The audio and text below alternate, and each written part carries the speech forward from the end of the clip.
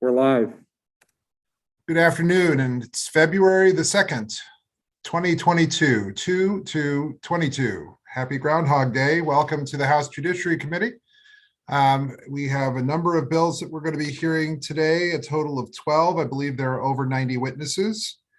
Some of the bills are new, some of the bills are not. So we're going to be trying to move fairly expeditiously through the bills that we have today. And we're going to start with House Bill 176. This is Delegate Cardin's bill. Delegate Cardin has witnesses. There are a total of 7, including 1, 2, 3. Well, we'll have Delegate Cardin speak, and there are 2 others speaking favorable, 1 speaking favorable with amendments. Why don't we just hear from all 3 as part of the first panel, and then we can have some back and forth. So it'll be Delegate Cardin, then Michelle Gagnon, David Schley, and Grayson Wiggins. So we'll hear from them, then we'll hear from the panel in opposition. So Delegate Cardin, please go ahead for 3 minutes. Thank you, Mr. Chairman. And for the record, John Cardin on behalf of House Bill 176, and thank you all very much for listening to it. This bill is really about trying to create good service and good action by our sheriffs and the other folks who are involved in providing service. We want to be fair in a few years where we have been very tough on law enforcement for good reasons. We need to make sure that these folks are actually doing their job, and not like when I go into court and I see a judge lay into a plaintiff because the service processor didn't do what he said he did. And some of the times the claims could be have to deliver 4 or 5 times personally for a maximum of $40 reimbursement. It's just not in the reality of where the economics are now. So I thought a reasonable increase in the fees that we can allow sheriffs to get reimbursed for would be an increase to $60. I thought that was a reasonable rate. I don't believe it would be harmful to consumers, mostly because you're going to get better service and you're going to have less times where there's going to be some kind of wrong or inappropriate or laziness being done, because you're getting a better service for a fee that is not tremendously increased. But I also want to make sure that I am supportive of the issues dealing with eviction, tenants who are having hard times with evictions, and people who are handling serious financial instability. For that reason, I have actually spoken with some of the opponents about this legislation, Mr. Chair and members of the committee. I believe that perhaps what we could do to make it to reduce or get rid of all the opposition would be to pull out all landlord-tenant issues out of this bill. I've spoken to the opponents and the proponents, and I believe that everybody's okay with that. At least maybe we could revisit in a few years, but while we're in this time of instability on eviction and landlord and tenant issues, we just pull out the warrants of restitution, the warrants of execution on evictions out of this legislation, leave that the same, and increase on other legal matters that the sheriffs do service on. That being said, I would be happy to take any questions. I think that it's a reasonable bill, and I think that it will provide us with better service and better action by the folks who are doing this. All right, thank you very much. We'll go now to Michelle Gagnon from the Creditors Bar for 2 minutes.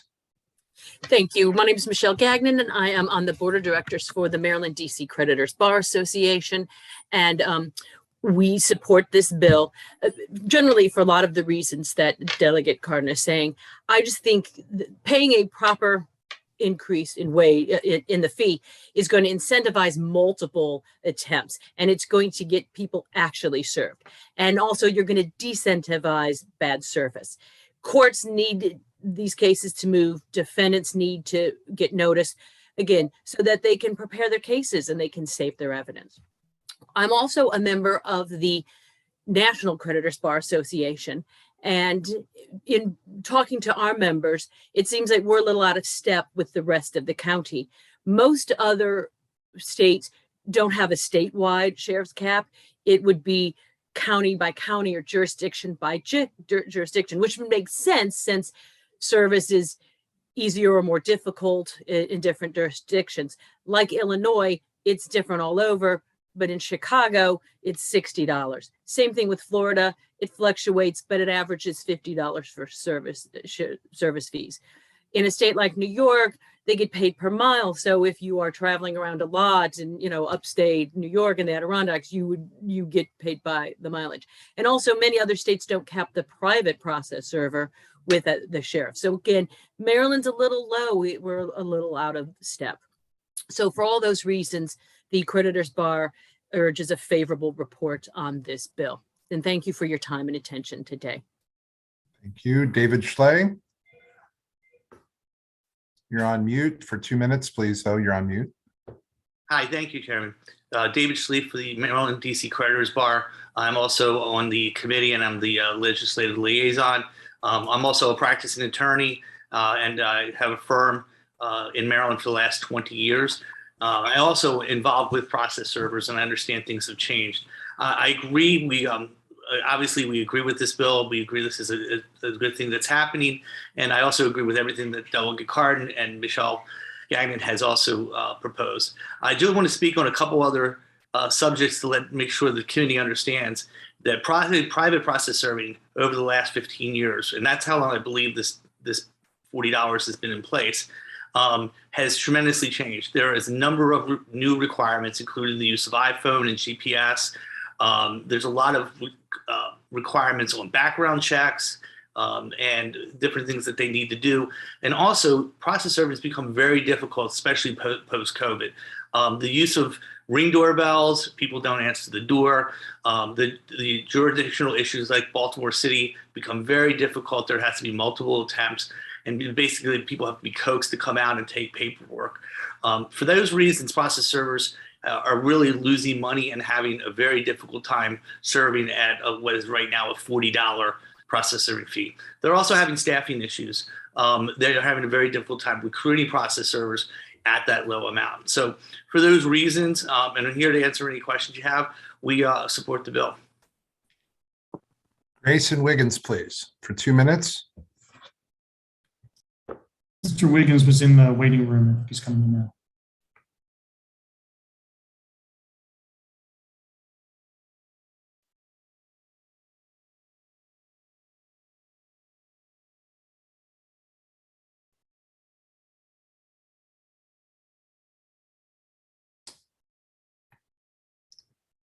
Mr. Wiggins.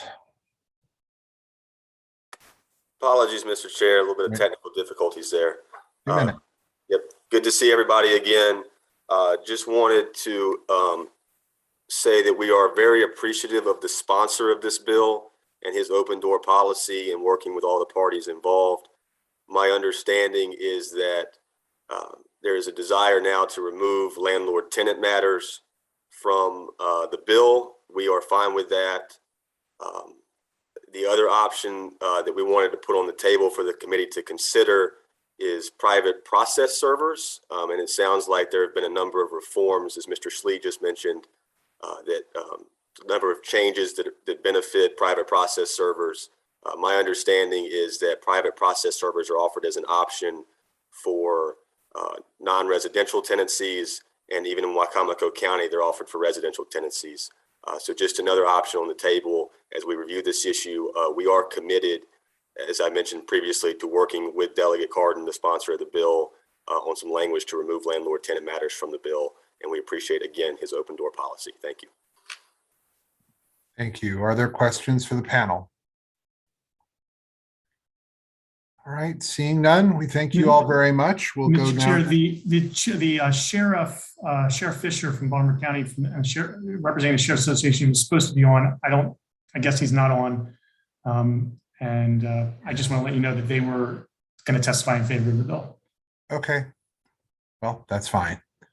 We'll conclude then the testimony in favor of the legislation. We'll go now to those unfavorable. Carissa Hatfield, Matt Hill, and Jamie Milliman from Maryland Legal Aid.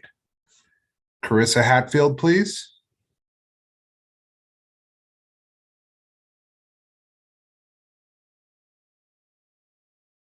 Do we have any of them? Carissa Hatfield. Yes, good afternoon. Thank you very much, Mr. Chair and members of the committee. My name is Carissa Hatfield, and I am a staff attorney with the Homeless Persons Representation Project, which primarily serves individuals living in Baltimore City and Montgomery and Prince George's County. We signed up unfavorable to this bill, which at the time did include residential tenants. It is my understanding from listening to the hearing today that there is a possible amendment to this bill to exclude residential tenants. We would be in favor of this being removed, obviously, and were the bill to have this amendment made to exclude residential tenants, we would no longer be unfavorable to the bill. So we would ask Delegate Cardin to continue the work that he has done with all the parties involved to submit this amendment to remove residential tenants. And until that time, we will remain unfavorable, but look forward to hearing further conversation. Thank you. Matt Hill, please. Thank you, Mr. Chair. Matt Hill, attorney at Public Justice Center. Carissa said it so well, and you all are so busy that I don't know if I can say anything else. I too had a conversation with Delegate Cardin this morning. Appreciate his willing to work with us. For the reasons stated in my written testimony, we are unfavorable at the moment. But if tenant evictions, warrants for restitution were removed, we would have no concern with the bill. And for the reasons stated in the written testimony, I will rest. Thank you. Thank you very much. Jamie Milliman from Maryland Legal Aid. Hi, good afternoon. My name is Jamie Milliman. I'm an attorney at Maryland Legal Aid. We are a nonprofit law firm. We represent low-income people in a variety of civil matters. We are a statewide organization, and we represent tenants across the entire state of Maryland. I echo what Chris and Matt said as well. I do want to add that we do oppose this. This bill, it penalizes already struggling low-income tenants who can't pay the rent on time for whatever reason. So in addition, well, first of all, these tenants, maybe they don't receive their paychecks until later in the month, or they had an unexpected medical bill that they had to pay. And because many of these tenants that we represent, they live paycheck to paycheck, one unexpected expense, no matter how small or minor it may seem, it may require a tenant to rely on their right to redeem and wait until their next paycheck to actually then redeem the property. So on top of simply having to pay the rent that they had been unable to pay, along with already court costs, plus the warrant of restitution fee, this bill now seeks to add that additional $20 burden on these tenants on top of it, at which point they need to then figure out how to scrape yet another $20 or simply just risk being homelessness due to things that may be out of their control. Ms. Milliman? Yes. If landlords and tenants were excluded from the bill, you'd be okay with it? I would revisit it as it would be, but that is definitely our main concern. I would want to see what the bill looked like without, but that is our main concern, yes. All right, thank you very I much. will leave it at that. Thank you. Are there questions for the panel? Seeing none, we thank you all very much for your testimony here today, and that concludes the testimony on House Bill 176. We'll go now to House Bill 262. Delegate Henson. This is a reintroduction of legislation. There are two witnesses, who are going to testify. So Delegate Henson will speak for 2 minutes. Elizabeth Hilliard from the Office of the Public Defender will get 1 minute, and we will get underway. Delegate Henson, please, for 2 minutes. Thank you, Mr. Chairman. Thank you, Mr. Vice Chairman, and members of the Judiciary Committee for allowing me to present House Bill 262 entitled Family Law Non-Payment of Child Support Sentencing, with the hope to gain your support and a favorable vote on the bill. Early in my career as a family law attorney, I participated in a training where another attorney was very braggadocious about having gotten a 12-year sentence for a failure to pay child support case. Of course, I was shocked by the brazenness of it. I was also shocked by the legality of it. How could it be that a statute with a 3-year maximum was able to be imposed for 12 years? To me, the sentence seemed to disregard the original intent of the law. House Bill 262 intends to close a loophole in our family law section 10-203, which currently does not exclude the possibility of multiple sentences at the maximum rate. What the bill would do is make sure that each sentence that was issued would have to run concurrent with any other sentence that was issued. To what extent would this bill help? Excessive incarceration in child support enforcement cases is unnecessarily expensive to the state and to both parents involved. It is most certainly unproductive in procuring child support payments, and most importantly, it is detrimental to the emotional support of children who are better served by the involvement and presence of both parents in their life. I thank you for your continued consideration of HB 262, and I ask for a favorable report. Thank you. Thank you. From the Public Defender's Office now for 1 minute, please. Thank you, Chairman Clippinger, members of the committee, Elizabeth Hilliard, Assistant Director of the Government Relations Division with the Maryland Office of the Public Defender. We strongly urge a favorable report on House Bill 262.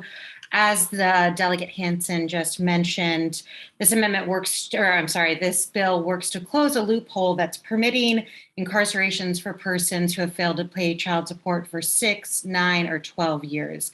The excessive incarceration of persons who have failed to pay child support works only to further disunify and cause more separation between parents and their children. And it works to create the additional barriers and put additional complications on persons who are trying to pay child support, from obtaining work, maintaining licensures that they may have, and from being able to maintain their, established places of living and their participation within the community. We would also encourage you to consider taking any opportunity for incarceration for multiple convictions out, but we support the bill as it is and just encourage considering removing any option for incarceration. Thank you. Thank you very much. We'll take questions for the witnesses now. We'll start with Delegate Shoemaker, please. Thank you, Mr. Chairman. I guess this is for the sponsor.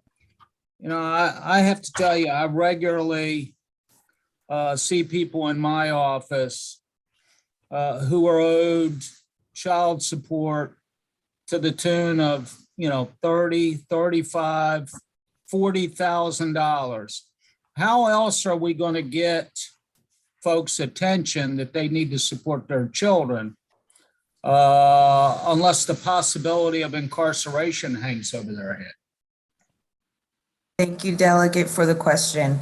The possibility of incarceration is not removed by the bill. It would still exist. It would exist at the rate provided for in law, a maximum of 3 years. Okay. So you're saying that, if there were multiple counts of failure to pay support, any sentences would have to run concurrent instead of consecutive. I guess that's what happened with the example that you cited earlier regarding the lawyer that was bragging about getting 12 years for somebody for non-payment of support. So you're just looking to cap it essentially at 3, right? That's correct, Delegate. Okay. All right. I just wanted to clear that up. Thanks. Delegate McComas. Thank you, Mr. Chair. Just briefly for Delegate Henson, do you know how many folks have been sentenced beyond the 3 years right now? And just how many people are in the system for failure to pay support 3 years or under? in other words, I just kind of would like to know if there's any way that we can kind of quantify what the problem is and how significant it is, or the 12 years was just kind of an outlier, very unique situation. Thank you, Delegate McComas, for the question. When we asked for data from JIS, what we got were 12 instances where persons were sentenced to greater than 3 years.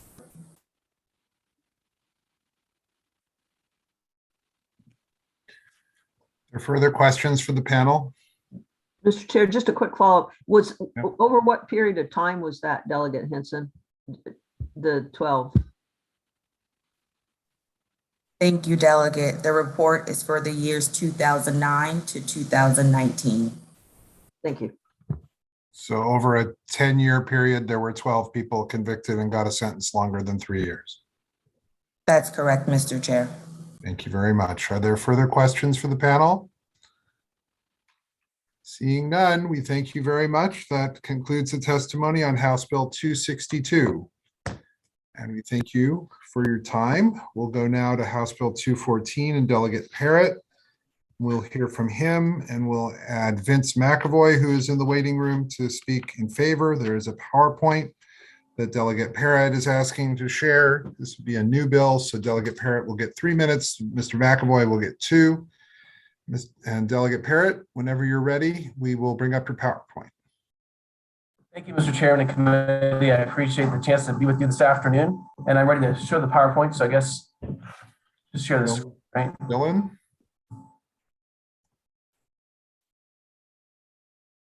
There we go. Great. Okay. So it's about reportable offenses for juveniles, and especially when they switch schools, so that their record could go with them, so that the administrators could be informed as to what's happening. Go to the next slide. This bill was introduced in 2018 and 2019 by the request of the Washington County Board of Education and other boards of education across the state. Go to the next one. So in Loudoun County, the need for this bill became very, very clear. There was a 14-year-old student that was pictured there that was raped by, the 15-year-old student was the one who did the rape. That's the picture. A 14-year-old student was raped and other acts were committed. Now, this case was handled within the school. The school community was not informed this incident occurred. The rape was not reported on the school district rape statistics, and the police were not called in to this rape. Go to the next slide. The public school then transferred this student to a different school, but the school administrators were not informed of the rape that had occurred. And then in October, so barely in the school, about a month and a half, the student pictured there raped another female student at the second school. And there was a third female student that came out in the court case from this one troubled individual. This could have been prevented had this bill been passed in Virginia. And I'm asking us to pass this in Maryland so that it doesn't happen here. Let's go to the next slide. The school administrators need to know if someone who's committing criminal activities is going to their school. They just have to know. But unfortunately, right now, many times, most of the time, they don't know. And that's why the Board of Education came to us and asked for this bill. Next slide. So simply what this bill does, if the student's arrested, not even arrested, there's a reportable offense that occurs, this would go along with that student if they get transferred to the other school. So the administrators would know. Next slide. Obviously, this would protect students. It would close an important informational gap. School administrators would be able to know who is transferring and be able to prepare accordingly. Students would be able to maintain the resources they need across the schools. For instance, an IEP plan could go with that troubled student so that the school, even including school incidents that have occurred that the other school may have been working on, so they get the most help that they need. Next bill, next slide. There have been arguments against the bill. One is that this bill would publicly label kids for life, but that's not true. This information can only go to the local superintendent, the school principal, and the school security officer. That's it. Teachers and students would not know or be informed The records will be destroyed when the student reaches 22. The second argument is their prior criminal history would reduce their future educational opportunities. The third bullet there, with specific education, the juvenile can get the help they need and are significantly less likely to be a repeat offender. Now, the other two bullets above that show that 70% of juvenile sex offenders have between 1 and 9 more victims. 20%. Delegate Parrott, you need to begin to wrap it up, please. Thank you, Mr. Chairman. Next slide. Now that we know we can prevent future rapes in Maryland, please do it. This is our time. Next time that could have happened in Maryland. Next slide. Please vote for House Bill 214 to protect our students who are in the system being transferred, and also the students of the schools they go to. Thank you. Vince McAvoy for 2 minutes. Mr. McAvoy? We don't have Mr. McAvoy. All right, we'll take questions for Delegate Parrott. Other questions for Delegate Parrott? Delegate Arakan.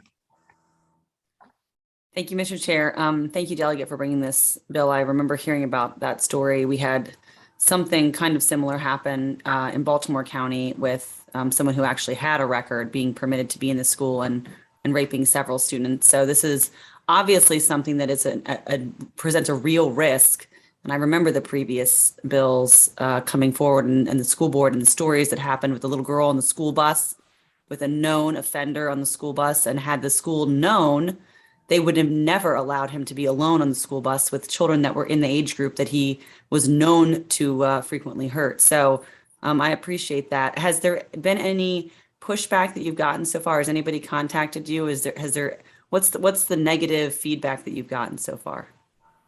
So in the previous years, obviously the Board of Education have supported the bill, but there have been a couple of people who hit their arguments in the PowerPoint presentation. They're just concerned that their offenses would go with them, but again, they're protected. It's not going to the teachers, it's not going to the students, it's just going to the administration. Right, so they can just set up a safety plan without really alerting anyone to the details, but at least make sure that the information is known, but that it's not known publicly. That seems like a fair compromise. I can't imagine anybody would be opposed to that. Thank you very much. Thank you. Continuing on Delegate Arakan's point, how would the principal be able to execute a security plan if they were unable to talk to anyone else about it? So the Board of Ed supported this because it would allow the principal and the officials that I mentioned to know. So for instance, on the school bus incident that Delegate Arakan referred to, the principal would have had the option to say, well, we might have different transportation for that student, knowing that there's a problem. So the principal would have the authority to be able to do different things. Also, the specific education, I guess I would defer to the Board of Ed to see exactly how they would handle that. But they were saying when they supported the bill that it would just be needing to go to the principal and to the school superintendent and perhaps the law enforcement. Perhaps the teachers and the other car driver and the other people who have to provide services? No, I mean, they might arrange special services. They wouldn't ride the regular bus, but certainly the actual incidents that occurred wouldn't be shared. Okay. Delegate Cham. Thank you, Chair. Thank you, Delegate, for bringing forth this legislation. I just had a question regarding, I believe in one of your slides, you mentioned that the student who potentially engages in these kinds of egregious behaviors or crimes have an IEP, an individual education plan, and that information may or may not be included in that legal document. What about those individuals who don't have an IEP?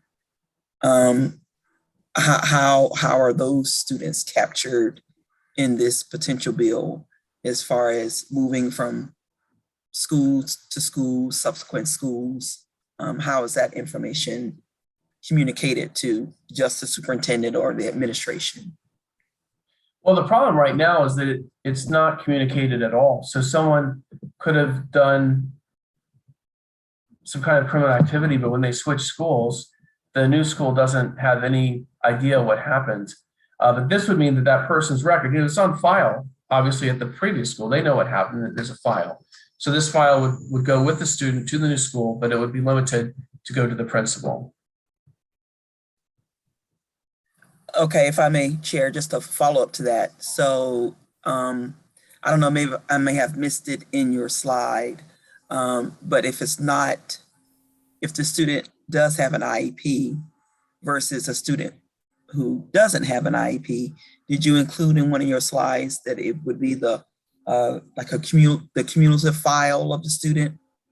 Was that included in one of your slides that sort of notes what occurred that the superintendent or administration need to be aware of? Like you mentioned the IEP, but did you also mention the cumulative file of the student? Did I miss that? I may have. Sure, you're right. That's what the bill does. The bill would make sure that the whole file, whatever instance had occurred, would go with the student to the administrator of the new school. And the IEP, I mentioned that in the slides, just so that the student could get the special help that they need, because they wouldn't just see, why is this in the IEP? The principal would know why it's there and what needs to happen. So that would be more helpful for the student, as at least the new school, the principal is aware of what occurred, so they can get the help that they need.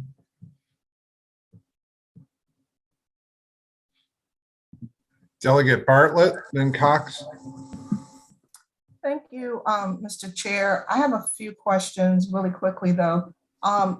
It's my understanding that the bill is going to require information when a student has been arrested. Is that correct? For a reportable offense. Yeah, it's a reportable offense. They wouldn't necessarily have been arrested. It could have been handled perhaps inside the school, but it is a reportable offense. That's the type of information that would go with the student. That's correct. Right, but it includes arrest. It would. Not conviction, arrest, right? I'd have to read the details of the bill. I think that's correct. Okay, and if you could also review the second page of the fiscal and policy note, in which it states that, you know, a court could order, a juvenile court or other court on good cause. Normally, this information is ordered as confidential. Now, if there's good cause shown, then that confidential could be released, is my understanding.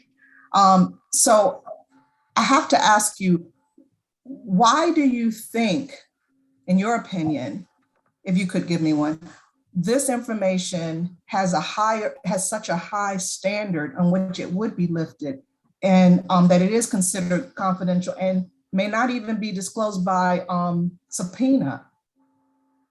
Why would you think that would already be in place, that it would be such a high bar?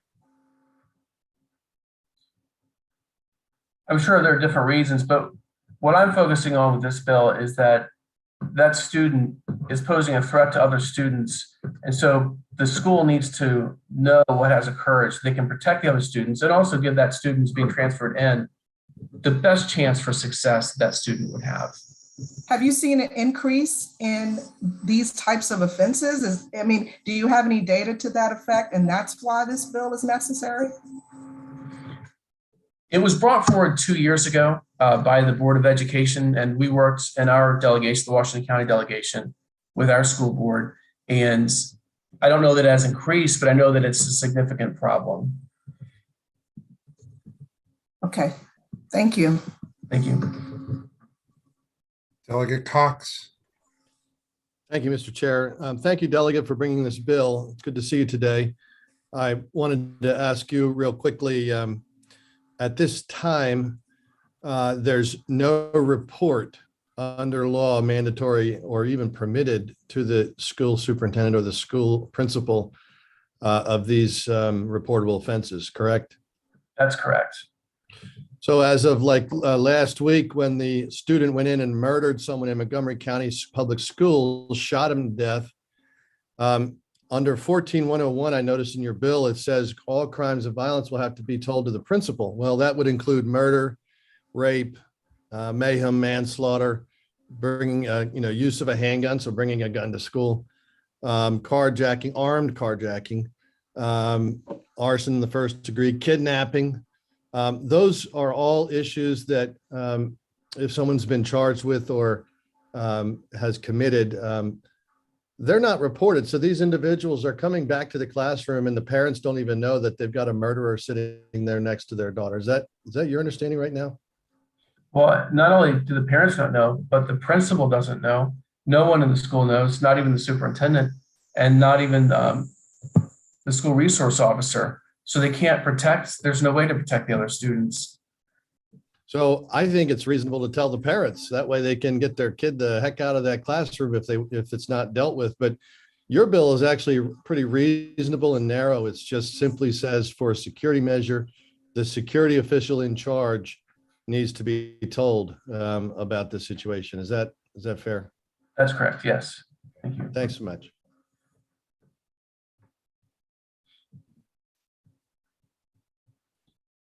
Delegate Bartlett. Thank you, Mr. Chair, for my quick second bite. Do you, Delegate Parrott, do you have any instances in which anyone has brought to the court and shown good cause why the confidentiality should be lifted? I'm thinking that in your particular area where you were given your incident, that would have been what the parents would have done or someone would have done. You have any instances in which they've done that?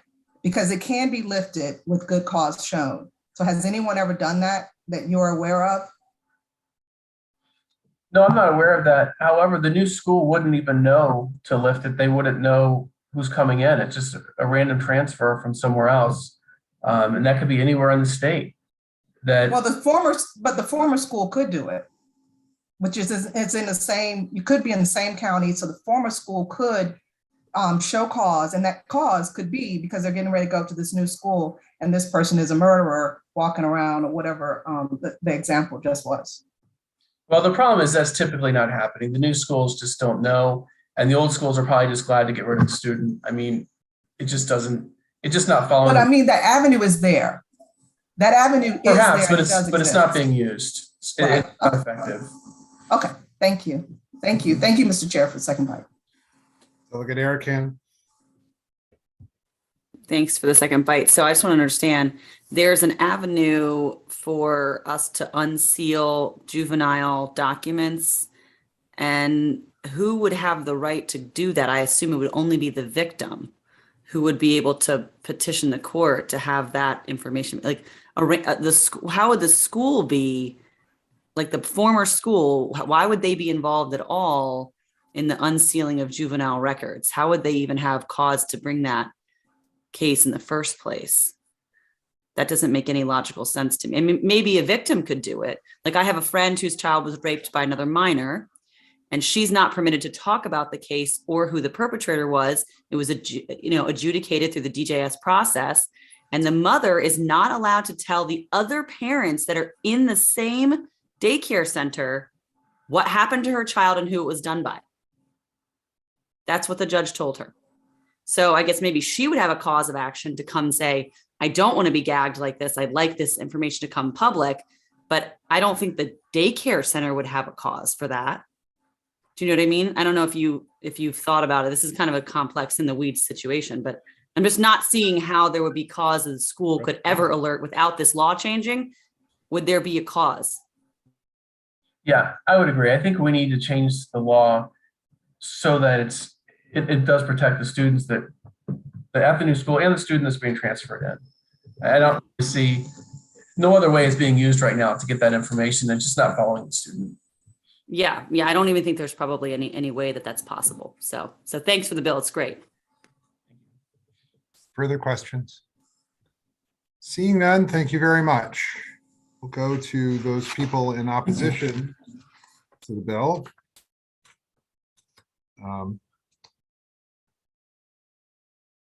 Renuka Reggie, Melanie Shapiro, and Michael Gross.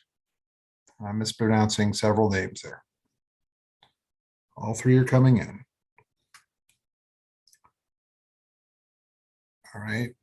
Why don't we go first with Ms. Gross, please, for 2 minutes. Thank you, Mr. Chair, Mr. Vice Chair, and members of the committee. My name is Michal Gross, and I am an assistant public defender in Southern Maryland, where I represent youth in juvenile and adult court. I'm testifying today in opposition to HB 214, which proposes an expansion to the reportable offenses for which a child can be removed from school. Section 7303 of the education article is one of the most extreme collateral consequences when it comes to youth. It denies them their rights to an education. Under the reportable offenses law, students can be removed from school on mere allegation. Sometimes they're sent to an alternative school that doesn't offer the classes that they need, such as advanced placement or special education services. And quite often, they are not permitted to participate in extracurricular activities like student government and athletics. Other times, instead of being sent to an alternative school, they're educated at home with worksheets and a tutor they meet at the library once a week. Over the past 2 years, parents have been complaining about remote school, which worked for some students, but was terrible for most. What we're talking about here with reportable offenses is worse than Zoom school, where everyone was in the same situation. Instead, what happens is these students are singled out, pulled from their educational environment over mere allegations entirely unrelated to school, such as getting in a fight with a sibling at home, not the more serious charges that Delegate Parent was saying that this bill intended to cover. And many of these charges are actually dismissed. There's no process as to how the school decides if the child is to be removed from school, no requirement that the removal be necessary for public safety, no requirement that the school implements the least intrusive change to the student's education, and no requirement that the school offer a clear timeline. So removals can last for months or years. And the reportable offenses law is disparately applied across the state. So it's not used in every school district, and it's left up to each school principal, often without involving parents in the decision, and often without providing for the protection of the student's educational rights. And what's important is that there's no data that's collected, but I can tell you anecdotally that it's disparately applied to Black youth in the counties where I practice. This law is one of the last official vestiges of the school to prison pipeline and should not follow students around. And while I understand the intention of Delegate Parent's bill, yes, I'm wrapping up. Yep, wrapping up. While I understand the intention of Delegate Parent's bill, that Loudoun County situation that he discussed wouldn't have actually been covered by the reportable offenses law because there were no charges in the May 2021 situation he mentioned. Reportable offenses only apply to arrests, and most kids arrested for murder, rape, or other serious charges like that are likely to be held to be detained when they are charged. Therefore, we ask the committee for an unfavorable report as to HB 214. And I'm happy to answer any questions. Thank you very much. We'll go to Renuka. Reggie, that's all I'm going to say. I'm sorry if I've mispronounced your name. Good afternoon. My name is Renuka Rege, and I'm an attorney at the Public Justice Center. We advance racial equity in public education by combating the overuse of practices like suspension, expulsion, and school policing that disproportionately target Black and Brown children and push students out of school and into the criminal legal system. The PJC provides legal representation to students who are pushed out of school, including for reportable offenses, and have seen how the reportable offense law is abused by school systems and can severely derail a student's education. The PJC strongly opposes HB 214, which would expand reporting of a student's arrest for a reportable offense and the disposition of the offense when a student enrolls in or is transferred to a new school. I want to make very clear what the current law actually is that it requires police to report to schools when a student is arrested in the community for any one of over 50 listed offenses. And then schools, then you have used this law to remove students with very little due process, even if the arrest had nothing to do with school. So the incidents that the delegate was speaking about were, first of all, incidents in school. The reportable offense law covers out of school offenses. And then secondly, as Ms. Gross just stated, there was no arrest in that case. So there would be no information that would be reported to the current school or a future school. We have tools in school to deal with this kind of conduct, the disciplinary process, as well as unfortunately, I hate to say, but school resource officers placed in schools who can charge students for in-school conduct. And all of those records, when a student transfers to a new school, all of their discipline records would be forwarded as well. So this bill does not actually address the intent that was stated by the delegate in the presentation. As a whole, the reportable offense statute is harmful. The removals from school in the same way that suspensions and expulsion removals are harmful. And right now we have no data collected on these removals. And the dissemination of this confidential reportable offense information can adversely impact students' education, perpetuate stigma. And so rather than further invading student privacy by expanding this reporting, the General Assembly should reform the process entirely. So for these reasons, the PJC strongly opposes HB 214. Thank you. Thank you very much. We'll go to Melanie Shapiro now for 2 minutes. Thank you, Mr. Chairman, Mr. Vice Chair, members of the committee. I am Melanie Shapiro, and I am testifying today on behalf of the Maryland State Bar Association's Family and Juvenile Law Section Council in opposition to House Bill 214. I think my co-panelist did an excellent job of explaining what reportable offenses does, which is push children out of school. And what I will add is they also addressed how this particular bill does not address the concerns raised by Delegate Parrott. And so I will spend my time in trying to answer a couple of the questions that were asked to Delegate Parrott. So what this bill is doing is it's asking the Department of Juvenile Services to share information with the schools. Right above, if you look at the additional language, the bill shows you what is existing law, which is that superintendents already are empowered and may share this information from one superintendent to another, from public school to public school, or even a non-public school. So that information for incidents that occur in school, that already exists. IEP information, 504 information, disciplinary records, they follow children from school to school. The record stays with that child until they finish the public school system. So the intent of reportable offenses in and of itself is harmful to children.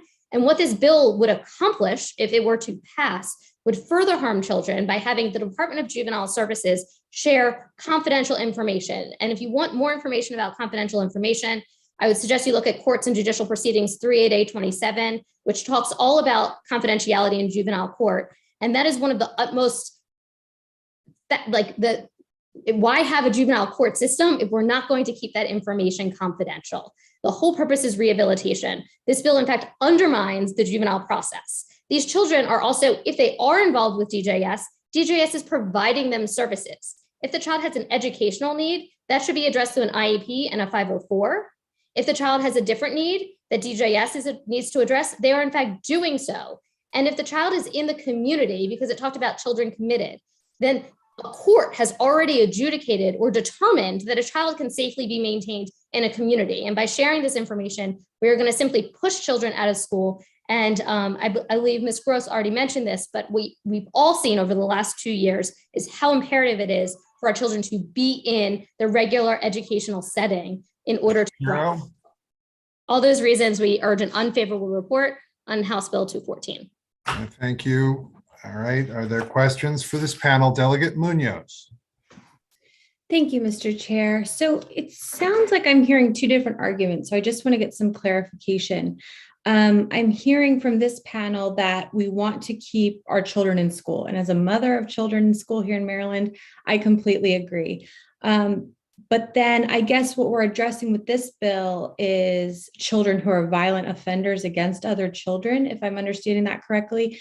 And so I understand the issues that you three are discussing, but if we don't share this information, I'm wondering if you guys have any alternatives of how we can prevent the issues like Delegate Parrott mentioned, where we've seen violent offenders go from school to school and harm more children. Because I absolutely want children to be in school, but I do not want children harming other children in school. So if this is not the solution, do you have another suggestion?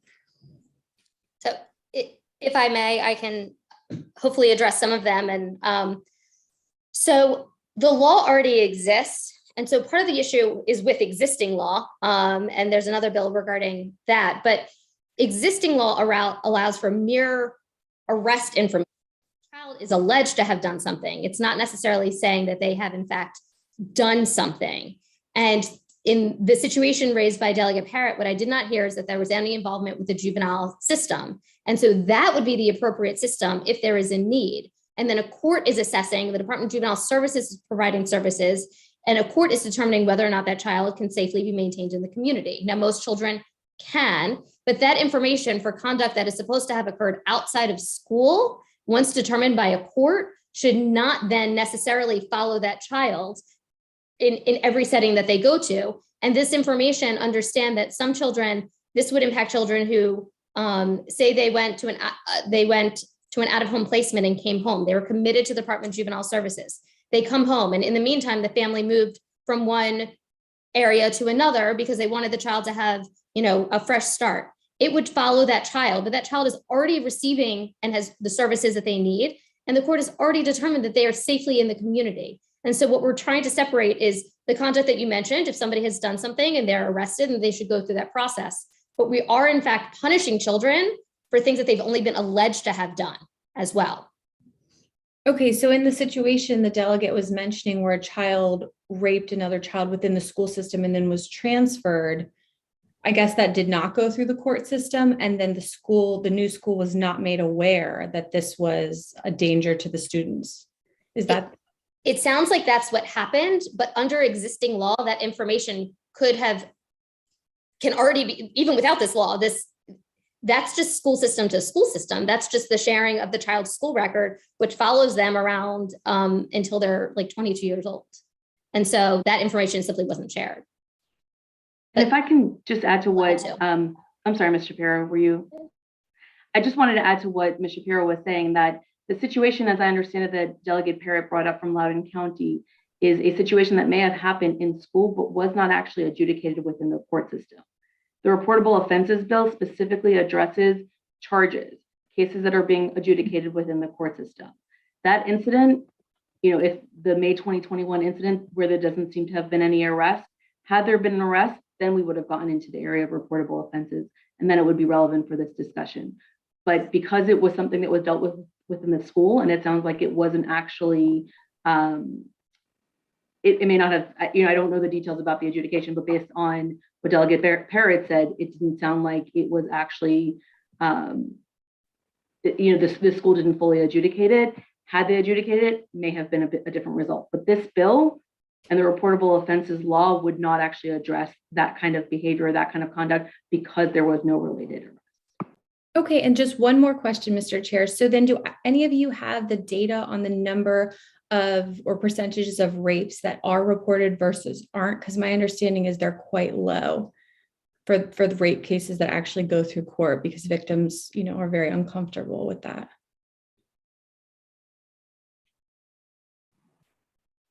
So currently the reportable offenses statute would be like when a student is arrested, it would then be reported to the school.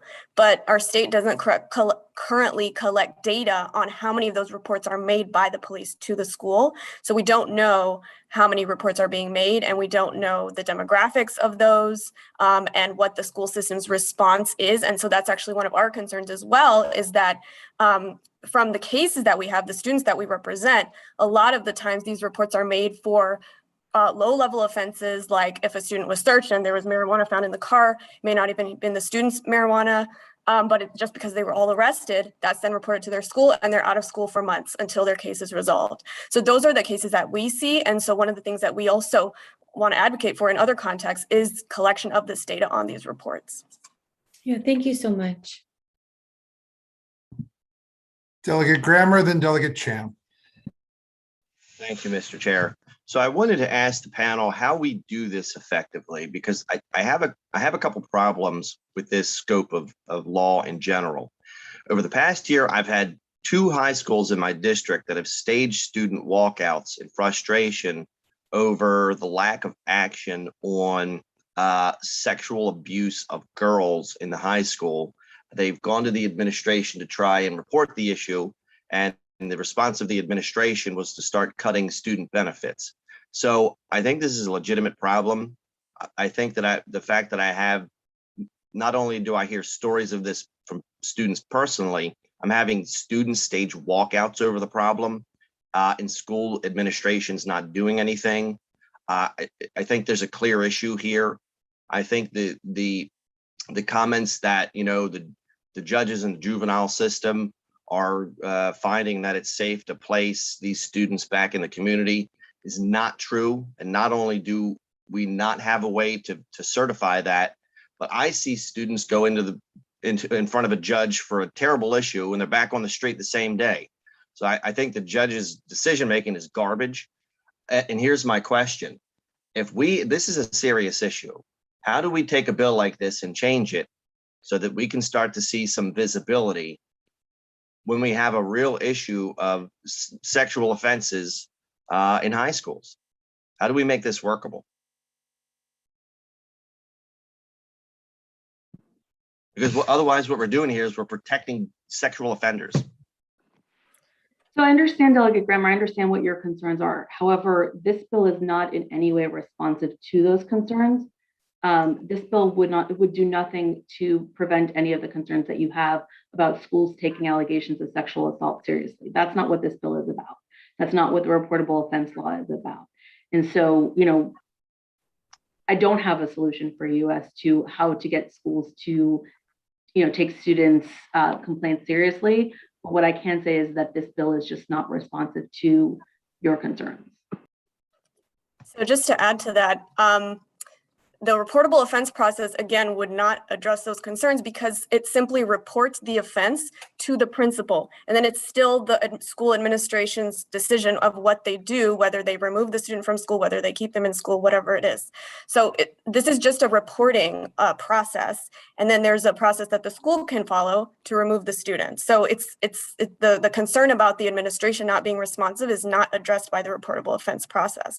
We have other federal laws in place, such as Title IX, to address harassment, discrimination based on gender, all of these things.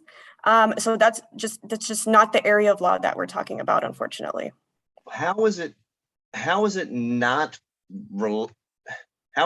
relevant? Because that is the entire crux of the problem to me, is that we've made these big changes with reporting and the parents aren't getting notifications when this happens. The administrations aren't getting notifications when this happens. Isn't reporting the first step here and saying, you know, there are some things we should just report?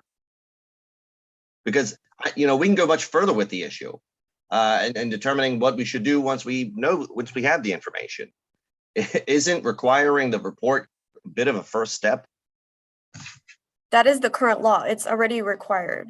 When a student is arrested for all of those offenses that are listed there, when they're arrested in the community for any of those offenses, that is required to be reported by the police to the school. That's the current law. Okay, I must misunderstand. Thank you. I would just add to Ms. Rege's response and say that it sounds like the problem that you're addressing is administrations at school and maybe police officers not believing students who report sexual assaults. This bill and the reportable offense law has nothing to do with that. This bill, the reportable offense law only applies when a police officer actually arrests a student at a school. And so the concerns that you have about people not believing allegations of sexual assault, about principals not believing students to say they were sexually assaulted by another student, is not at all addressed by the reportable offenses law.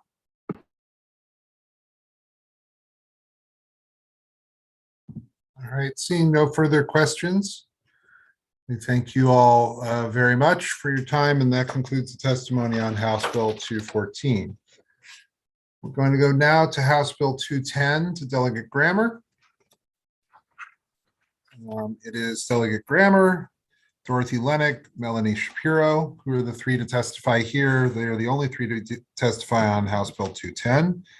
And so we will go ahead. This is a reintroduction. So 2 minutes to Delegate Grammer and 1 minute to everyone else. All right, Delegate Grammer. Thank you, Mr. Chair, Mr. Vice Chair, members of the committee. For the record, Delegate Robin Grammer here to present House Bill 210. Because there are members of the committee, I'll explain briefly what the current law is and what this small bill does. In criminal cases in Maryland, a person can be compelled to testify in a criminal trial. However, the spouse of the defendant cannot be compelled to testify as an adverse witness with limited exceptions. This is referred to as the spousal privilege. The issue explored in this bill dates back to a murder trial in 2011. In a conversation, a young man confessed he had murdered Crystal Anderson in Southern Maryland. The woman to whom he confessed also saw him selling her possessions. That woman became the key witness in the prosecution of the murder in question. As the trial came closer, the defendant made several calls from the detention center in which he was held with the purpose of pressuring the woman into a marriage so that she could not be compelled to testify, evoking the spousal privilege. Shortly thereafter, the defendant married the young woman on a conference call. The groom was in a detention center, the bride was on break from work, and the pastor was in New Jersey. This demonstrates a loophole in the spousal privilege, which allows defendants, most of whom are male, to intimidate witnesses, most of whom are female, into fake marriages for the purpose of disqualifying the spouse as a witness. You will likely hear victims advocate organizations speak to this today. The defendant in this case was subsequently charged with obstruction of justice, and those charges were appealed to the Court of Appeals, who overturned the convictions, essentially refusing to legislate from the bench. So the Court of Appeals has left this body this question to consider. House Bill 261 closes this loophole by specifying that you cannot evoke the spousal privilege if the person on trial and the spouse married after the date of the alleged crime. This will remove the incentive and the ability for defenders to use the tactic of pressuring witnesses, most of whom are women, into fake marriages for the purpose of eliminating their testimony. Finally, Delegate Davis, you had asked about the number of cases where spousal privilege is invoked, and I reached out to the clerk of the court to try and get that answer. The only records they have regarding these numbers are sealed, so there aren't numbers that we can find and discuss. With that, I'll be happy to take questions. I would ask for a favorable on House Bill 210. All right, Dorothy Lennick for 1 minute, please.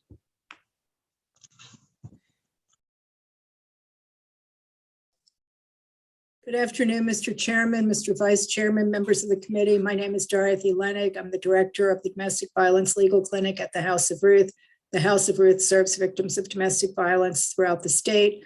I'm here today to urge a favorable report on House Bill 210. As Delegate Grammer clearly explained to you, this will prevent people who, where somebody's been charged with a crime, marrying the witness before the trial, and then invoking the spousal privilege. There was even a case in Baltimore County where the trial was going on and they took a recess from the trial so that the parties could get married, and then she invoked her spousal privilege. Clearly, this is not a male-female thing. It works both ways. The woman could be the defendant, and the man could also be the victim. But what we see in a lot of domestic violence cases, domestic violence is really about power and control and intimidation and fear. And we at the House of Ruth have had multiple clients where their abusers have intimidated them, leaned on them, scared them, forced them into getting married before the trial so that they would invoke their spousal privilege. So in order to protect particularly victims of domestic violence from this kind of coercion, we urge a favorable report on House Bill 210. Thank you. All right, Melanie Shapiro, please, for a minute. Thank you, Mr. Chairman, Mr. Vice Chair, members of the committee. My name is Melanie Shapiro. I'm the Public Policy Director with the Maryland Network Against Domestic Violence. We're the State Domestic Violence Coalition working towards reducing intimate partner and family violence in Maryland. And we are urging a favorable report on House Bill 210. In 2019, the National Domestic Violence Hotline Maryland State Report indicated that 97% of victims reported emotional and verbal abuse. It's important to understand that not all domestic violence is physical. It is a pattern and behavior of power and control. And by prohibiting the spousal privilege, if the parties marry after the crime in question for which the person is on trial occurs, this would hopefully reduce the risk that somebody could be coerced into marrying somebody in an effort to silence them. So for all of those reasons, we're urging a favorable report on House Bill 210. All right, are there questions for the panel? Seeing none, thank you all very much for your testimony today on House Bill 210. That concludes the testimony on House Bill 210. We're going now to House Bill 271. Again, Delegate Grammer, this time just him for 3 minutes, as it is a new bill. So Delegate Grammer, if you're ready with House Bill 271. Absolutely. All right. Just making 3 sure. minutes. Fantastic. Thank you, Mr. Chair, Mr. Vice Chair, and members of the committee. Delegate Robin Grammer here to present House Bill 271. The Able Foundation is a philanthropic organization aimed at addressing social, economic, environmental challenges with a focus of those living in concentrated poverty. It was the goal of the Able Foundation to look at trends in bail determinations in Baltimore. They intended to do that by looking at the names of the judges in district court in Maryland's public case search database. They found a key or number in lieu of the judge's name, and the Able Foundation submitted a Public Information Act request to obtain the keys, and they were denied. They subsequently sued the administrative office of the courts and won. This resulted in a high-profile case and the unavailability of, This resulted in a high-profile case and the unavailability of judges' names when our public-facing case search was discussed greatly. This bill is in response to that case. If you search Maryland's case search database, you will find that the database arbitrarily does or does not include the name of the judge. In most cases, it does not. There are public uses for names of judges, such as assessing trends in bail determinations. The name of the judge is information the public should have access to. This bill addresses this problem by requiring the clerk of the court to include the name of the judge or magistrate who presided over a case or took judicial action when they input the case information. The information should not be limited to attorneys or organizations that can scrape the case search database. It should be available to the public.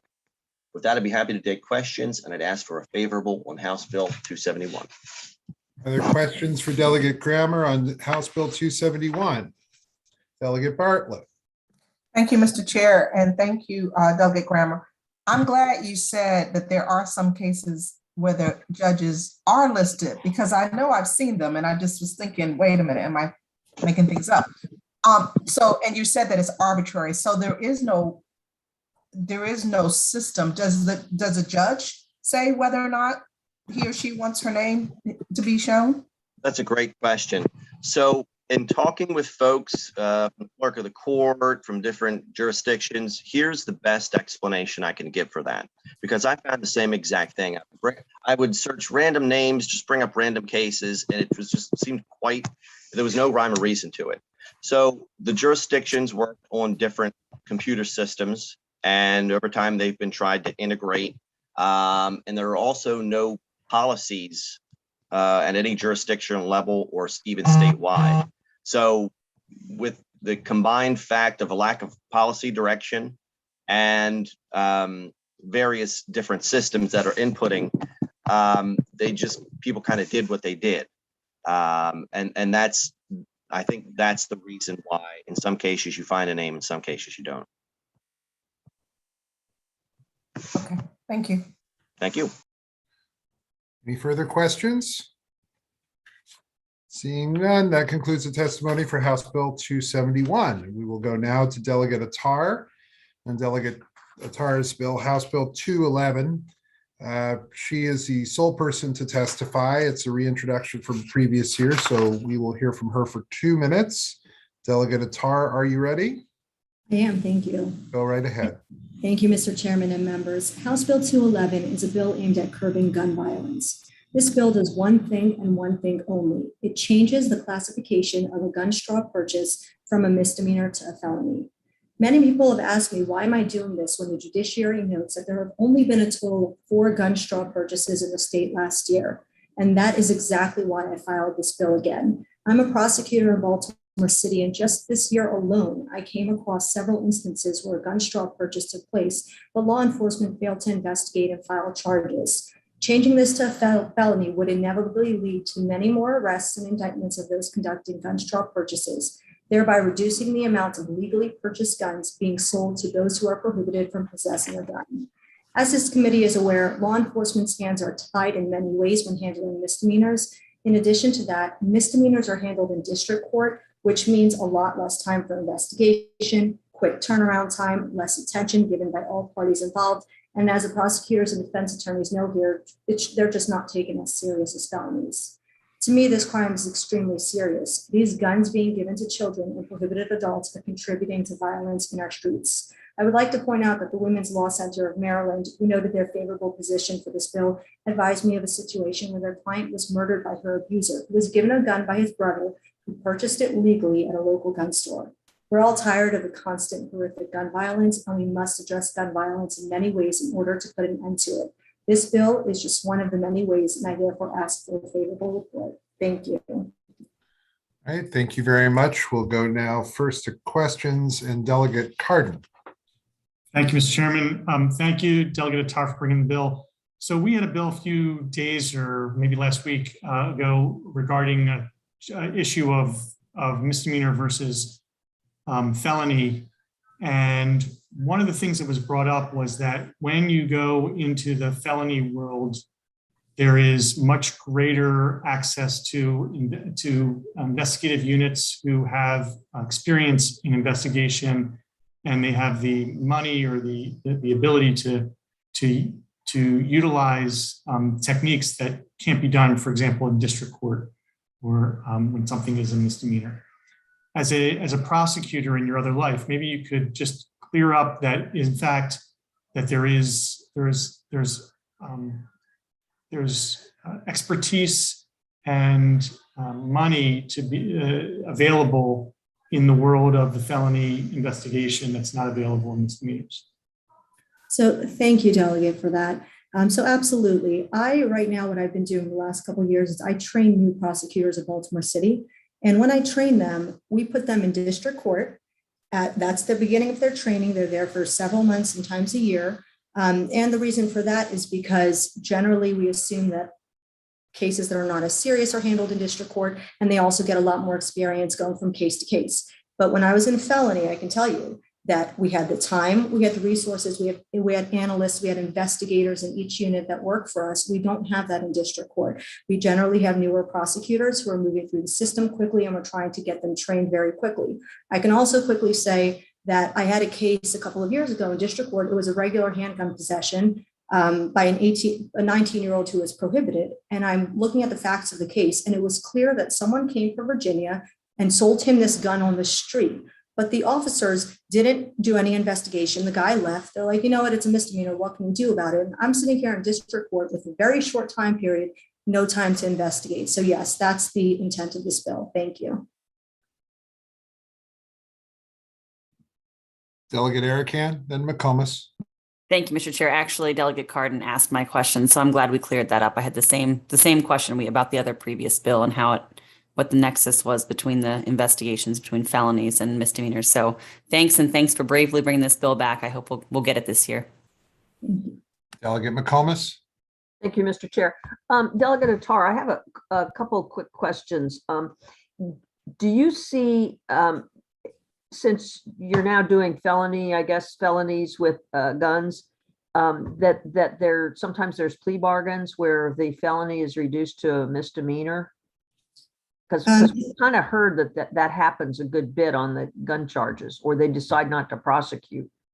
So guns are handled in many different ways. If they're charged in district court, they're charged only with misdemeanors, generally with wear, carry, transport. That's handled in district court as a misdemeanor. If they're charged as a felony, usually it's a prohibited person. We have mandatory minimums for that as well. But I do not handle those right now. I can tell you with plea bargains in general, that's our job as a prosecutor. We try to work out pleas, and sometimes we get them, sometimes we don't. And sometimes we use techniques based off of different reasons that we do plead people down to misdemeanor, sometimes even when we're in circuit court. That does happen at times, but as a general rule, it does not. The other question I have for you is, do you ever refer any of some of these cases where there are straw purchasers or lack of serialization, or other kind of things that ATF would be interested in? Do you ever refer them to the U.S. Attorney's Office? So absolutely, but what I would turn your attention to is the written testimony from the Baltimore City Mayor's Office. It actually goes into a lot of detail about ATF and them being underfunded, and generally these are things that they handle, but they have not been, at least in Baltimore City. So it goes into great detail there. But yes, we love when we have federal partnerships. I love when they take over some of my cases because I know they'll be handled in a different way. But I have not seen it happening very often. I have not seen it happening at all with straw purchases. Thank you.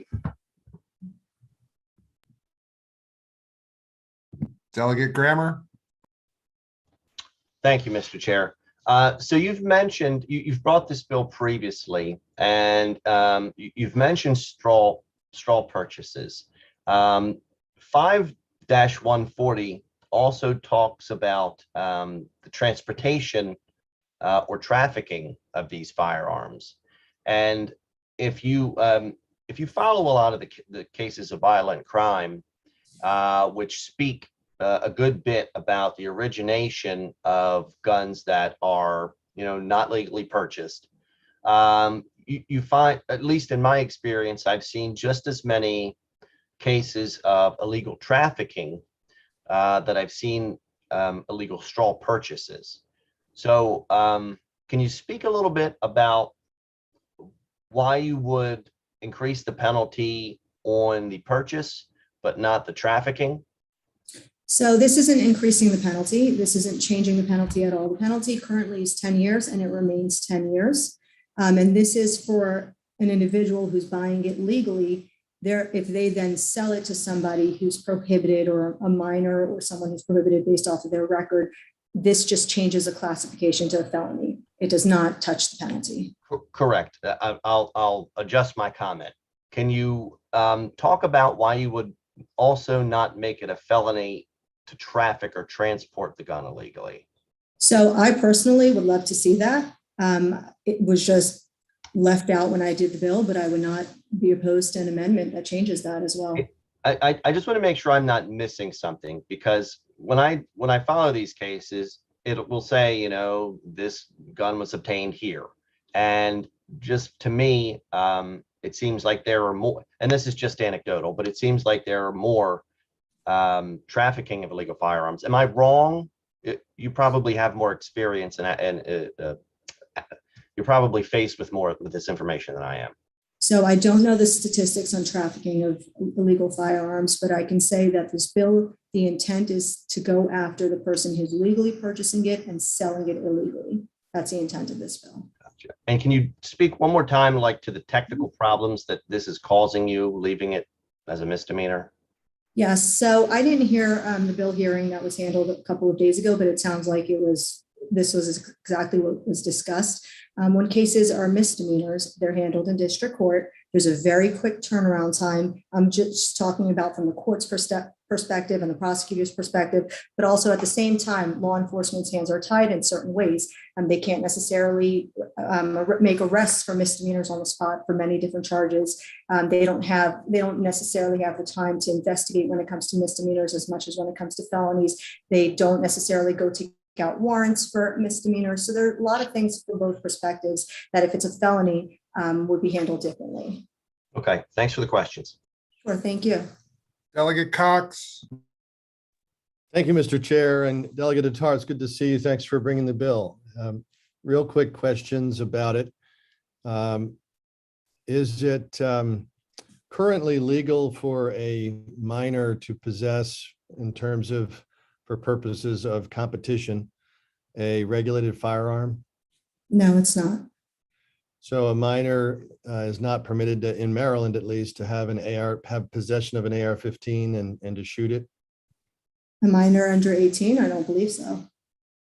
Same thing with a handgun? Yes. So I guess my question about this particular bill is would this be inclusive in terms of participation? Knowing participation, would that include minors? In other words, a minor could face a felony? Okay, so no. So you're referring to when they purchase it from the straw purchaser? I'm just looking at the language. It says that anybody who's a knowing participant, so I didn't know if that included minors.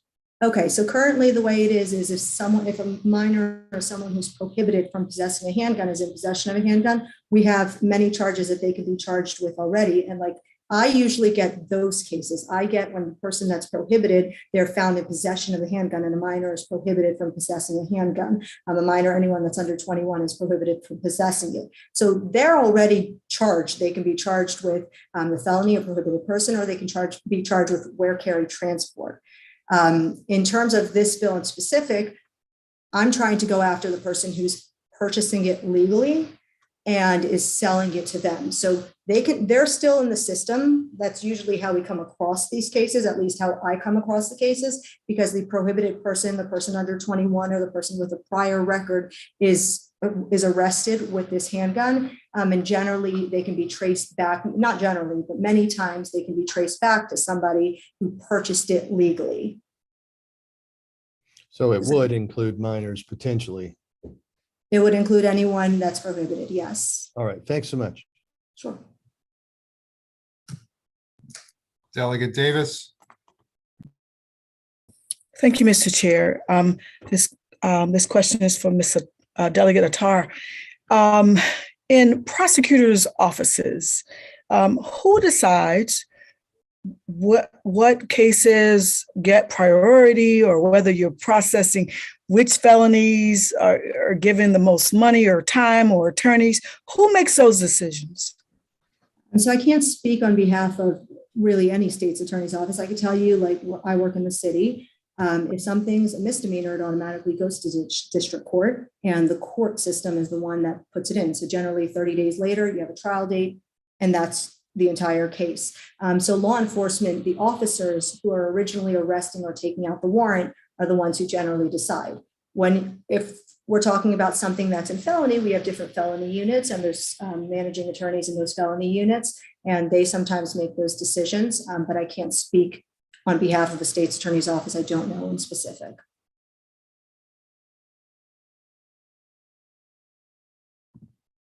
Further questions? Seeing none, thank you very much, Delegate Attar. That concludes the testimony on House Bill 211. We're going to go now to House Bill 206, the first of two bills from Delegate Moon. And the first bill is just Delegate Moon. So let's hear from him for 3 minutes on House Bill 208. Thank you, Mr. Chair. This is a stupid, simple bill. House Bill 208 increases jury duty pay from $15 a day to $30 a day. That's it. That's the bill. That is the same as Virginia and DC do. And I'm embarrassed to say my office researched this issue and found that our good friend Delegate Conaway from this committee tried this bill 2 years in a row in 2007 and 2008. That was 15 years ago. Delegate Adams on the bipartisan side tried this in 2015. That was 7 years ago. As we all know, things cost more now than they did then. And so I think it's time to bump the $15 to $30. Again, same as DC and Virginia have done, and same as colleagues from both sides of the aisle have been trying now for the better part of 2 decades and probably beyond. With that, happy to answer any questions. Are there any questions for Delegate Moon's self-described stupid bill? Stupid simple. Stupid. Very simple bill. Yes. Stupid describes the simple, not the bill. Oh, okay. Just checking. It's so hard sometimes. All right. Are there any questions? Seeing none. Thank you all very much. Thank you for the testimony on the bill. That's ends the testimony on House Bill 208.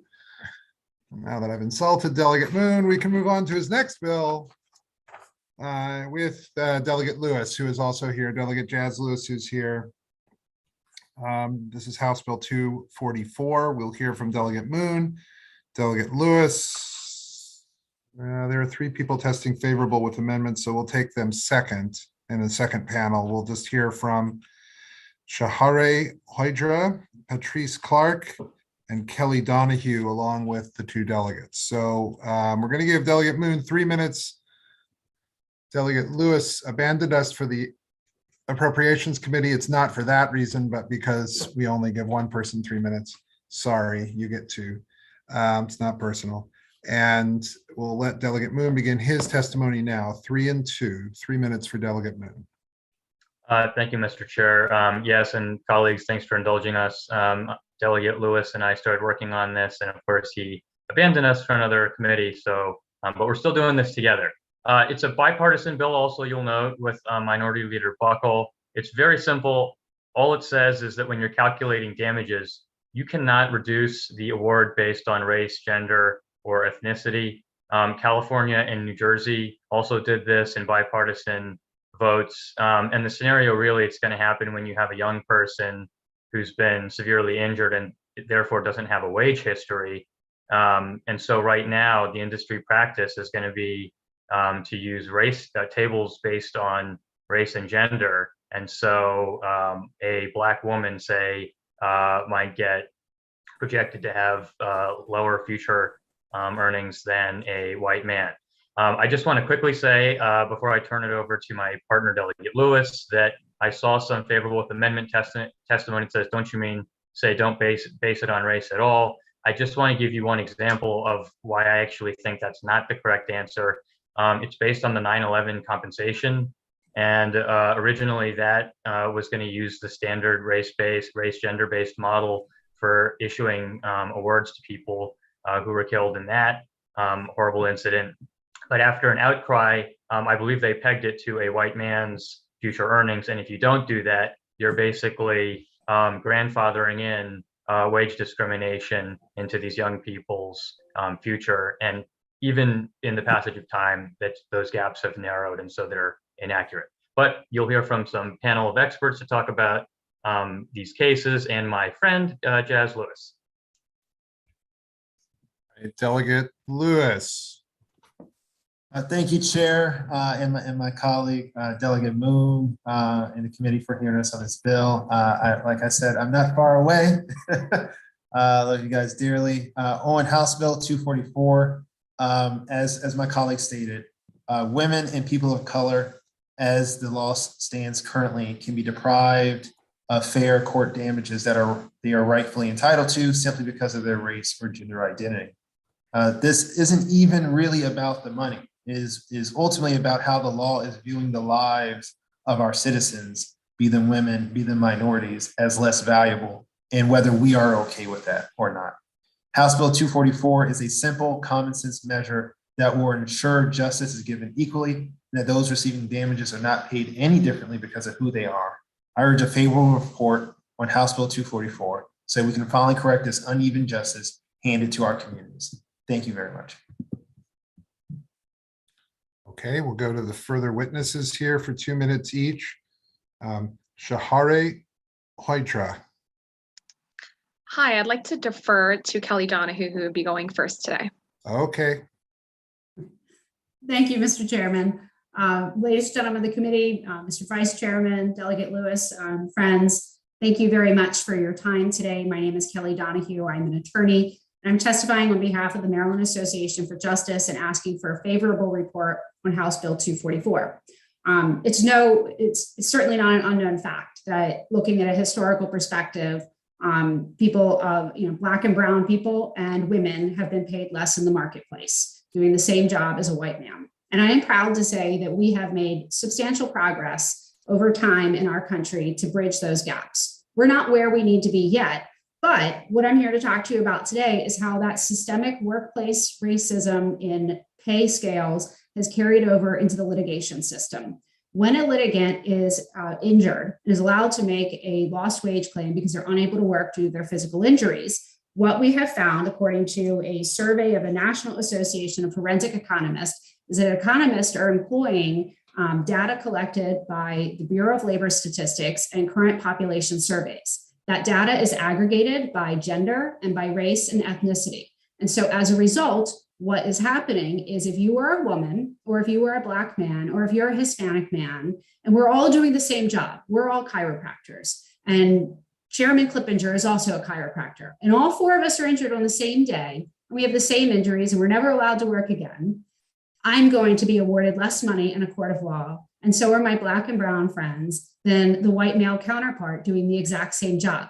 And that's because systemic racism has carried over into the Bureau of Labor Statistics, and those statistics are allowed to be employed by economic experts. That's simply wrong. What this bill endeavors to do is to say that a wage loss claim by a plaintiff cannot be reduced based on race, gender, or ethnicity. The goal of the bill is to bring all individuals in the litigation system on equal footing so that there is, in fact, equal pay for equal work. It's what we endeavor to do as a society. And certainly in the litigation system, there should be no place for inequity and inequality. And this is the place for us to take a first step at this. And as an example, I will share with you, and my colleague Patrice Clark will go into more detail, if we have a 16-year-old Black man that's injured and a 16-year-old white man that's injured, and neither of them are ever allowed to work again, 30 years life expectancy, if you employ the current population survey data, those two gentlemen, they've never even stepped in the workplace. They don't have a chance yet to say, you know, I've chosen to not elevate. Ms. Donahue, I'll need you to wrap up. Okay. Shortly. The bottom line is that both those individuals right out of the starting gate, the African-American man, his wage loss claim is approximately $800,000 less than the white man. And that's simply inequitable and unfair. So we would ask for a favorable report on House Bill 244. Thank you. All right. Now, Ms. Hoydra. Again, I'll be deferring to Patrice O'Neill, who's on Patrice Clark, who's on the call. That's right. That's what she said. Ms. Clark. Thank you. Good afternoon, Mr. Chairman, Mr. Vice Chairman, and members of the committee. My name is Patrice Meredith Clark. I'm also a trial lawyer testifying on behalf of the Maryland Association for Justice, and I request a favorable report on House Bill 244. As Ms. Donahue said, I want to talk about how racial and gender pay gaps are used to undercompensate injured victims as a practical matter.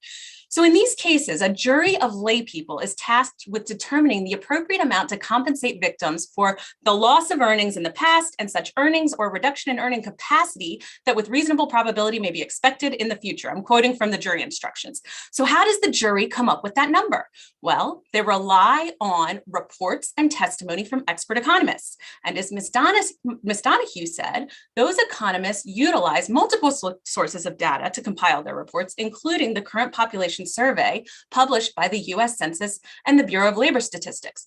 So, as Ms. Donahue said, for example, the current data shows that the annual earnings of a Black male with a bachelor's degree is $78,040. The average earnings of a white male counterpart, the same bachelor's degree, is $105,055. That's an annual difference of $27,015. We know that that wage gap is a result of systemic racial discrimination.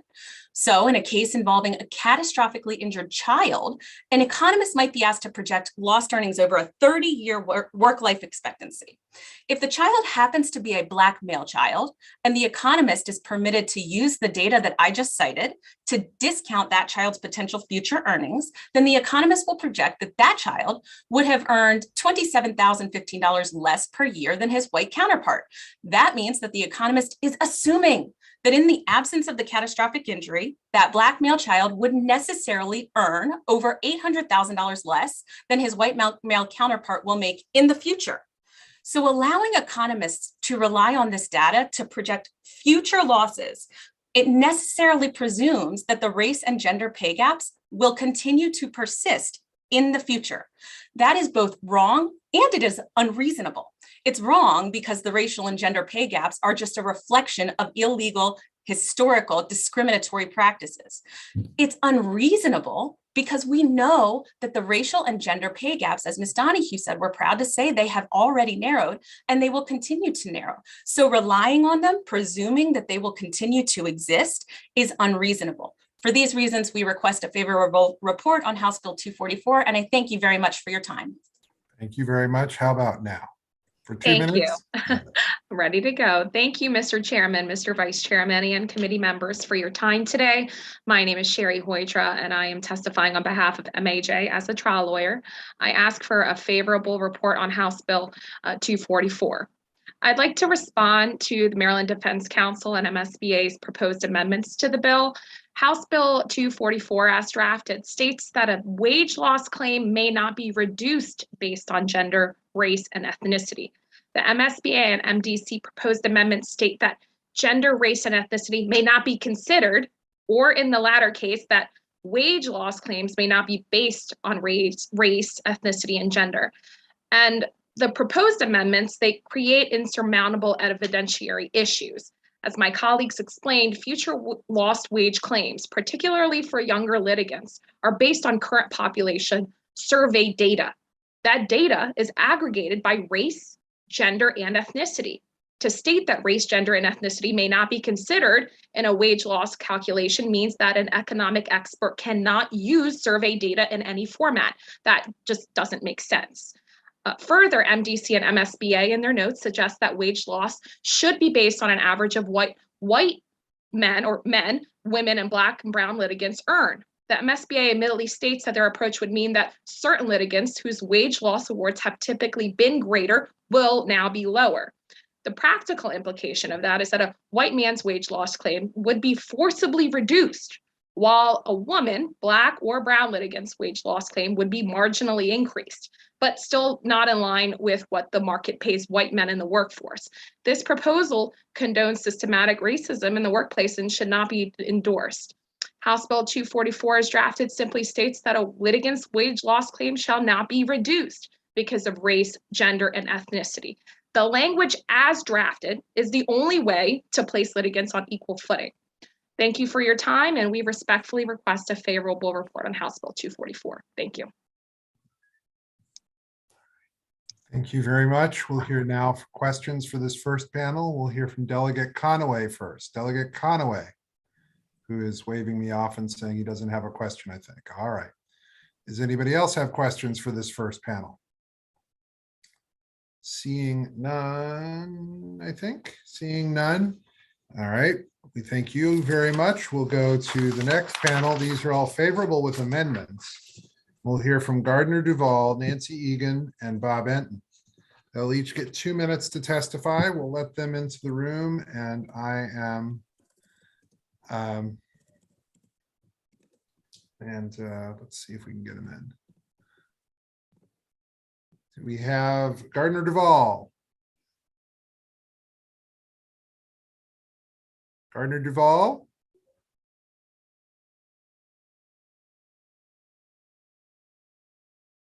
How about Nancy Egan?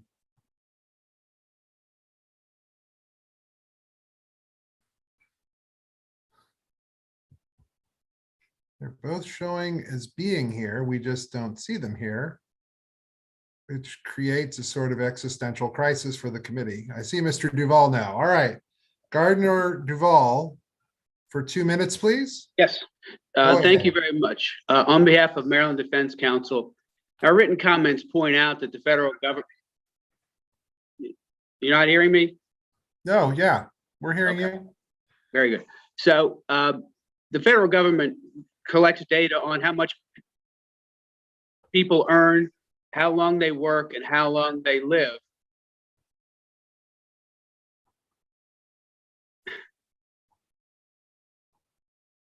I think he may have the YouTube link live somewhere, so he's hearing himself. Yeah, I think that's right. So you're going to have to turn off the YouTube link. Don't cut off the Zoom link. I'm terribly sorry.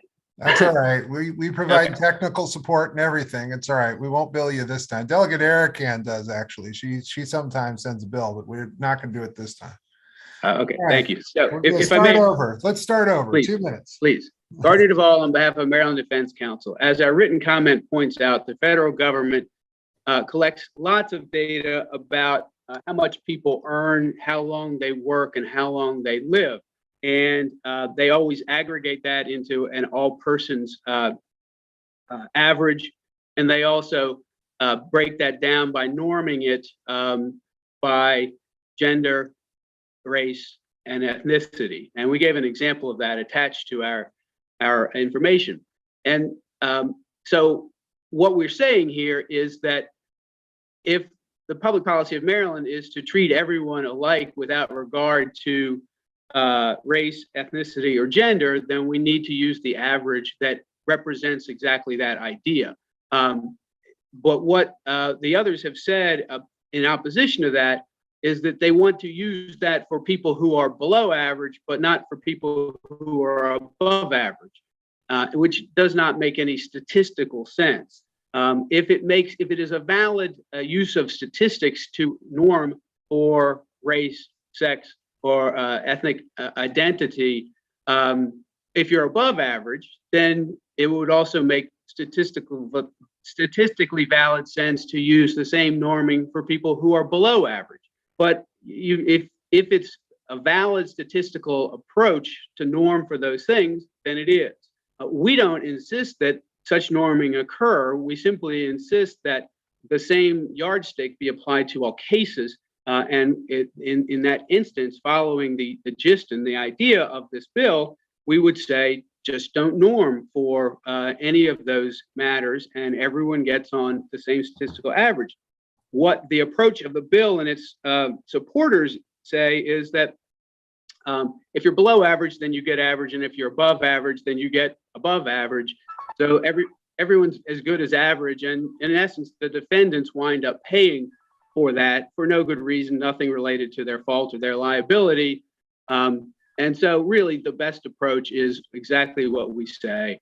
Get rid of the norming, use the all-person statistics, and everyone gets treated the same way. And that's as simple as that, and I'd be happy to answer any questions. Thank you so much. All right, thank you very much. Nancy Egan, please. Nancy Egan.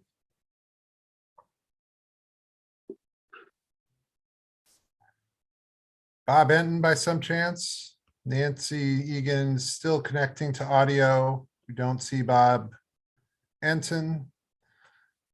So we'll give Nancy Egan just a couple more seconds. I will not tell any more jokes. I will make light of the jokes and see if Nancy Egan, I think Nancy Egan's having difficulty with her audio connection, so I don't think we're going to get her on here. Let's go ahead and start taking questions from Mr. Duval. If Ms. Egan shows up, we will give her 2 minutes. But are there questions for Mr. Duval and the vice chair to begin? Thank you, Mr. Chair.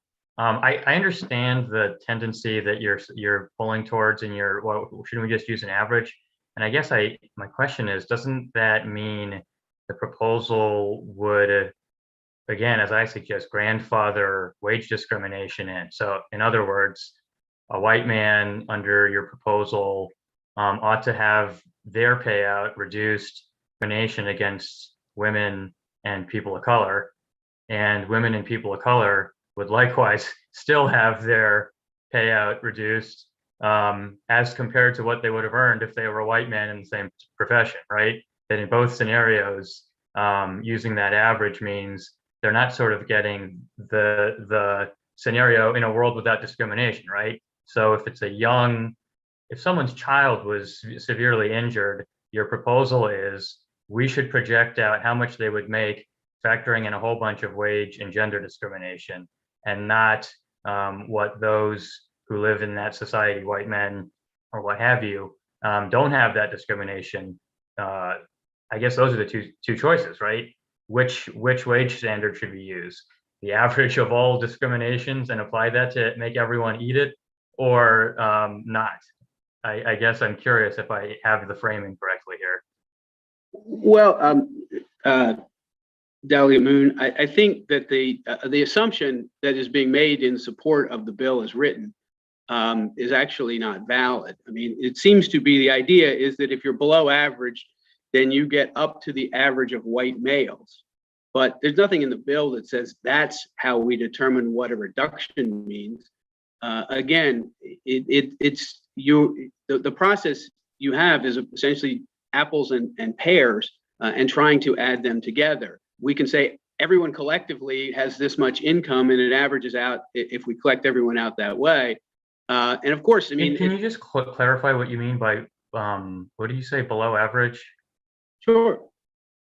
So I mean, if it's the person's race is rated below average on a wage scale, right? Yes. Yes. So if you look at the statistics that we submitted in support of our position, there's a total of all adults and what their average weekly earnings is. And then the federal government starts dividing out. You can divide it by gender, you can divide it by race, you can divide it by ethnicity, and sort of mixing and matching so that you can look at what Black women make and what Hispanic men make, et cetera. So I don't understand, and I don't think the bill is clear if it says, well, we cannot reduce people who are in a group that would be below average. We're going to bring them up to average. You're assuming that that's the white male average as opposed to some other average that includes, basically everybody. And the bill isn't clear as to how it's going to get rid of the reduction. And I think the answer really is, well, let's just take the average. I mean, it all averages out and everyone gets the same thing. Nobody gets more than average. Nobody gets less than average. And so any legacies It's a of racism discrimination. discount. Everyone gets the racism discount. Well, I'm not sure that's true, Delegate. I mean, if you look at the income statistics, the highest group of all are Asians. And so I don't think anyone's going to say that Asians have not suffered from discrimination in the United States, and yet they have the highest income on a weekly basis of any group. And so really, if you just average everyone together, you get to sort of what the average American experience is. And you don't say, well, if you're below average, you get brought up to some norm, which isn't even stated in the bill. But if you're above the norm, then you get above the norm. Again, there's no statistical validity to saying we'll use this process for people who are below average, but we won't use it for people who are above average. It really requires, if we wish to get rid of the thing that is identified as basically a history of discrimination, then we get rid of it by saying everybody gets treated the same.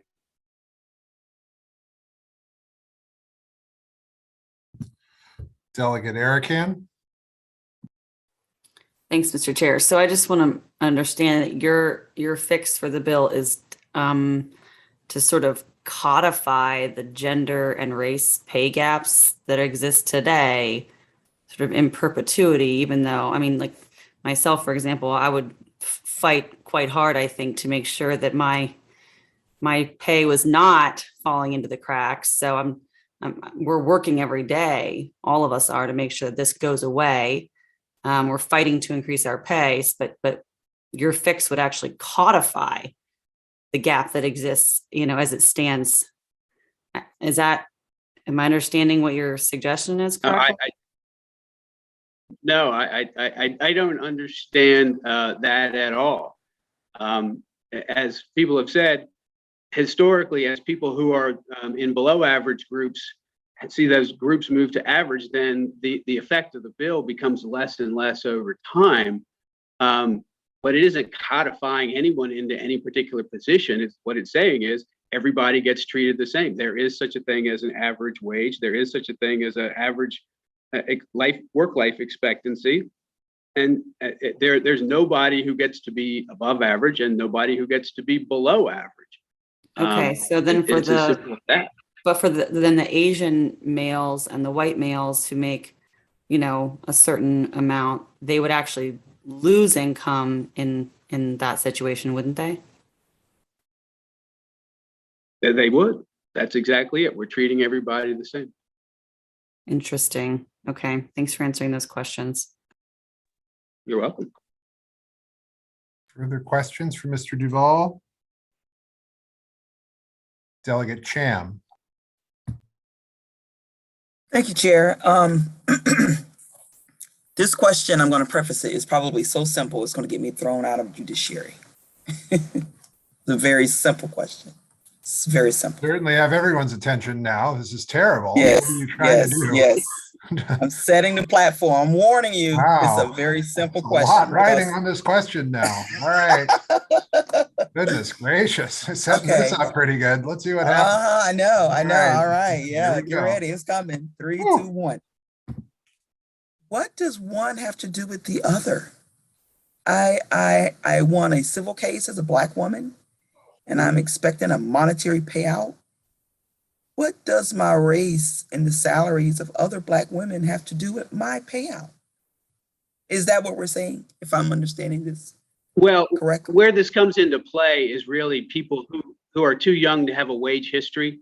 So we as adults, if we suffer losses in income, we look at our personal economic history and get treated that way. But if you are a child and you've never had a work history, then you've got to be, have some assumptions based upon what you're likely to make over time.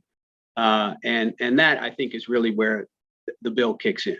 So if you as an adult had a loss, we would look at your history of earnings income to determine what your individualized award would be. But certain people who are children, just we can't do that because they don't have a history.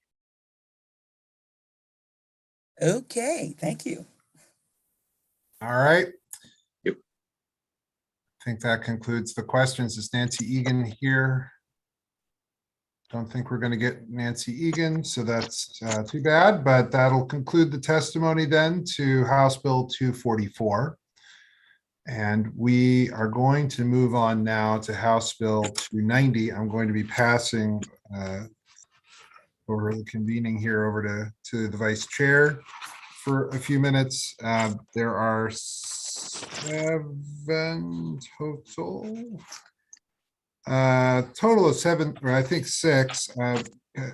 Delegate Crutchfield, I don't believe that you were going to ask Jeremiah Pope to testify. Is that correct? Okay, right.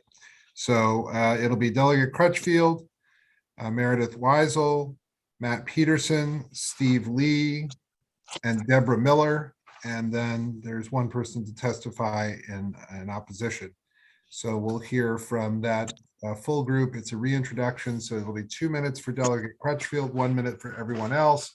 With that, I'm going to pass it over to the Vice Chair, and he will keep track of the time, and I will be back momentarily. Thank you very much. Delegate Crutchfield can start, though, on House Bill 290. How about that? All right. All right. Thank you, Mr. Chair and Mr. Vice Chair and colleagues. So here I am again with HB 290, which is a bill you have already heard from me testify last session. And that is to bring to us and all victims, that is to enable them with the ability to go after those folks who have committed hate crimes against them with civil remedies. And that's all it really does. So you heard the simple bills earlier, you heard the simple question earlier. So now we have another bill that's pretty simple. We're going to try to ensure that people have more remedies, more tools in the toolbox that they can use when there are hate crimes. And so what I'm going to do now is ask for a favorable report on this bill. And I just want to go ahead and pass it to my panel. Again, this is all the bill does. Enable those folks to get more remedies, economic remedies, non-economic remedies, and also reasonable attorney's fees when they have been, when hate crimes have been committed against them. All right, thank you. We have 4 people signed up in support. Meredith Weisel, Matt Peterson, Steve Lee, and Deborah Miller. We'll do them in that order. And since it's a re-intro, we're on a 1 minute witness testimony rule. So Meredith, you can go ahead.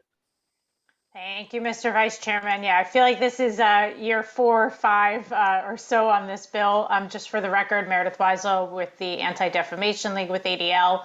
Couple of quick points. You have my written testimony. It's the same thing pretty much every year. But just as a reminder, 46 states, including the District of Columbia, have hate crime laws on the books, and 33 states, including the District of Columbia, grant a hate crime victims a civil cause of action to pursue statutory claims for the harm for the hate crimes that they cause. And really what this comes down to is just to remember, behind every hate crime bias incident that we see, there's a person, the family, the community, everybody who is dealing with the unimaginable, the impact, the immeasurable lasting impact that this have based on protected characteristics. And civil remedies really right now are a very incredible, powerful tool for hate crimes victims, and it provides provision really for the victims to recover harm caused by the bias motivation itself, and not necessarily just from the damages that flow from the underlying torts. So really, this bill would provide the necessary stopgap where prosecutors are unable to provide bias motivation beyond a reasonable doubt. So we ask for a favorable report. Thank you. Now we'll go to Matt Peterson. Thank you, Mr. Chair. My name is Matt Peterson. I'm here on behalf of the Baltimore Jewish Council. Meredith did an excellent job explaining the logistics of the bill. I just wanted you to think about the dramatic rise in hate incidents that we've been seeing especially in the recent weeks, but in recent years as well. Just a couple weekends ago, there was a terrifying incident, as you all I'm sure know, in Texas, where members of a synagogue were held captive for hours. Fortunately, no one was physically injured, but we know that the emotional impact that an event like that can have on someone is going to last them the rest of their lives. So, if such an incident were to hopefully never happen here, but if it were to, this bill would help allow victims in that situation recover the remedies that they really do deserve and need in a situation like that. So, like you heard, this bill has been introduced several times before, and I have been here to testify for most of those. So I really do hope that this finally is the year that we can pass this vital bill. Thank you for your time. Thank you. I believe we don't have Steve Lee, so we're going to go over to Deborah Miller next. Good afternoon, Mr. Vice Chair and members of the committee. I'm Deborah Miller, the Director of Maryland Government and Community Relations for the JCRC of Greater Washington. I'm here today in support of House Bill 290. One of our highest priorities is advocating not only for the security of the Jewish community, but all faith communities. And we work to promote religious freedom and social justice and to combat anti-Semitism and all forms of hatred. So given this mission, any and every measure to strengthen the state's current hate crimes laws is critical to fighting against the current rise of extremism and intolerance that have been referenced earlier. People should be able to practice their religion freely and without fear of becoming the target of a violent hate crime or bias incident. If you are the victim of a hate crime, you should be able to file a civil lawsuit and seek damages.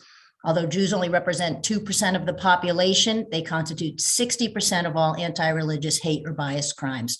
So for these reasons, we ask you for a favorable report on HB 290. Thank you, Mr. Vice Chair and committee members.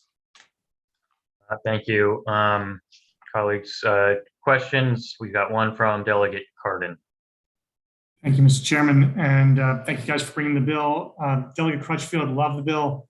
Want to know, and maybe Meredith can answer this or you can, but you can have other causes of actions, but right now in Maryland, violation of a hate crime is not a cause of action. But if you, for example, did something that would cause the prosecutors to be able to, or you violated the rights of somebody in another way, you might have a cause of action that just wouldn't be through a hate crime. Is that correct or not correct? Yeah, absolutely. There's other avenues such as torts, civil rights, through the federal, so yes, absolutely. There's other ways to do it. Exactly. But there's just no specific civil remedy in the state of Maryland regarding hate crimes, because of course, hate crimes are criminalized in Maryland. Thanks. That looks like it for questions. If that's correct, then we can say goodbye to, oh, wait, here's Delegate McComas. Go ahead.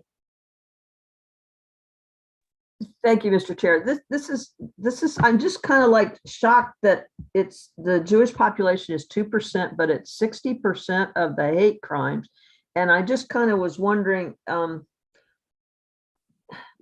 what explains that? I mean, it just seems so disproportionate to the population. I don't, and I mean, I understand there's a lot of different groups that, in other words, is there an explanation for that? And what is the Anti-Defamation League doing to try to I guess, to try to stop that percentage? I mean, that's incredible. Vice Chair, may I answer really quickly? And then I'm going to pass on to Deborah Miller. Please. But what she was saying, that is the percentage of religious hate crimes. And I'll pass it on to Deborah to answer the other question. Okay. Not the total of all hate crimes. It's gotcha. But still, I mean, that's an incredible number. Correct, and I can let Meredith speak to this, but I believe in Maryland, it is even higher. I think it's 85% of all anti-religious hate crimes targeted against the Jewish community and Jewish institutions. That's the number. In Maryland, and nationwide is the percentage that I gave you, close to 60%. The explanation, the ADL continues to research that. If Meredith, if you want to take a stab at that, but this is an ongoing problem that we're seeing across the country in terms of extremist groups, in terms of lack of tolerance. And Meredith? I mean, it's a complex question, but you know, what I would just say is, you know, when you're trying to unpack anti-Semitism, what does it mean? I mean, the past few years, anti-Semitism and honestly other forms of hate and bigotry as well have reached a high watermark. Polls show that Americans are increasingly concerned about things like anti-Semitism, their personal safety. There's a lot of conspiracy theory going around. Old anti-Semitic tropes, you know, that we are continually seeing, you know, things like Jews control the media, the recent hostage taking in Texas, the person thought they could get the high rabbi in New York to help release a convicted terrorist in the country. I mean, we've seen everything from Charlottesville to issues on Capitol Hill sort of bookended. There's a lot of things going on social media. I mean, it's like I said, it's a complex question, but we are just continuing to see increases in hate and bigotry, and particularly against the Jewish community has continued. As far as what ADL is doing, I mean, we do education, we train law enforcement, we work in the school system. There's a variety of things that we are continuing to combat any form of hate and bigotry, particularly anti-Semitism. And what I would just say is, bringing it back to this bill, that's why it's not just important to just have criminal statute. It also is important to have an aspect on the civil, you know, arena within the law, so that people can also receive damages and look at the emotional distress that it takes on people, and stating that a crime is coming from a form of bias, and that somebody should be allowed a civil remedy for that. So it's a lot more complex than I would want to take the time of the committee today, but always happy to have a conversation, Delegate McComas, if you want to have more information. And I'd like to just add one more thing what to that. prompted that is the fact that, you know, I do know a number of the schools do remember the Holocaust, and they will have ceremonies, and then the Holocaust Museum. I mean, and actually you'll see remembrance on Facebook, you know, and they'll talk about different stories of the heroism. And I'm just kind of like shocked, kind of that it's that high. Sure, understood. I mean, we could have a whole conversation about Holocaust education, but I think Vice Chair Moon wants to move on a little bit. Yeah, there were other hands going up. Okay, I apologize. And I just wanted to add something, Vice Chair, if you don't mind. Briefly, And that is, Delegate McComas, attached to this bill is something called the Racial Equity Impact Notice, or note, that you'll see that the Legislative Services has put together on it, and it has more detail about the racial makeup of those hate crimes in Maryland, as well as other people of color who are affected. Okay. Thank you. Mm-hmm. All right, we do have another hand from Delegate Munoz. Go ahead. Thank you, Mr. Vice Chair. I just had a question for the sponsor of the bill. I really appreciate you bringing this forward, and I understand it's not the first time you've brought it forward. And so this being my first year on this committee, I wanted to ask you what you think the biggest arguments against pushing your bill forward are that you've heard in the past, and maybe if you have a rebuttal for those now. I'd love to hear what it is. Actually, Delegate Munez, there really weren't any arguments last time. I think we just ran out of time, really, to be honest with you. So I can't really comment on that for you. That's super helpful. I appreciate it. Thank you so much. All right, that looks like no more questions. So we've got, so thank you to this panel. We've got one person signed up in opposition. Yeah, it's Vince McAvoy. Mr. McAvoy, whenever you're ready. And this is on a 1-minute witness testimony. All right, thank you, committee. Briefly, just to pick up where Delegate McComas said, there was an article in 2014 that talked about a number of the incidents that were Jew-related in Montgomery County. They found that some high school kids had propagated those.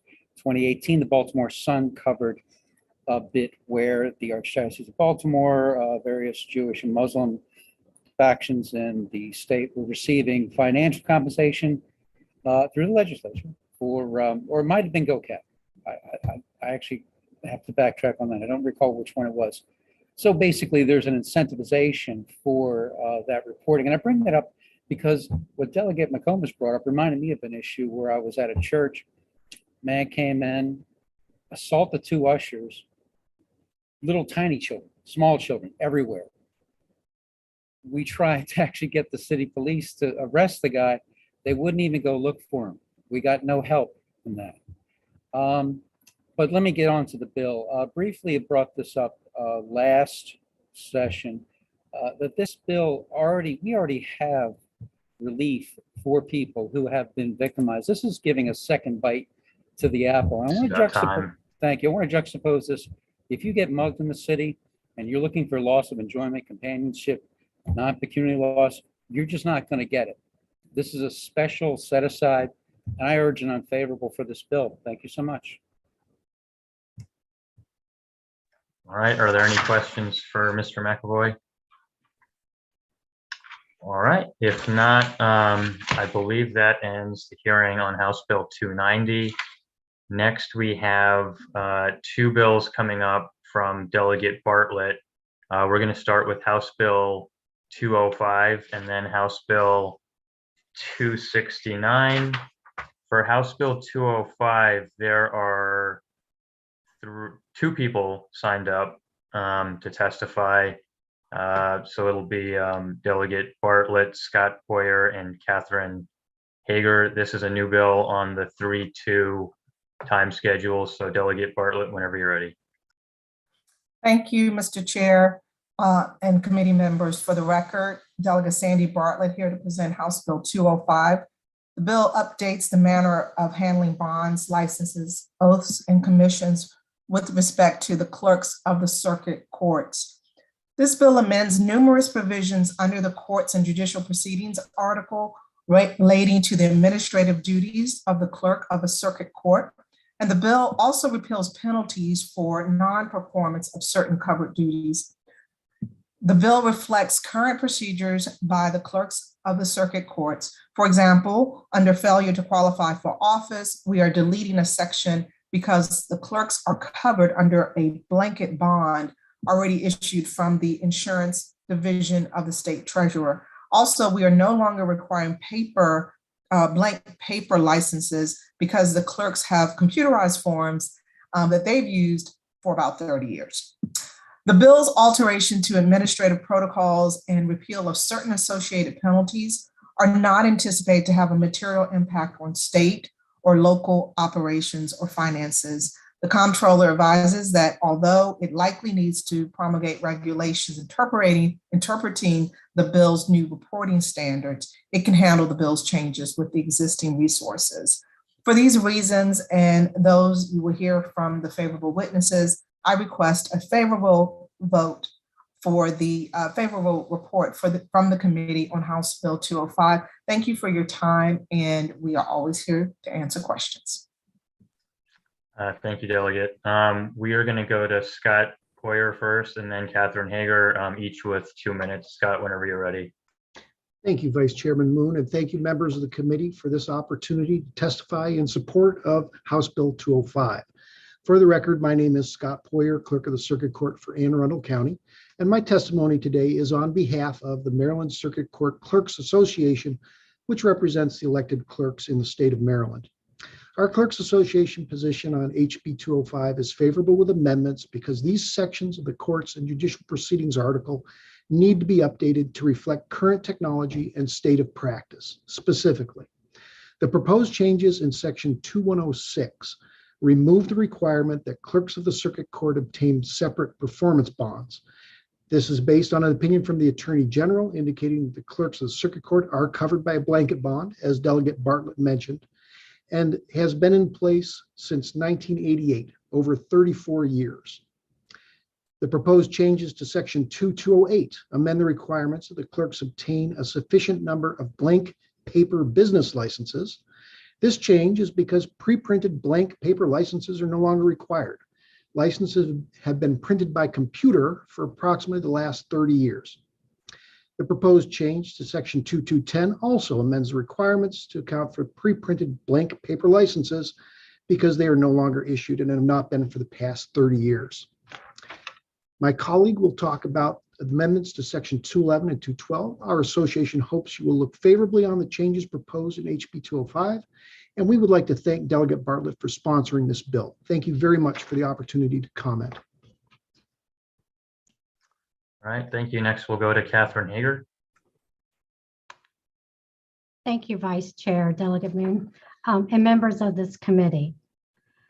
For this opportunity to testify in support of House Bill 205 with the amendments that have been mentioned. For the record, my name is Catherine Hager, and I'm the clerk of the Circuit Court for Queen Anne's County and a past president of the Maryland Circuit Court Clerks Association. My testimony today is on behalf of the Maryland Circuit Court Clerks Association, which represents the elected clerks of court in Maryland. As my colleague has mentioned, our Clerks Association supports House Bill 205 with the amendments, and my testimony today was going to be about courts and judicial proceedings, Section 2211 and 2212, as it relates to the delivery of civil commissions and oaths. However, we have asked Delegate Bartlett to remove those proposed changes in those two sections at this time. We have a great working relationship with the Secretary of State's office, and after consulting with the Secretary of State's office on these two sections, we would like to further clarify definitions and business processes as we work towards ensuring it meets the needs of both the governor appointees and other public officers with regards to the delivery of the commission's oaths and reporting process. Our association hopes you look favorably on the changes proposed in House Bill 205 with the amendments, and we would like to thank Delegate Bartlett for sponsoring this bill. Thank you for the opportunity to comment. All right, are there any questions for this panel or witnesses?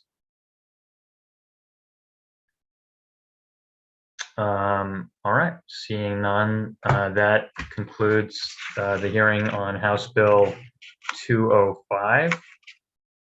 We are now going to turn to Delegate Bartlett's other bill, House Bill 269, and it looks like there are 20 or so witnesses signed up. This bill is a reintroduction on the 2-1 limit, again, 2-1 limit. So we're going to go ahead and start calling up the witness order here.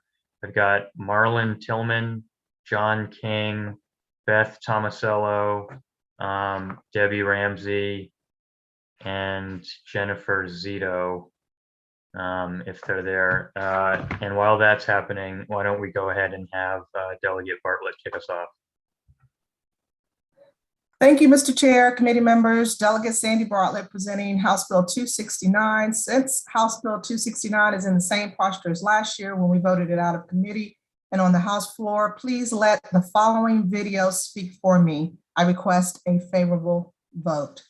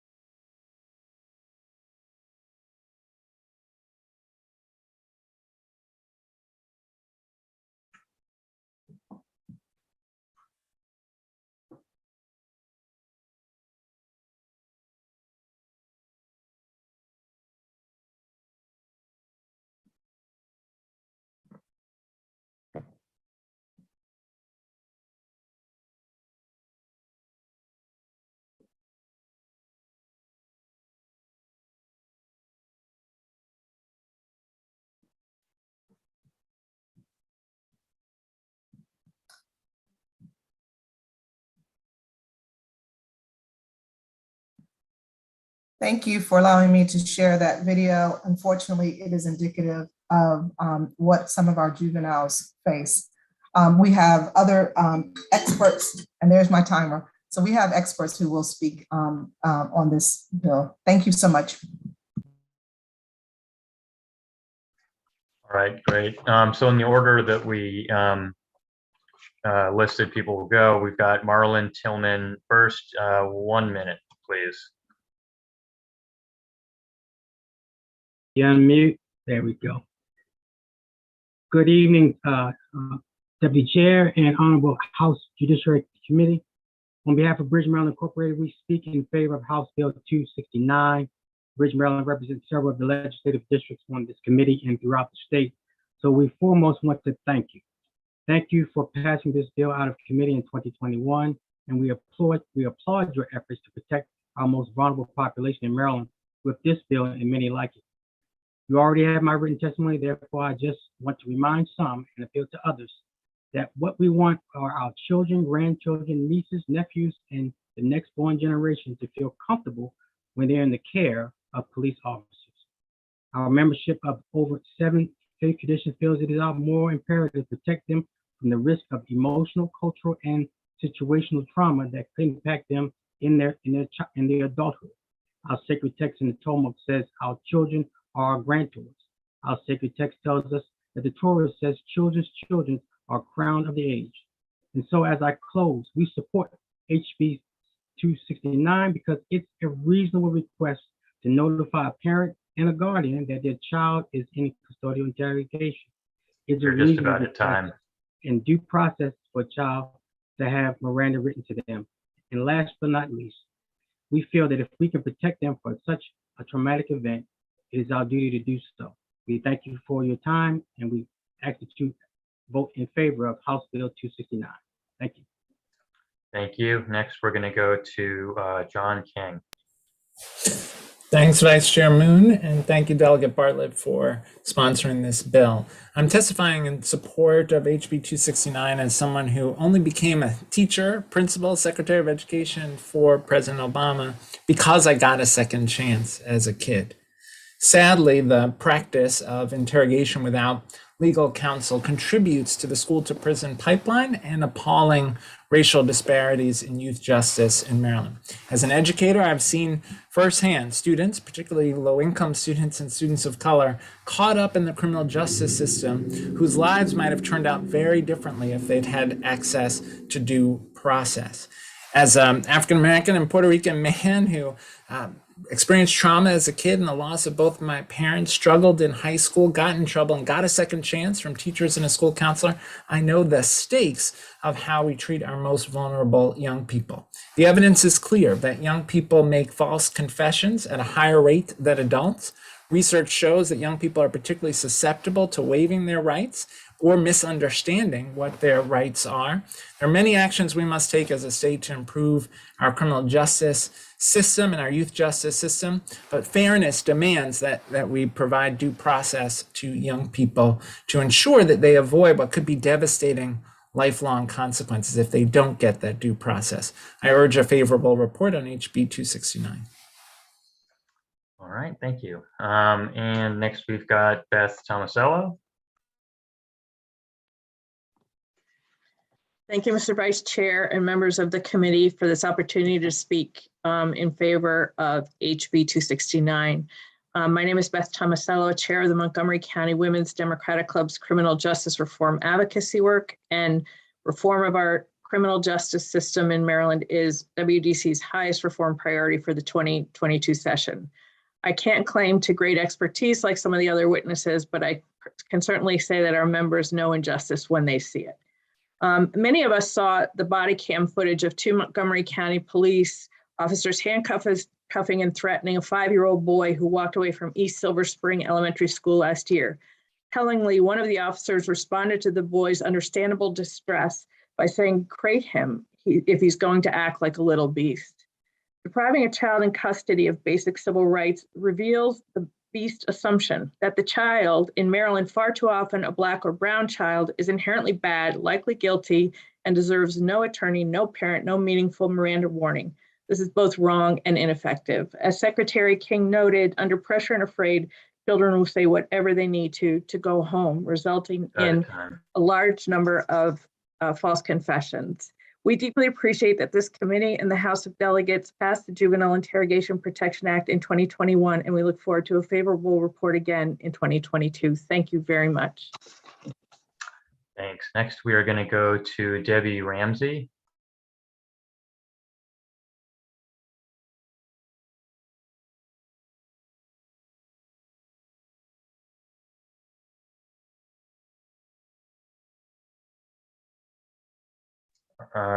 We might not have a Debbie Ramsey. Let's move to Jennifer Zito next. Thank you, Vice Chair and members of the committee. I speak to you from the Maryland Alliance of Justice Reform. We strongly support this bill. Unfortunately, 90% of juveniles give up their right to an attorney. They self-report that either they didn't understand the Miranda rights, and this is often true of parents as well, or that they were concerned with upsetting an authority figure. Making this the case that you always provide an attorney will provide these children with protections that they're much needed, and providing a rebuttable presumption against admission statements taken in violation of the law will make it a practice. We also feel that this will make a situation in which police officers are more trusted by their communities, which will make increased safety in communities. I want to also say that though the major supports this bill without any amendments, we would also like to suggest an amendment that would forbid police officers from deliberately deceiving juveniles by either providing false evidence or promises of leniency. If you look on our written testimony, both from myself and also can see from Judge Phil Karoum, you'll see a reference there to the wording of the Illinois bill that would have similar wording to what we might suggest. So we'll hope we consider that. I cede the rest of my time. Thank you very much for your consideration. All right, thank you. And it looks like we got Debbie Ramsey back. Debbie, whenever you're ready. I'm ready. Thank you. I'm here to represent my own views as a former Baltimore Police Department detective and as a speaker for the Law Enforcement Action Partnership League. It's a nonprofit organization of police, prosecutors, judges, and other criminal justice professionals. This legislation is important to me because of my experience working with community members and our children. In addition to my public safety career, I'm the founder and executive director of Unified Efforts, an out-of-school violence prevention program in West Baltimore, the site of the 2015 uprising. Personally, I support House Bill 269 because it will positively impact police community trust. When we interrogate children without giving them access to proper protection and not having such as having an attorney present, the families of the children and the community will feel that the police are taking advantage of them. As a detective, I quickly learned early that police community trust is essential to public safety. I saw this firsthand. I am a survivor as being a law enforcement officer in Baltimore City because the community looked out for me and I looked out for them. I saw them, I saw their children. Research shows that brain region that controls the corrective behavior in social situations is not fully developed until around age 25. We've got it time. I would like to say I support this bill, and bullying has many forms. Our brains are fully developed. Their brains are not. And it's not surprising that red states recognize and protect their children because oftentimes those red state children looks like them. So I support House Bill 269. Thank you so much. All right, we have one question for either the panel or witnesses here. Delegate Cardin, go ahead. Yeah. Thank you, Mr. Vice Chair, and thank you, Delegate Bartlett, for bringing this bill. First of all, if there are any amendments that are brought in, I would ask that you would consider doing a sponsor amendment and adding me to the bill. That'd be number one. Number two is, as you may recall from last year, I had a number of cases dealing with juveniles where I was very, very surprised with how the police were handling juveniles, particularly taking them my client off of the front patio of their house without knocking on the door, just telling the parents that they were taking them. Took them on a ride with lights going on in the police car, and then interrogated them for 2.5 hours without telling the parents where the kids were. And this happened to 5 kids, 5 friends.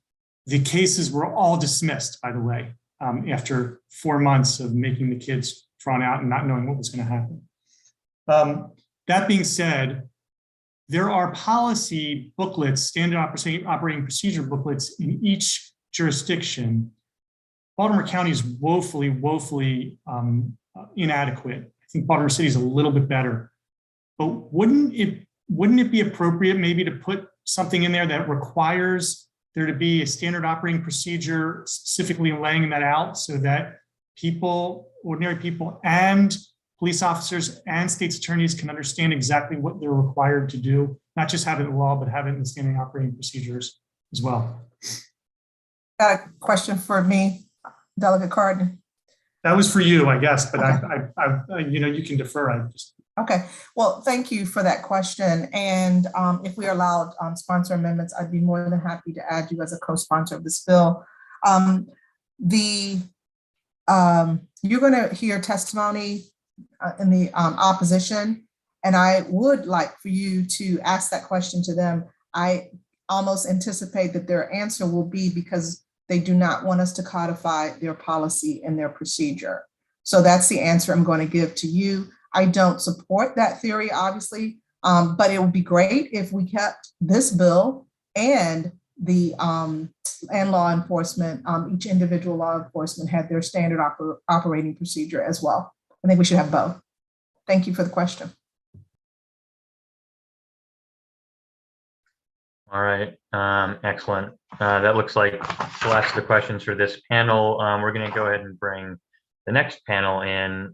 It's Nick Maroney, James Dold, Lauren Nyrider, Jenny Egan, and Justin Nally.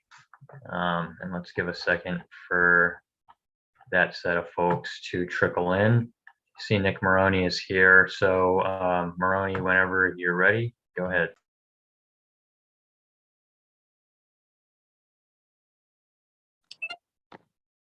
Sorry, just unmuting here, trying to unmute.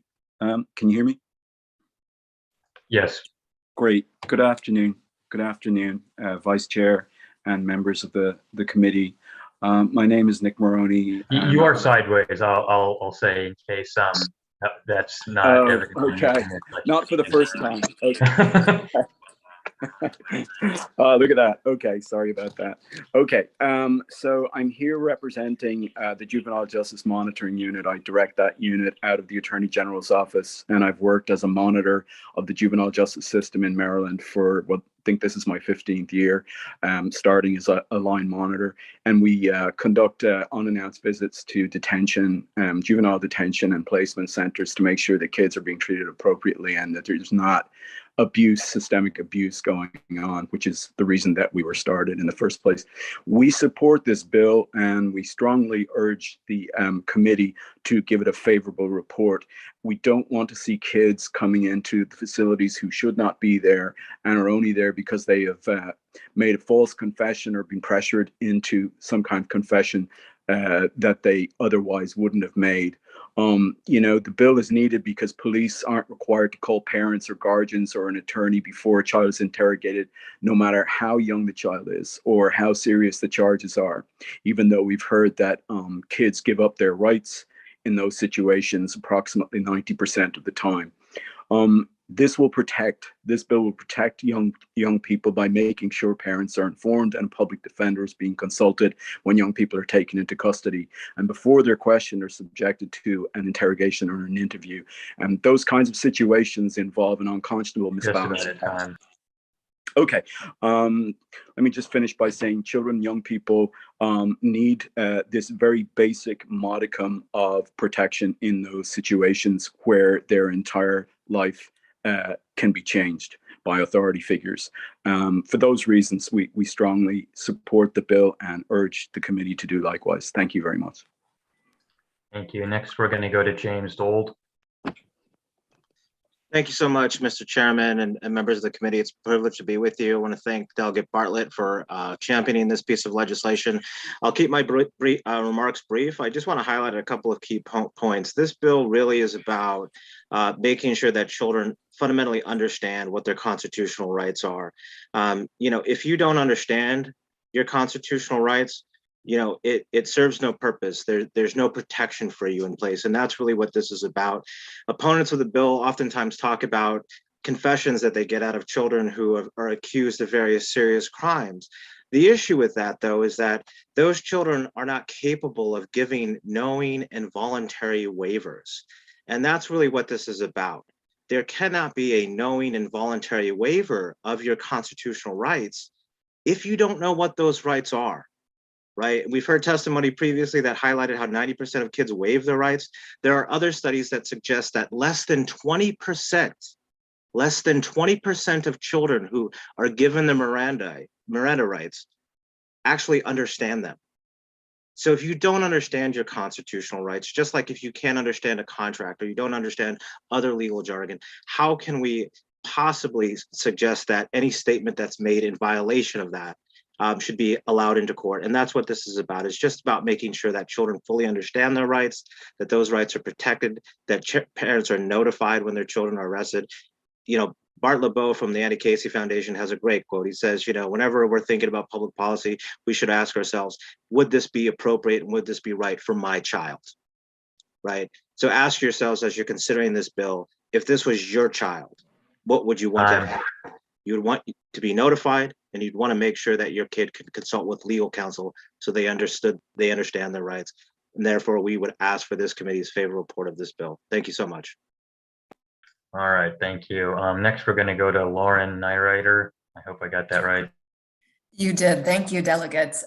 As the co-director, I join you today as the co-director of the Center on Wrongful Convictions at Northwestern University, where my colleagues and I have helped exonerate dozens of children who confess to crimes they did not commit. Why do kids falsely confess? Because standard interrogation techniques work by making a child think he's trapped and that confessing is the only thing that will save him, even if that's not true. Without the guidance of a lawyer, kids under 18 are not equipped to see through this deception or to make the high stakes decision to confess. That's why kids are between 2 and 3 times more likely than adults to confess to crimes they did not commit. This includes Maryland kids like Alan Chesnut, who was interrogated without a lawyer until he falsely confessed at age 16 to stabbing his neighbor. DNA evidence later exonerated him. Maryland law protects kids in so many ways. If you're under 21, you can't buy cigarettes, you can't own a handgun. If you're under 18, you can't drive or sign contracts or even use a tanning bed. It's time to protect kids from undergoing interrogation without a lawyer. This bill is a necessary step to protect against false confessions. Thank you. Thank you. Next, we're going to go to Jenny Egan. Thank you so much, Vice Chair. Thank you, Delegate Bartlett, for bringing this bill. My name is Jenny Egan, and I defend youth in juvenile court in Baltimore City. The developmental, scientific, and legal reasons this bill is imperative are going to be outlined in my written testimony and by other witnesses today. I want to address some of the concerns that were raised by this committee last year and by our opponents. First, the Office of the Public Defender has already established a hotline number and practice guidelines. We will stand up an interrogation hotline for Baltimore City in about a month. And that is because the Baltimore police are already moving forward on requiring children to consult with a lawyer prior to being interrogated. They're scaling that statewide is not going to be difficult or a problem, nor is there a large fiscal no. Do not let anyone tell you today that there are adequate safeguards in place to protect young people from falsely confessing or in order to understand their rights. It's simply not true. As you saw from that video that Delegate Bartlett played, that was an interrogation of a client.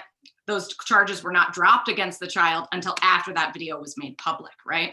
So even those protections in place, those are post the interrogation happening, post the harm happening. And then I just want to say our opponents complain a child who is advised of their rights to remain silent will be more likely to use that right. Their complaint is not with this bill, but with the US Constitution and the Bill of Rights itself. Thank you. Next, we'll go to Justin Nally. Thank you. Good afternoon, Vice Chair, members of the committee. My name is Justin Alley, Policy Analyst at the ACLU of Maryland. I come to you today in support of House Bill 269, the Child Interrogation Protection Act. I want to first thank the committee for passing this bill out of committee last year in the 2021 legislative session. The bill as presented is in the same posture that passed out of the House in 2021. HB 269 is innocuous legislation that protects the due process rights of children. The bill establishes simple guidelines for parental notification and contacting an attorney, which also eases the burden of law enforcement and actually protects their procedures from scrutiny. Children need help understanding their rights, and we as adults have a duty to protect them. I ask that you pass this bill out favorably again, and thank you for our commitment to our children in Maryland. All right, thank you. I see one hand up for questions for this panel for Delegate Conaway. And if you're able to, I guess, choose someone to ask it to, it would be helpful. Thank you. I'm here. Good afternoon, and thank you all for coming in and testify. In reference to this age limit, why can't we just make a barrier across the board that in order for officer to speak to a juvenile, that there's no incrimination possible? Whereas if the child does give the officer some information, that information will not be used against them. It can't be used against them. And they have to have a attorney present or a guardian present for them to be actually interviewed. Why can't we do that? Jenny Egan, possibly answer that for me. Absolutely. So this bill does part of that, right? This says that if the child is interrogated without consulting with an attorney first, that would become inadmissible in court. So I think that this bill accomplishes that fact. But this would still allow, if a child did want to cooperate with police, that they could do so with a guardian being notified and an attorney present. So I think this does accomplish that. I think to go even further to say that they can never give statements or confess is probably just not a viable alternative, and that the sponsor has worked very hard on this bill last year and this year to bring it to a place where there can be some consensus and support from across the spectrum of people, which is why you hear from law enforcement today supporting it, as well as various advocates, experts, and people across the spectrum. Yes, I understand that. But you also, someone testified to the fact that a police officer took a child or something for maybe an hour or two ride and then wind up not charging the child. And the information that came off from the video that I think it was shown wasn't released until sometime later when they dropped the charges. Yeah, that's Delegate, that's very much our concern, right? When our opponents say that these confessions won't be allowed in court, they're not admissible if they're not knowing, intelligent, and voluntary. That example from Delegate Cardin is exactly a part of the harm, right?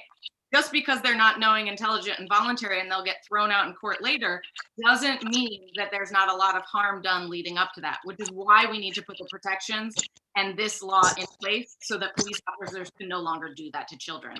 Currently, it's absolutely legal for police officers to arrest children, to never call their parents and never tell them they're being interrogated, and to never let them speak to a lawyer to explain their Miranda rights. This bill addresses that problem.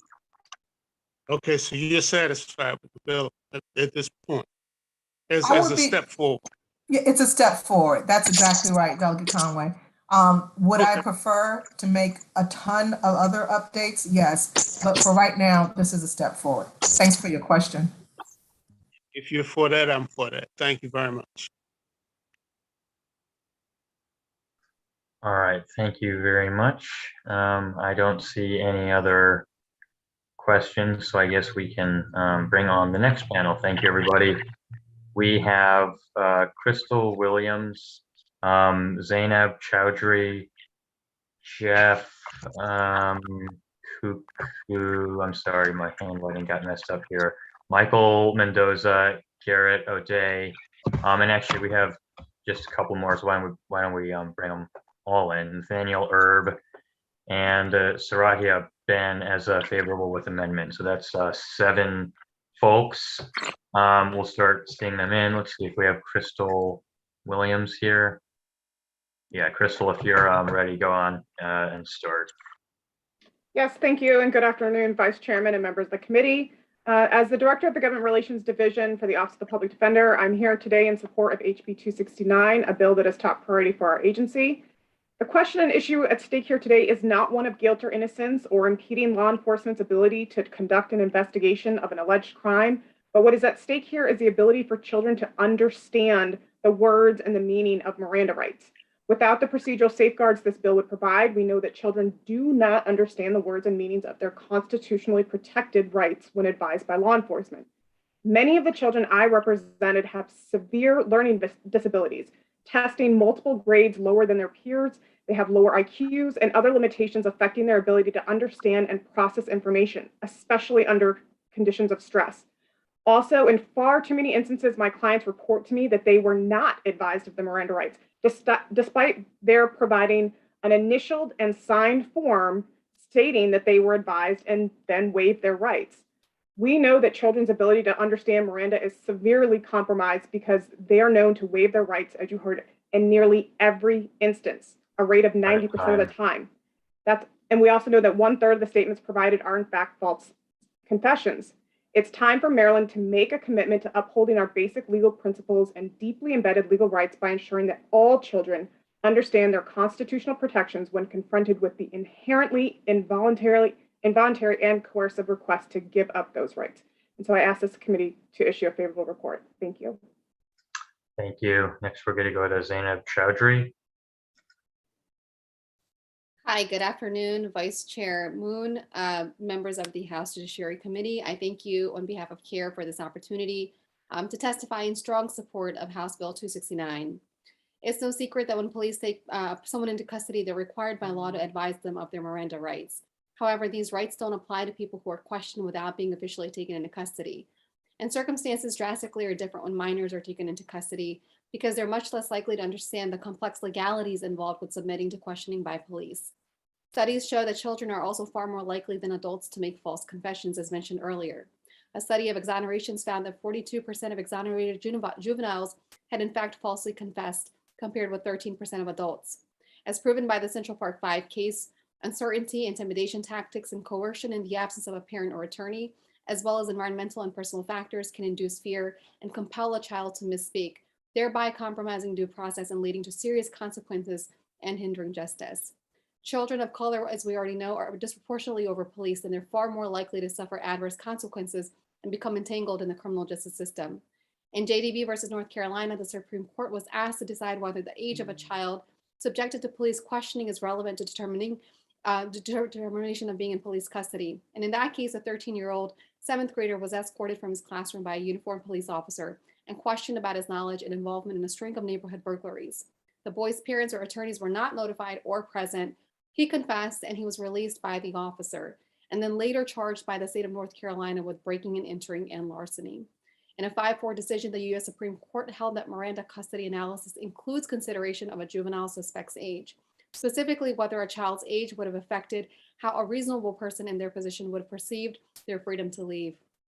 Thus, ruling that a child's age is relevant in the determination of their being in police custody because of a perceived power imbalance preventing them from walking away on their own free will is all the more reason why parents, guardians, and attorneys should be notified before the questioning of minors. This bill would require that, while also mandating that notice include the child's location. We strongly support due process for children. We respectfully urge a favorable report. Thank you so much for your consideration. Thanks. And next, we're going to go to Jeff Kukuka. I hope I got that right. Hi, thank you. Good afternoon. My name is Dr. Jeff Kukuka. I am an associate professor of psychology at Towson University, and I specialize in the scientific study of wrongful convictions. In the words of the Supreme Court, children are not simply miniature adults. As others have explained, the science leaves no doubt that juveniles are psychologically different from adults in ways that impair their legal decision-making. The same immature brains that lead adolescents to drive drunk or have unprotected sex also lead them to give false confessions. which leave the real perpetrator free to victimize others. Opponents of this bill will claim that it would curtail a vital investigative tool, but this is a dangerous argument. Our ability to solve crimes should not be contingent on exploiting juveniles' ignorance of their constitutional rights. One could likewise argue that informing people of their right to vote or their right to bear arms makes them more likely to exercise those rights. Why is that a bad thing? Protecting our youth is not a partisan issue. States as red as Utah and as blue as Vermont have passed similar bills to protect juveniles, and it's high time for Maryland to do the same. In my opinion, this bill will protect justice and public safety, and I urge your favorable report on it. Thank you so much. Next, we'll go to Michael Mendoza. Thank you. Dear Chairman and honorable members of the committee, on behalf of the Anti-Recidivism Coalition, we thank you for this opportunity to speak in support of this bill and Delegate Bartlett for introducing it. ARC is a nonprofit organization based in California that provides direct services to people who are currently and formerly incarcerated and allow us to advocate for policy change upon release. In 2020, California passed a law requiring youth under 18 to consult with an attorney before waiving their rights. This legislation was passed with bipartisan support while recognizing that these protections make our community safer. Both Democrats and Republicans took into consideration testimony from San Francisco District Attorney Chesa Bodine, who testified in support, stating that these protections have not diminished his office's ability to prosecute serious and violent crimes. I spoke with a DA from his office just recently who still holds that to be true to this day. Our very own board member, Jerome Dixon, at 17 years of age, was interrogated for 25 hours until he falsely confessed to a crime he did not commit. He did not get to go home until 21 years later when the board recognized his innocence. We want just to make sure that this bill is about allowing our youth to understand their constitutional rights so we can ensure the outcome of interrogations is not only just and lawful, but create greater trust and accountability and due process for all. And we ask this legislator for a favorable report on HB 269. Thank you. All right, thank you so much. Next, we'll go to Garrett O'Day. Thank you, Vice Chair Moon, members of the committee, and thank you to Delegate Bartlett for this bill. Garrett O'Day with the Maryland Catholic Conference here in support of this bill, the Child Interrogation Protection Act. Just want to take a second to mention the support of this bill by the Maryland Youth Justice Coalition, which is a group of many of the Maryland organizations that have testified here today, including the MCC, OPD, our faith-based partners in Bridge, Maryland, Strong Future, ACLU, as well as national organizations such as Human Rights for Kids and R Street and the Sentencing Project. On this bill, I'll just offer that if you believe in due process rights, believe in the consistency, with constitutional protections, we should take steps to ensure that youth are afforded the right to an attorney at interrogation. Yes, California, as mentioned, Virginia, Illinois, they do better in due process rights here than Maryland, but so do North Dakota and Kansas and North Carolina and Oklahoma. So regarding age-appropriate Miranda rights, let me ask, in our education system, would our teachers assign a 10th grade reading level book to a second grader? Probably not. And there's a reason for that. Kids need to be able to understand the Miranda rights. Lastly, we're concerned that parents are not receiving actual notice of their child's situation when they're taken into custody.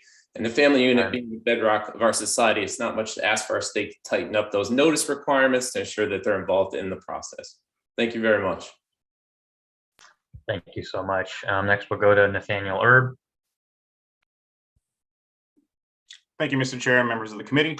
For the record, Nathaniel Erb on behalf of the National Innocence Project, the Mid-Atlantic Innocence Project, and the University of Baltimore Innocence Clinic in support of HB 269, as it will protect against false confessions and wrongful convictions. False confessions are the most common contributing factor amongst homicide exonerations and present in 30% of all exonerations proven through DNA evidence. A study of exonerations found that juveniles were 3 times as likely to false confess as adults. Fair and Just Prosecution, which brings together elected prosecutors nationally, just released a report last week endorsing these same reforms. Reforms such as these, taken together, protect us against wrongful convictions and ensure our communities are safer. While we've seen a positive impact of recording interrogations and strongly endorse doing so, it alone is not a panacea. Multiple states have seen false confessions after mandating recording, even if those numbers are lessened. While opponents may argue this will make it more difficult to get a conviction, the cases of exonerees shows that this will make it easier to get the right conviction. For these reasons, we urge a favorable report. right, and last but not least, we have Sarahia Ben on this panel. Thank you. I represent the Policy Foundation of Maryland and a member of the Maryland Legislative Coalition. I have a little story that was stated publicly by a local activist. She had pulled up to a Wawa in Aberdeen, Maryland, and there was a police officer and a resource officer interrogating a child, clearly the age of 8 or 9, and another child that was 12 or 13. A large group of adults were looking at these officers interrogating these two children very harshly. And the adults were reacting in a very, very clearly noxious way because they were seeing these officers treating these children very roughly. No one intervened because clearly they were intimidated as well. There were no guardians present to represent these children. The activist went over to one of the officers and asked them, "Why are you questioning these children without guardians?" The other officer said to her, you need to mind your business." So the civilian went over to the other resource officer and asked them, "Why are you questioning him? What did he do wrong? Should you be doing this?" And the resource officer turned to her and said, "You need to move along, ma'am, or I'll arrest you for obstruction of justice." This type of occurrence happens in Maryland, in the nation daily. A child like this gives up their important constitutional rights daily. Children for far too long have been waiving their constitutional rights. Studies show exonerations found that 42% of exonerated juveniles have falsely confessed to crimes they did not commit in comparison to 13% of adults. And what you need to understand, I have a child. He has autism. I can only imagine how he would react to this situation. We need our children to not be warehoused. Our juveniles, we need to have their future protected. I asked the committee to provide a favorable decision for HB 269 and allow Maryland's juveniles the constitutional rights they were born with, but are not on the books. Thank you for your time. Thank you. I see one hand from Delegate McComas. And again, if you're able to try and direct questions at specific people, it can help us move the day along.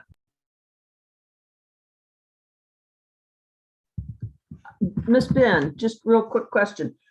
Where was that incident that you related in your testimony? Where did that occur? It was at the Wawa in Aberdeen on 40. Okay. Was it the Aberdeen or was it Hertfordshire? No, it was the Aberdeen. It was the Aberdeen police. Okay. And about when did that happen? It happened in 2018. I know for a fact it happened because I know the person personally. Gotcha.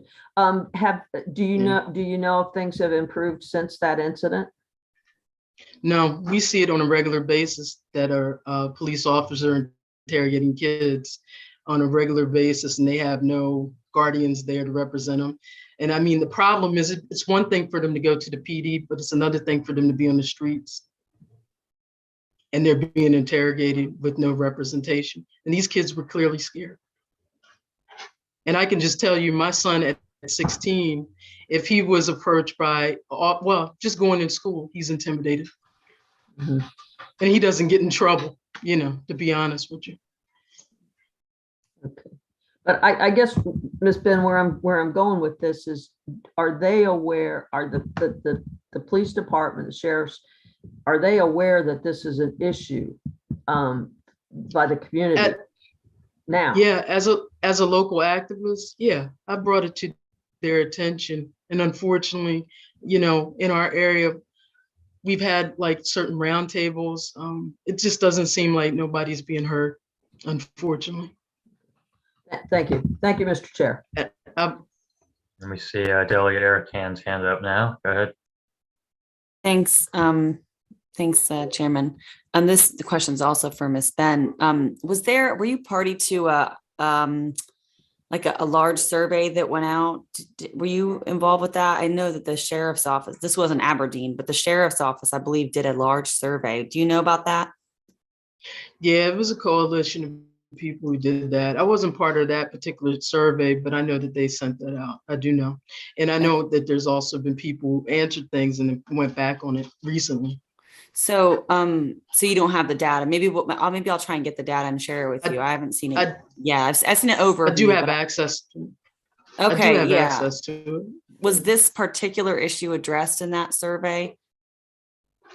I don't believe that they did access that in that survey, but like I said, this is been a particular issue that I've driven in the area personally and went around and have tried to advocate for and tell them that, we need to really protect our juveniles. Yeah, I'm gonna look into it and see if the provide some juvenile guidance. interrogation was on that survey and interactions were on that survey. I will say we have tried, I think this committee has over the years, specifically for your son's situation, to try and work on training for police officers with children, their interactions with children and adults who have developmental issues like autism, because it is a different process. So hopefully we've passed some meaningful stuff and we can get some good training for that to make sure your child's treated the best way possible if they would ever have an interaction. Thank you. All right, that looks like it for the questions for that panel. And we now can go to the unfavorable panel. We have a few people signed up. I'm gonna call William Katzeff, Jerome Spencer, Stephen Kroll, and Gavin Patashnik, I believe, are signed up. Let's see if they are slowly moving in.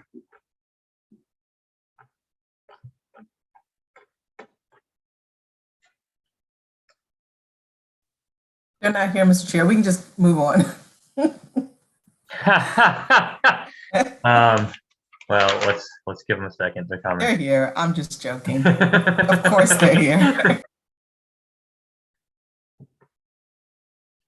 All right, we might not have Katzeff, so let's see. We have Jerome Spencer. I think he's coming in. Yeah, I see. Jerome Spencer, whenever you're ready, you can begin.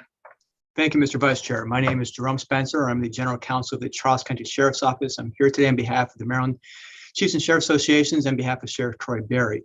We are very respectfully asking for an unfavorable return on House Bill 269. Now, the bill does deal with some very important issues, extremely important issues, and we absolutely completely share in what we perceive to be the goals of the bill, which we see as trying to ensure that statements made during custodial interrogation are voluntary and that individuals' rights are protected. Our disagreements with the bill essentially come down to differences about the scope of the perceived problem the bill is trying to address. And yes, in our view, current law and practice do already provide sufficient protection and guarantees to achieve those goals. Now, there is always room for improvement, but House Bill 269 takes an approach that, as far as we can tell, has only been adopted by the state of California.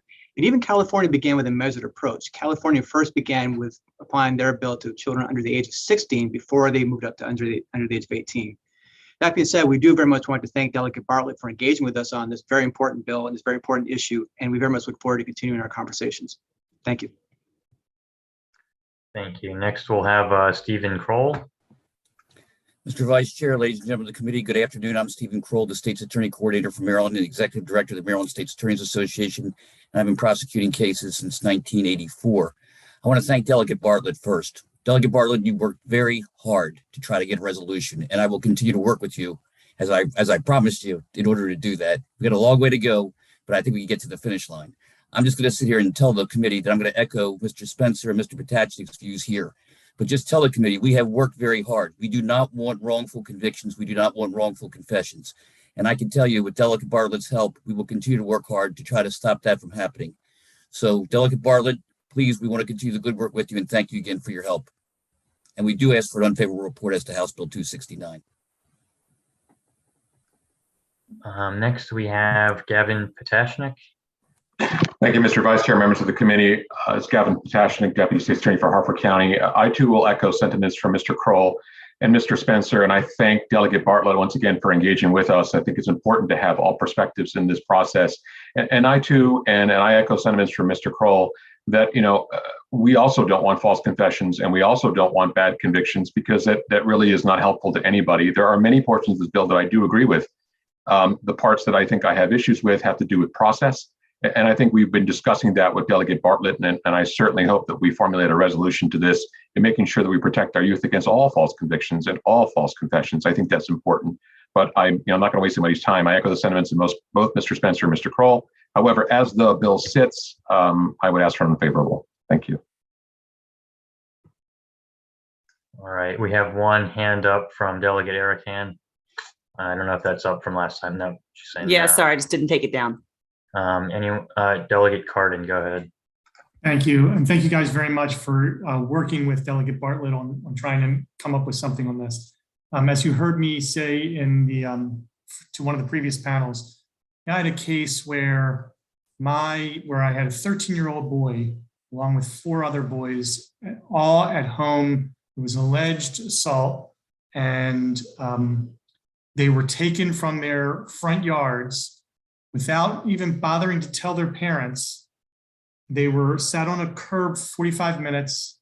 They were then taken in handcuffs in a police car to the station, interrogated for hours. And there was the policy of whether it's Baltimore County or other jurisdictions is very, very vague, so that they can do whatever they want. And it seems to me as if we're not going to come up with policies that are protecting our most vulnerable, then we have to come up with laws to force them to do it. And I'm just wondering if you guys can respond to that. Delegate Cardin, I will respond and say the following, as I said to you in other bills. Just because we pass a law is just the beginning. We need training and education to make sure we follow those laws. And I believe any law that's passed, whether it's your bill or especially this bill, will take a great deal of training in the future. I can assure you, if this bill or any other bill is passed, Maryland State's Attorneys Association will work to educate, because without education, we can get nowhere. But this will take a lot of education to police and prosecutors. I can assure you that, and we will work towards that. And Delegate Carr, let me echo that. You shared that story with us last year as well, and I shared the story with every single officer in my agency, and reminded that is not what is supposed to happen. It should not happen to your client. It should not happen in general. So we absolutely agree that was wrong. All right. We've got McComas and then Conaway next. Okay. This is for any of the gentlemen here that have objections to this. Are there any things that can be done to make this a better bill? And if you can't answer it right now, that's fine. And then the other piece of the question is, I can see a situation where there's exigent circumstances and you need to talk to the child, and you don't know if the child's implicated or not in the crime. And so I'm thinking that, the police officer probably needs to talk to that child. Let's say if it's a murder or, a really grisly scene, I would think that, and let's say the parents are killed, what happens in that situation? I actually know another delegate that's very familiar with the case where the kid killed his siblings and his parents. And anyway, kids under wraps. But the point is there may be exigent circumstances where you have to be able to interview the child to figure out what the heck's happened. So I just want your response to that. So, Delegate, there are actually sections in the bill that deal with exigent circumstances. And I know that we've been having ongoing discussions with Delegate Bartlett about how to refine that a little bit more so that we can kind of reach a broader scope of what it is that police try to do. I will say that there are some custodial statements that are made that are actually helpful towards finding the right perpetrator. And we don't want to discount that in certain circumstances, but the bill does address some of that. I think, my issue is with the word imminent. And I think we've discussed some language with Delegate Bartlett. And I know that she is actively looking into that. So your concerns, I think, are addressed in the bill. But I think there's some room for improvement on that. And Delegate, if I may echo that, there are some exceptions to this bill for exigent circumstances. We do have some concerns with how narrowly that is defined, and maybe situations that don't necessarily cause an imminent threat to life. For example, there's a weapon in the school. We have the child who had the weapon perhaps in our custody, but we know where the weapon is. We don't know if someone's going to get hurt, but we know there's a gun somewhere inside the school. Under Maryland, under the Supreme Court case law for Miranda, that would be perfectly appropriate to ask without a Miranda advisement. It's not clear that would be the case with this bill. And in broad terms, I think we're having conversations with Delegate Bartlett about some of the details. In broad terms, notifying parents is a great idea, and we should do that. There are going to be the cases where it may not be possible because the parents are the victims of the child's alleged behavior, or perhaps the parents are not a safe person for the child to be in contact with. But those would be exceptions. We do support the general rule, though, the general goal the delegate is trying to accomplish with the bill, and that part of it. Great. The chair is back. We are on a question from Delegate Conaway, and probably the last for this bill and panel, and then I guess the chair will take over. Delegate Conaway. Delegate Conaway. Hear me? All right. Thank you for coming in today to testify. I was wondering, under the Baltimore City consent decree, does that have any effect on this bill in Baltimore City? Anybody can answer. I'm familiar somewhat with it, but I can't answer that question directly. I don't know. Because you don't know.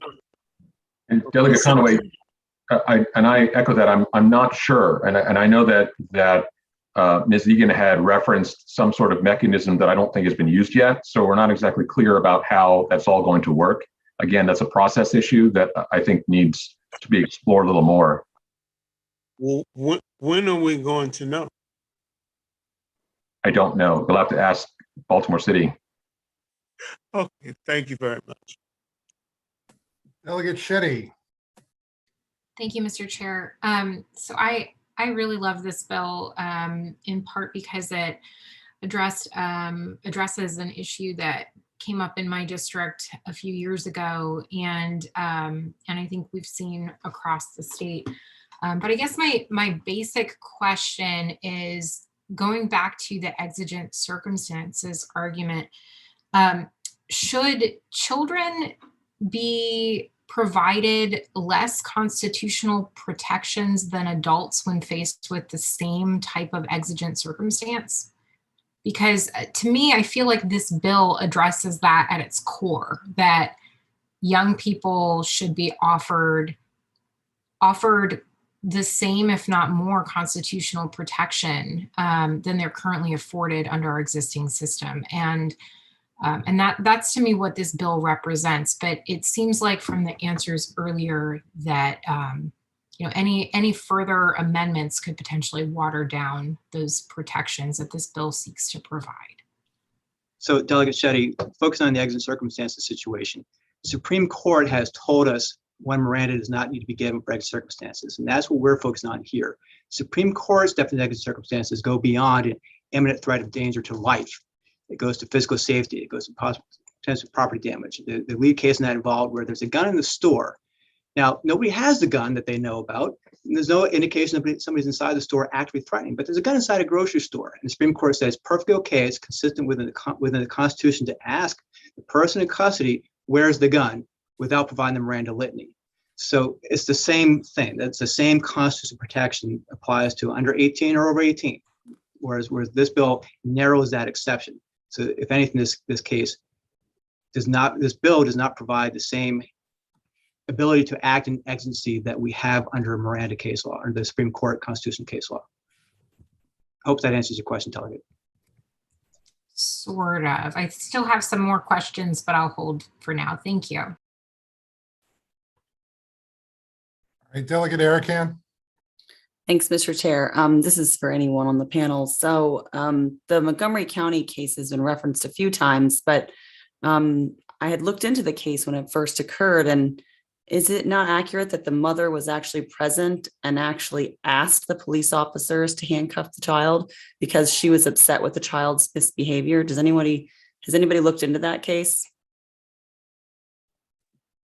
Delegate Arakan, I saw the same coverage. I'm sure that you all did, but it's not my case. And I don't know that, I'm not comfortable talking about the details of that particular case. Yeah, I believe I watched a longer bit of footage, and the mother was physically present and was quite upset with the child for running away from school, and encouraged the officers and warned the child multiple times, you can't just run away from school. This is what's going to happen if you keep running away from school. So that was the coverage I had. So I just want to make sure we're talking about situations where this would actually apply. That situation, it would not apply to because the mother was physically present in the location. Thanks, guys. And Mr. Chair, can I also bring up a clarifying point? In this bill, and we have to be very careful because of the parent, it is not a requirement that the parent be present. That's very important because the parent does not have the ability to waive the child's constitutional rights. And if so, So I just want to make sure that's clear. We're not giving the parent the right to waive the constitutional rights in this bill. My reaction, if people are watching my face, it's not that I'm reacting to what the content of what Delegate Bartlett is saying. In the future, we're not going to go back and forth. Once we're on the opposition panel, we've got to stay on the opposition panel, and I'm just going to keep trying to call balls and strikes. But in any case, Delegate Erican, do you have any further questions? No, that clears up a little bit of my confusion. So only an attorney is going to be able to waive the rights.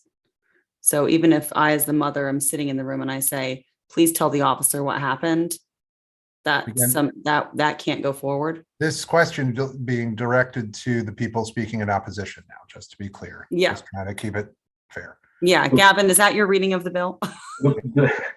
Delegate, the way that the bill is written, and again, the whole intent of this legislation is to bear the responsibility or to bear the rights on the child itself. So all of the things in place are to help that child reach the decision on their own.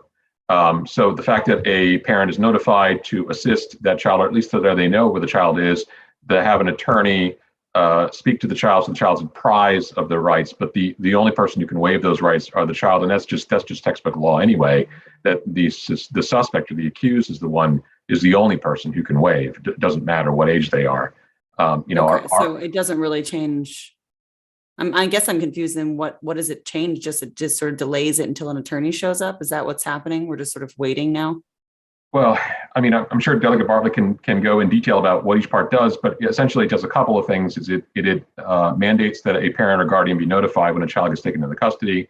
Two, it mandates that the Court of Appeals come up with age-specific Miranda warnings, and it mandates that before a custodial interrogation takes place with a juvenile, that an attorney must be provided that juvenile for the express purpose of explaining Miranda warnings only. Oh, interesting. Okay. So it would pose a time issue here. So if unless there was a proof of exigent circumstances, we could be waiting hours until somebody from OPD shows up. And again, that's where to explain Miranda right. Right. And again, that's where we have some issues with respect to process, timing. And I know that there's some promises of a hotline. I'm a little concerned. I'm concerned if we have multiple children, we have multiple attorneys. Are there conflict issues? If a child asks questions beyond Miranda and an attorney is obligated to respond, do they create an attorney-client conflict? So there's many questions with process that I and other members have. And again, we've been working with Delegate Bartlett to try to address some of those, and those discussions are ongoing. But the basic premise that I think the opposition is saying here is that nobody here is advocating for the abrogation of a youth's rights. Nobody here is advocating that for forced confessions. Nobody here is advocating for a parent or guardian to not know where their child is. Absolutely not. Where we take issue is where the bill deviates from established Supreme Court law to some extent, and also process. That's kind of where we take issue. Okay, well, hopefully it's almost done baking and we'll all be a kumbaya soon. All right, are there further questions for the panel in opposition? All right, thank you all very much. That concludes the testimony for House Bill 269. Now, the last bill of the day, if I'm not mistaken, is House Bill 114, and this is Delegate Williams' bill. There are 31 people set to testify on the bill, including people for and against. What we're going to do for the initial panel, I believe, if I'm getting this right, Delegate Williams is going to speak for 3 minutes, along with Eric Lopez, Lisa Dornell, I'm sorry, and Deb Seltzer. Then we're going to have a panel, I believe, of people for whom Spanish is their first language, and so we'll have a translation that's going on then. So we're going to take the first group of Delegate Williams plus the 3 that I mentioned, then we'll go to the group of people for whom Spanish is their first language, and then we'll bounce back and forth with that. So, all right, let me stop explaining things and go to Delegate Williams for 3 minutes, please. Thank you. Good afternoon. Thank you so much, Mr. Chair. Thank you. Good afternoon, Vice Chair Moon and the other members of the BEST Committee in the House of Delegates, the House Judiciary Committee. I am Delegate Nicole Williams of District 22, and I am testifying today in favor of House Bill 114, also known as Access to Counsel in Immigration Proceedings. This bill aims to ensure that immigrants and their families do not face an insurmountable financial burden when they seek legal aid in immigration proceedings. This legislation comes as immigrant communities continue to face a disproportionate economic impact from the COVID-19 pandemic. A recently published report from the Urban Institute found that by December 2020, adults and low-income immigrant families with green card holders or non-permanent residents were more likely to have trouble paying for basic needs such as food, rent, mortgage, or utilities. And for many find themselves in this situation, the thought of taking on an expense associated with a legal concern can seem almost impossible. Without legal counsel, immigrants face an increased risk of negative outcomes from court proceedings.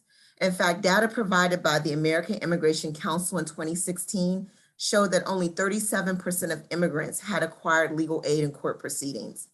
This value was even lower for detained immigrants and only 14% obtaining legal representation. Detained legal immigrants with representation were nearly twice as likely to have a fair outcome in their court proceedings compared to those without. And for those who were never detained and had representation, those chances were improved 5 times greater. Having access to legal counsel can mean the difference between an immigrant staying with their family and being deported. It is an injustice that immigrants in Maryland at risk of deportation are highly likely to go through a court system without any form of legal representation. This legislation would create a special fund to be administered by the Maryland Legal Services Corporation that will provide access to legal representation for immigrants going through immigration proceedings, which differs slightly than in the past.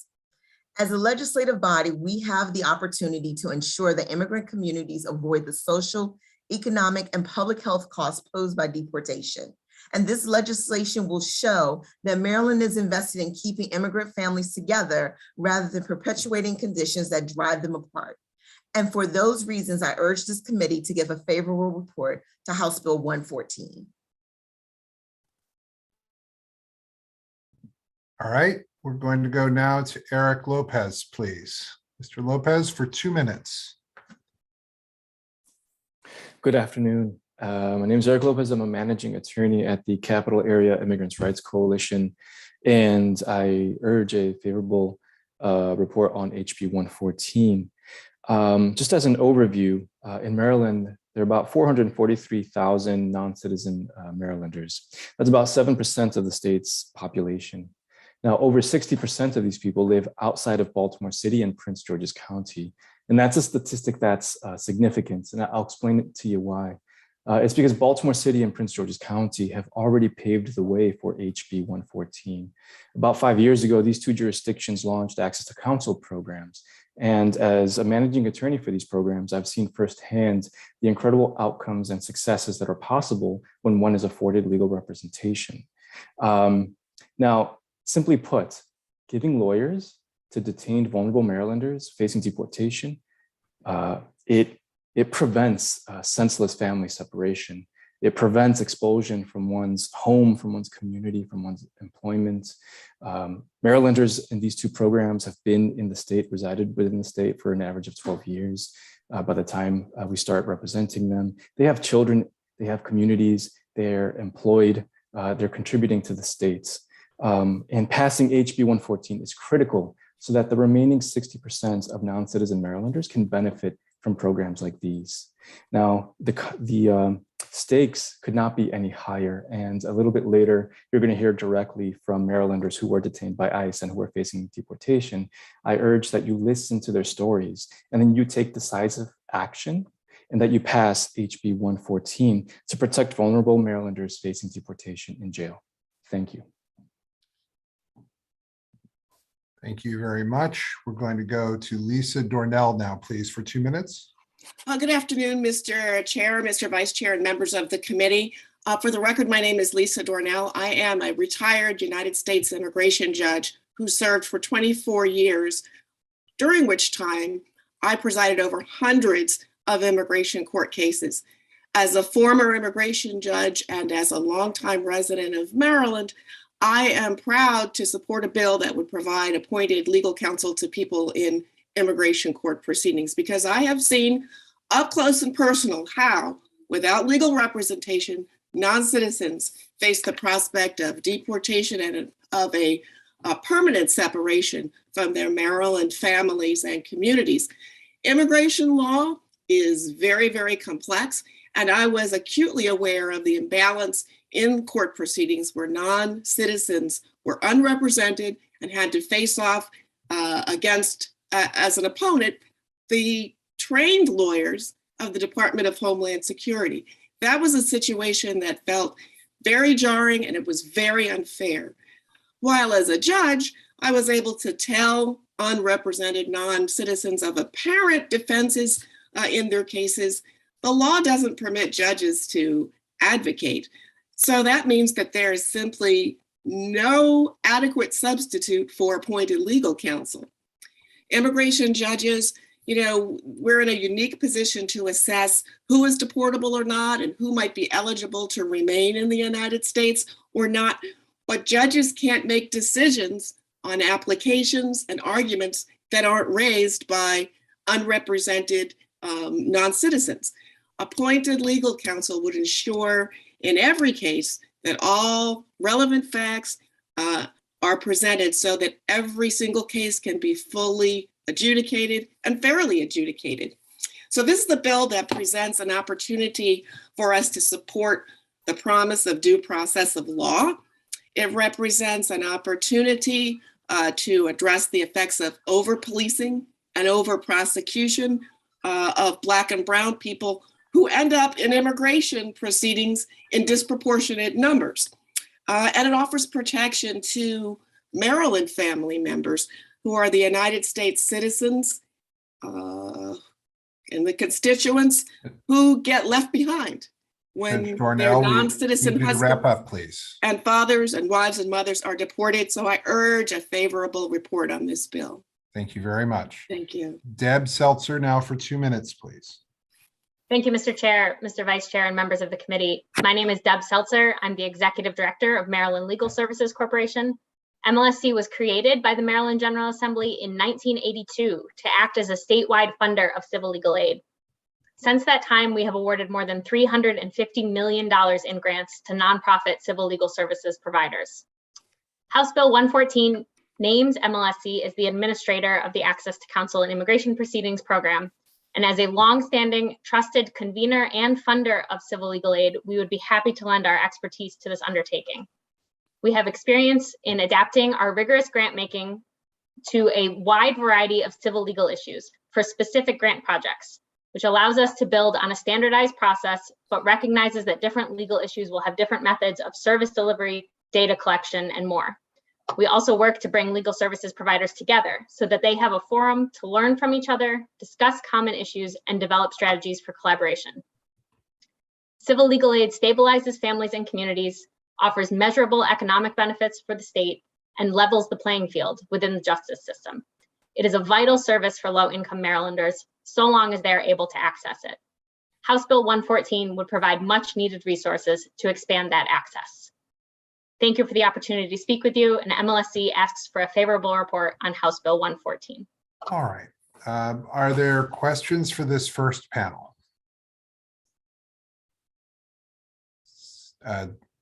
Delegate, the elder Delegate Lopez. Thank you, Mr. Chair. My question is for my estranged cousin, Eric.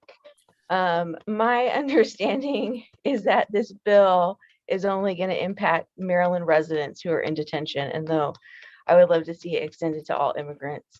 Can you just explain this a little bit more, like how that determination is made? Sure, absolutely. In terms of the scope of representation of the population that this bill seeks to provide legal counsel to, it is those who are detained. And Maryland residents are being detained by ICE every day. We see this in our program. Even during the pandemic, they continue ICE operations and detention of Maryland residents.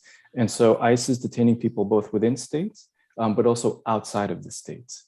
And because of that, it creates a system where these injustices are kind of compounded, where immigrants who are like non-citizen Marylanders who are going to proceedings and expected to somehow be on par with a trained Department of Homeland Security attorney are going through these proceedings unrepresented.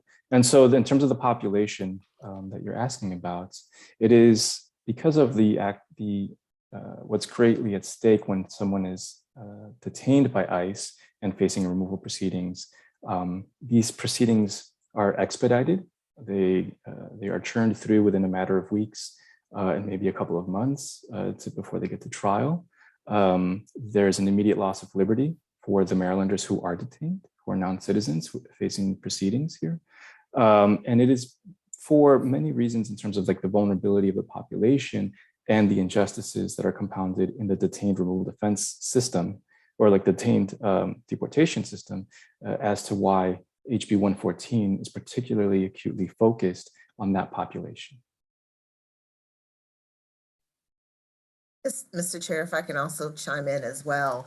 Additionally, even for those Marylanders that may be detained in a facility that's not located within the state, they would also be afforded the opportunity to utilize this service as well. And there are other states that have similar services for their residents. And so there is a network and coalition of attorneys across the country that would be utilized for those Marylanders that are located outside of the state. Thank you both. Thank you. We'll go now to Delegate Cox, then Delegate Shetty.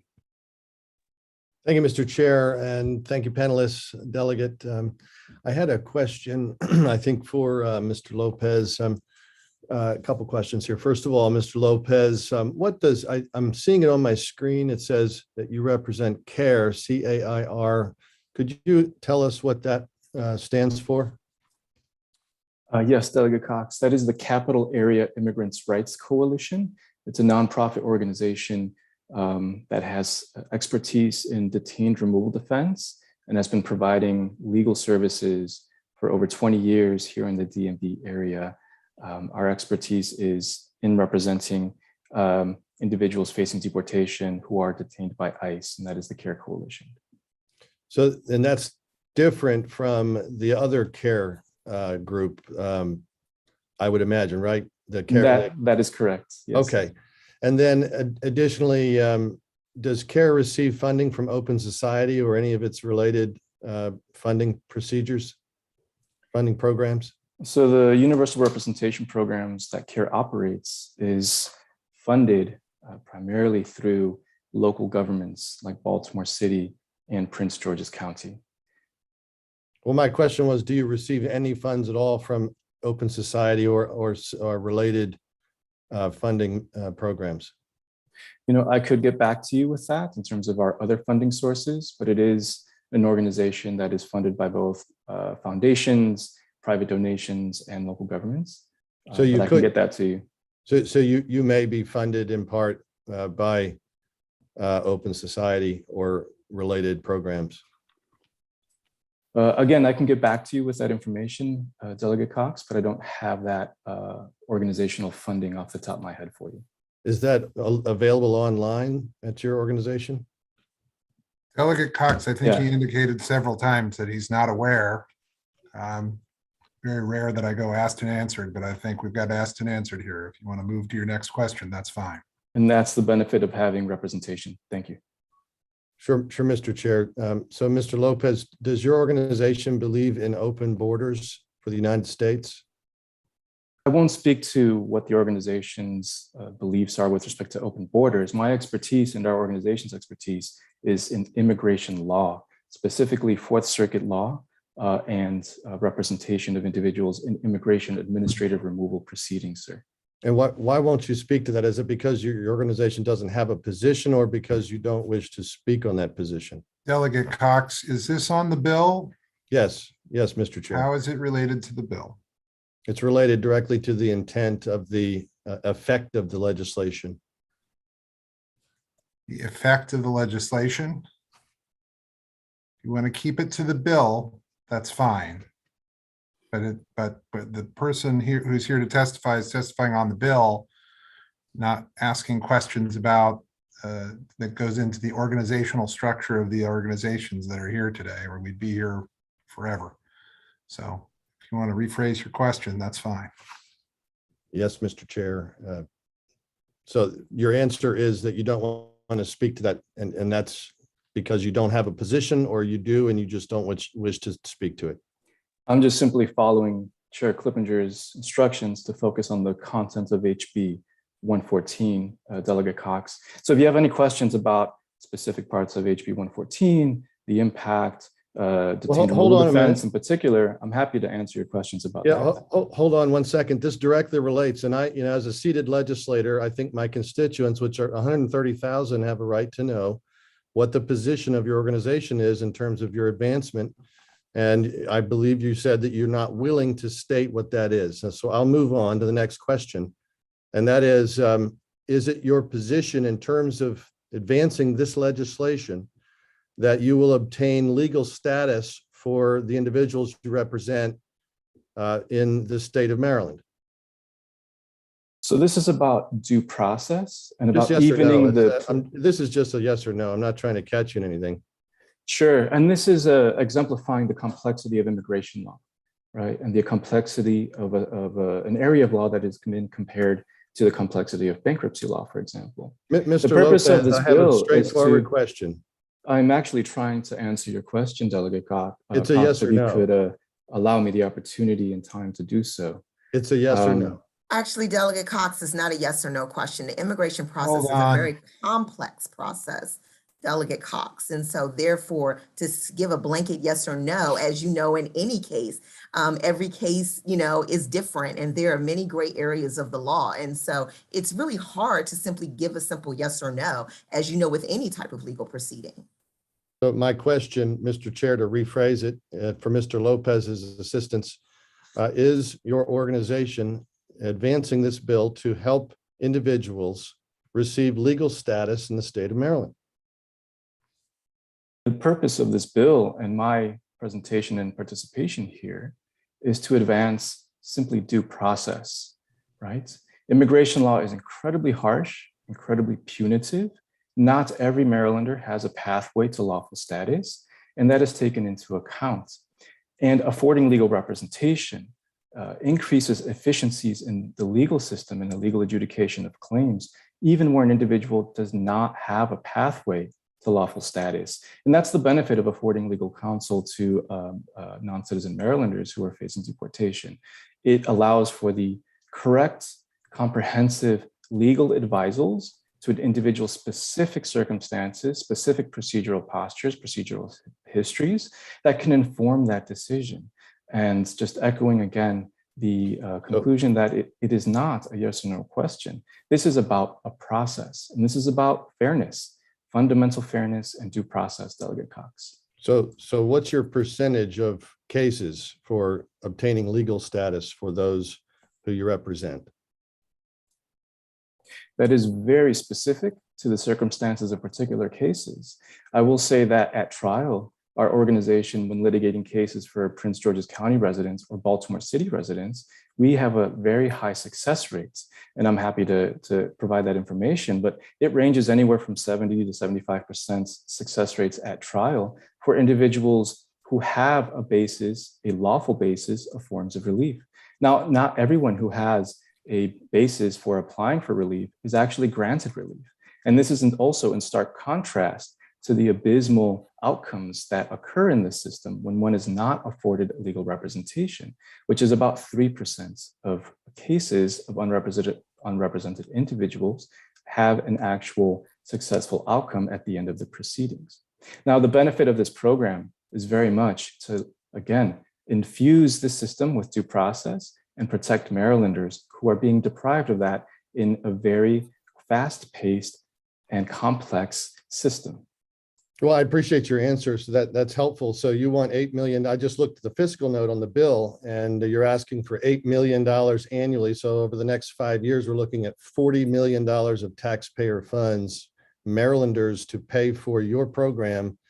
And I think it begs the question of why is that so essential, since it seems like you're already having a 75, according to what you just said, a 75% success rate. What's the reason for such a high dollar amount in the bill? Yeah, great question. So the dollar amounts in the bill takes into account the resource intensive nature of detained removal defense. And I'm glad you talked about the cost of this bill, because there's actually benefits to the state of Maryland from preventing the deportation of these Marylanders who are eligible for relief.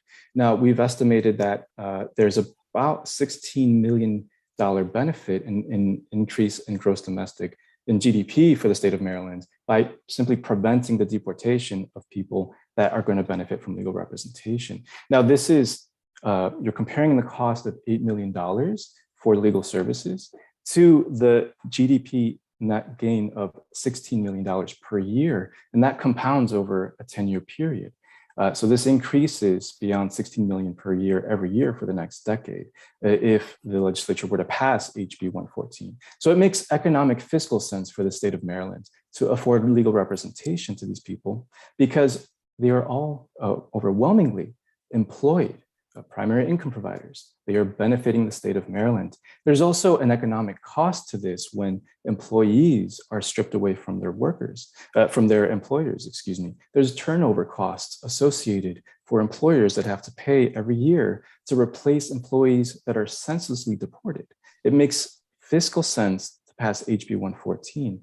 And the reason for the $8 million is for the resource intensive litigation involved in representing a Marylander. But you see the outcome economically, financially, is significantly benefiting the state of Maryland compared to the cost of the program in any given year. So after you obtain the legal status, then you support the individual having local voting rights in certain counties in Maryland, correct? The bill is not about voting rights, Delegate Cox. I'm talking about once you represent someone, they obtain Maryland residency, and in certain counties, they have the right to vote locally, correct? I will leave that hypothesis up to you about voting rights, but this bill specifically addresses an immediate presence need, not addressing anything to do with voting rights down the line. Are you familiar with the N400 form? I see you've also looked into immigration law, Delegate Cox. So you are familiar? Yes, the naturalization application. Okay, are you familiar with the question on part 12? Have you ever voted in a local election? In any federal, state, or local election in the United States? Are you familiar with that? I'm familiar with the application, though citizenship applications are not the focus of the CARE Coalition's work. We focus on detained removal defense, as I've said a few times now. We don't focus on naturalization. So I think it would be best for those questions to be directed to an attorney, an immigration attorney maybe, who might be able to answer those questions, who may be focused on naturalization services. Thank you, Mr. Chair. Thank you, Mr. Lopez. Thank you very much. All right, we're going to go to Delegate Shetty and Delegate McComas.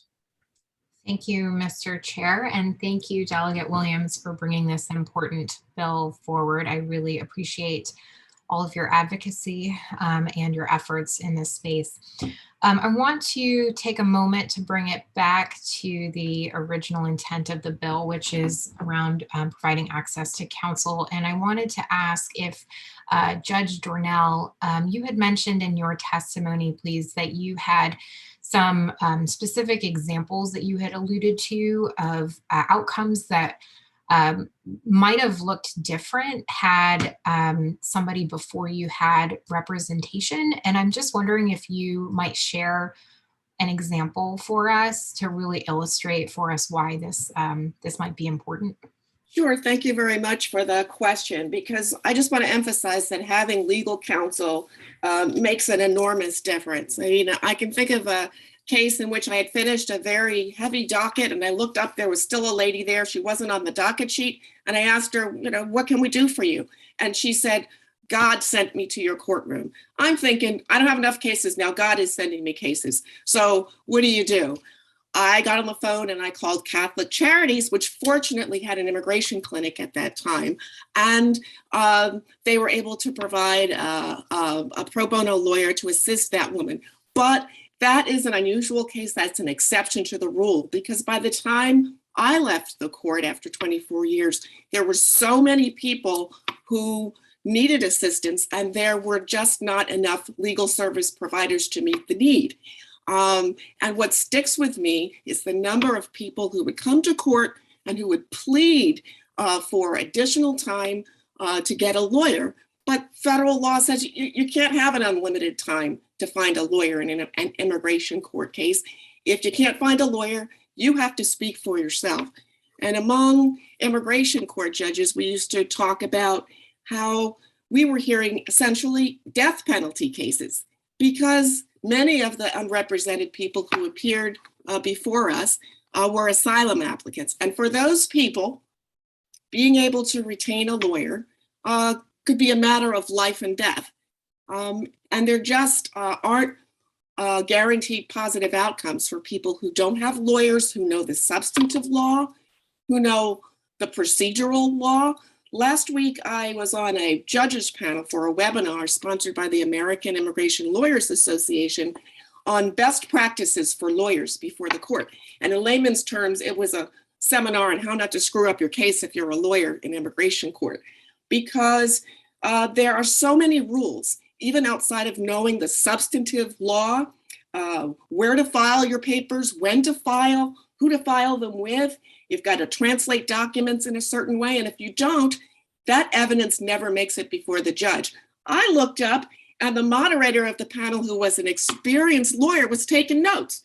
So what that says to me is, if this is confusing to lawyers, imagine what it's like for someone who probably doesn't speak the language or doesn't speak the language fluently, someone who is detained and doesn't have access to the information they need. They don't have evidence, they don't have access to the evidence they need to support their cases. And as Mr. Lopez says, immigration law is very, very complex. Second only in complexity to the Internal Revenue Service Code. That's what the Supreme Court said. So we need this bill. We can't wait any longer. This is about due process. It's about justice. It's about fairness. We're a nation of laws. Yes, we are. And among those laws are laws that protect every individual who appears before our courts. Thank you. Thank you. Computer's fighting with me. Delegate McComas. Thank you, Mr. Chair. I just have a couple brief questions. Did I hear that California is the only other state that grants counsel for immigration hearings? Did I hear that correctly? Anybody answer? No, there are several states who have already implemented universal representation programs statewide. There's New York, New Jersey. There are other local jurisdictions across the country. There's about over 50 local jurisdictions across the country that fund access to counsel programs, but statewide, New York and New Jersey come to mind immediately. Okay, what about California? For some reason, I thought California did, but somebody said that. Okay, then the other question I have is, all right, basically, are there any countries that provide counsel if you want to immigrate to that country? Or is the United States the only one that does that, that we have jurisdictions that do that? Like if I wanted to go to Mexico, I want to become a citizen of Mexico, but would there be any counsel, or I want to move to Australia, New Zealand, England, France, Italy, wherever? I mean, are we unique in that we really facilitate the immigration by providing counsel? Can anybody answer? Okay, all right. Thank you, Mr. Chair. Well, I'm sorry, Delegate McComas, I do want to just chime in a little bit though, because, you know, we have what's known as the United States Constitution, and in our Constitution, we afford a lot of protections that a lot of other countries don't. And so I think that's one of the reasons why this bill is so necessary and why we need to ensure that this bill passes, is so that everyone will have due process under the law. And that's something that just a lot of countries just in general just don't afford across the bat, let alone fund, legal representation. And so I think that's something to keep in mind in general, contemplating your vote with regards to this bill. Well, basically the fact that a lot of these folks, I mean, I can understand giving representation to folks that are here legally, but if you just kind of appear in violation of federal law, 8 USC 1229 A/B paren 4 paren, that's a violation of federal law. Now it's a civil violation, it's not a criminal violation, but the point is that they have violated the law getting here. It's different than if you are seeking asylum and you try to get asylum here. I mean, as you said, it's very complicated. I'm just wondering if there are other countries that do it, and I guess they don't, because at least nobody knows or whatever. So I thank you all. Thank you. Are there further questions for this panel? Seeing none, thank you all very much. So we're going to do next is we have several people who are going to testify. They're going to testify with the assistance of an interpreter. We're going to allow them to testify.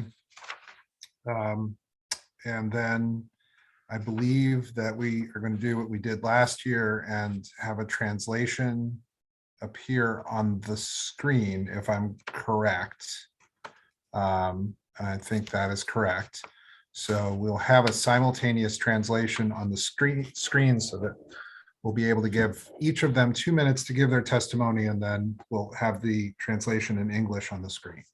So the people who are going to be speaking next are Cristobal Gomez, Marvin Miranda, Melvin Juarez, Patricia Banos Guevara, and Luis Gutierrez. Here on the screen as well is Connie Serrano from CASA, and she will be assisting with translation if people have questions for this panel. I can't tell just yet who is ready for us, but I think the first person, if I'm not mistaken, I'm looking all four except Marvin. Okay, so could we begin with Cristobal Gomez, please?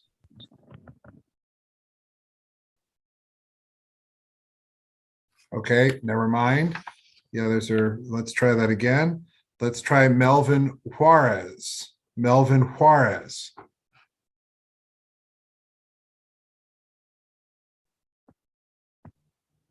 Senor Juarez?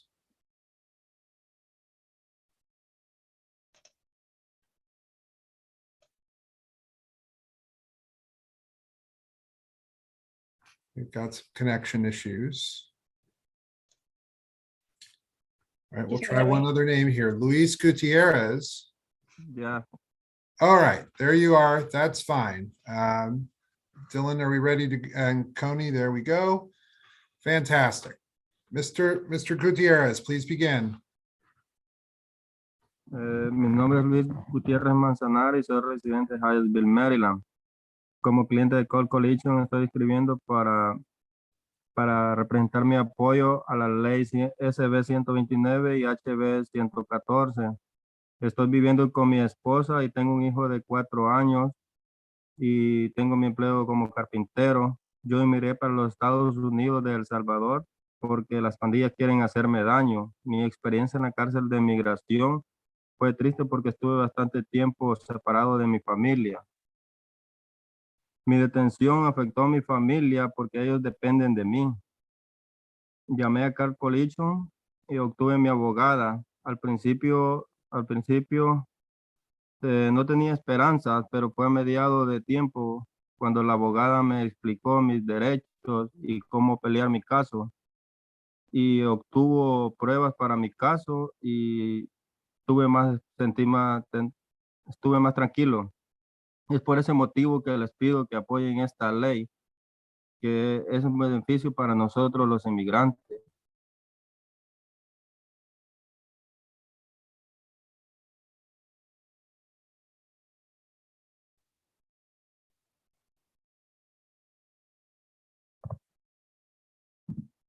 All right, I'm going to see if we could ask Cristobal Gomez to speak next. Señor Cristóbal Gómez, puede hablar ya ahora mismo.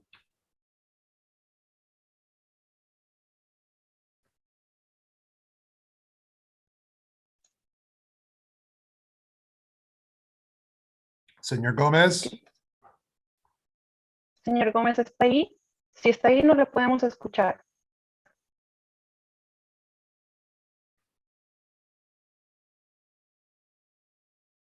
Sí. Señor Gómez, puede empezar a hablar si está ahí. He's having difficulty connecting, it appears, to audio. I see Mr. Marvin Dubon. He is now having difficulty connecting to audio.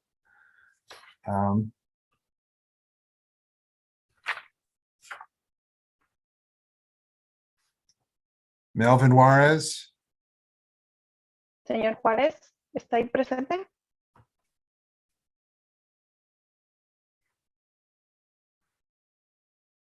Challenge is if they're connecting to audio, they also can't hear us when we say things to them. So that is creating a problem. Furthermore, one of the people appears to be operating a motor vehicle, which unfortunately we are not going to allow him to testify unless he's pulled over to the side of the road.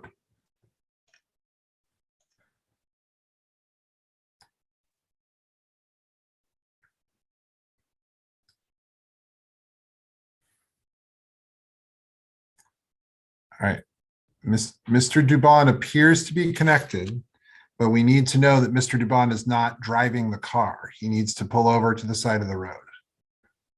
Señor Marvin Dubón, usted está conectado, pero tiene que parar el carro para poder dar su testimonio.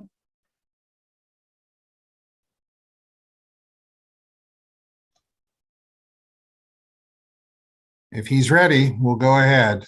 Maybe Sí, he's not driving. Si ya está listo y no está manejando, puede ya dar su testimonio.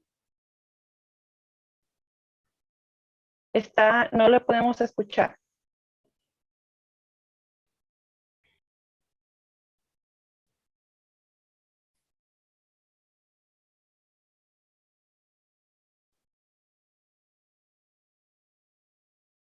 Señor Dubón, tiene que poner el sonido para que le podamos escuchar.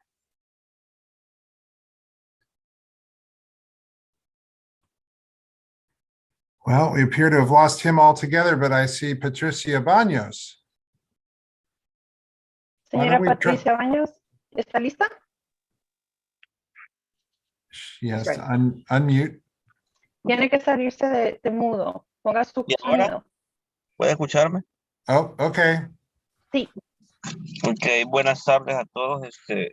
Mi nombre es Marvin Dubón y soy residente de Baltimore. He vivido en Maryland por 12 años. Tengo un hijo de 15 años y estoy casado. Trabajo como pintor.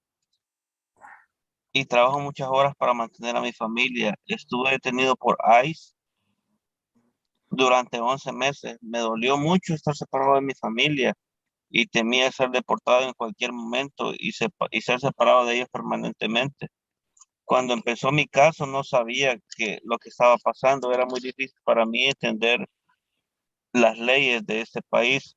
Un mes después califiqué para la representación gratuita de Care Coalition, y cuando tuve mi audiencia, mi abogada me defendió ante el juez. Ella sabía qué decir y qué hacer. Sentí que no estaba solo. Pude luchar por mi caso y ganar.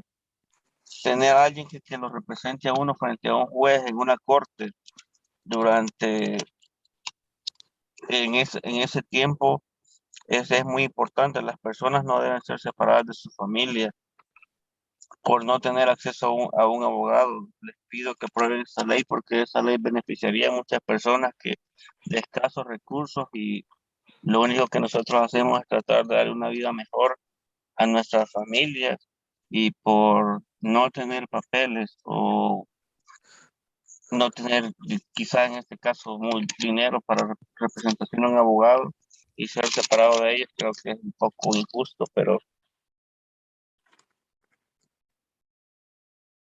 All right. salga bien sobre esa ley este año y pruebe. Muchas gracias. Gracias. We'll now go to Patricia Baños. Buenas tardes, mi nombre es Patricia y soy residente de Baltimore.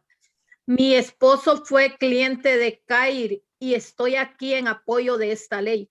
Mi marido trabaja muy duro. Yo dependo de él porque estoy recibiendo tratamiento por una enfermedad renal terminal. Mi esposo fue detenido por ICE por 11 meses. Fue terrible. Lo extrañaba mucho y me faltaba su apoyo. Fue durante el COVID, entonces ni lo podía ver. No sabía qué hacer porque no tenía el dinero para pagar abogado. Gracias a Dios y al programa Baltimore Safe City nos dio una abogada gratis. Ella trabajó muy duro en nuestro caso, me mantuvo informado y me explicó cómo podía yo ayudar. Sin un abogado hubieran deportado a mi marido. El juez no hubiera entendido nuestras vidas y nosotros no hubiéramos sabido que habían leyes para protegernos. Esta ley va a ayudar a mantener las familias unidas. Gracias. All right, gracias. Okay, now we'll try Cristobal Gomez. Señor Cristóbal Gómez, si está listo, ya puede hablar. ¿Nos escucha? Señor Cristóbal Gómez, ¿nos escucha? Okay. Melvin Juarez. Melvin Juárez, si está presente, no lo escuchamos, ya puede hablar. All right, I see Mr. Gomez one more time. Señor Cristóbal Gómez, ¿nos escucha?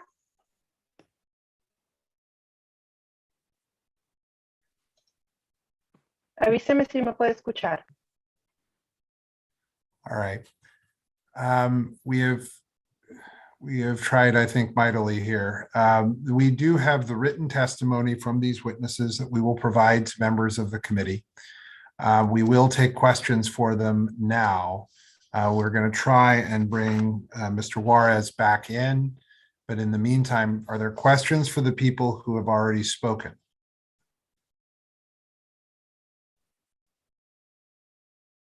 All right. Seeing no questions for the people who have already spoken, I think we're going to move on here, okay?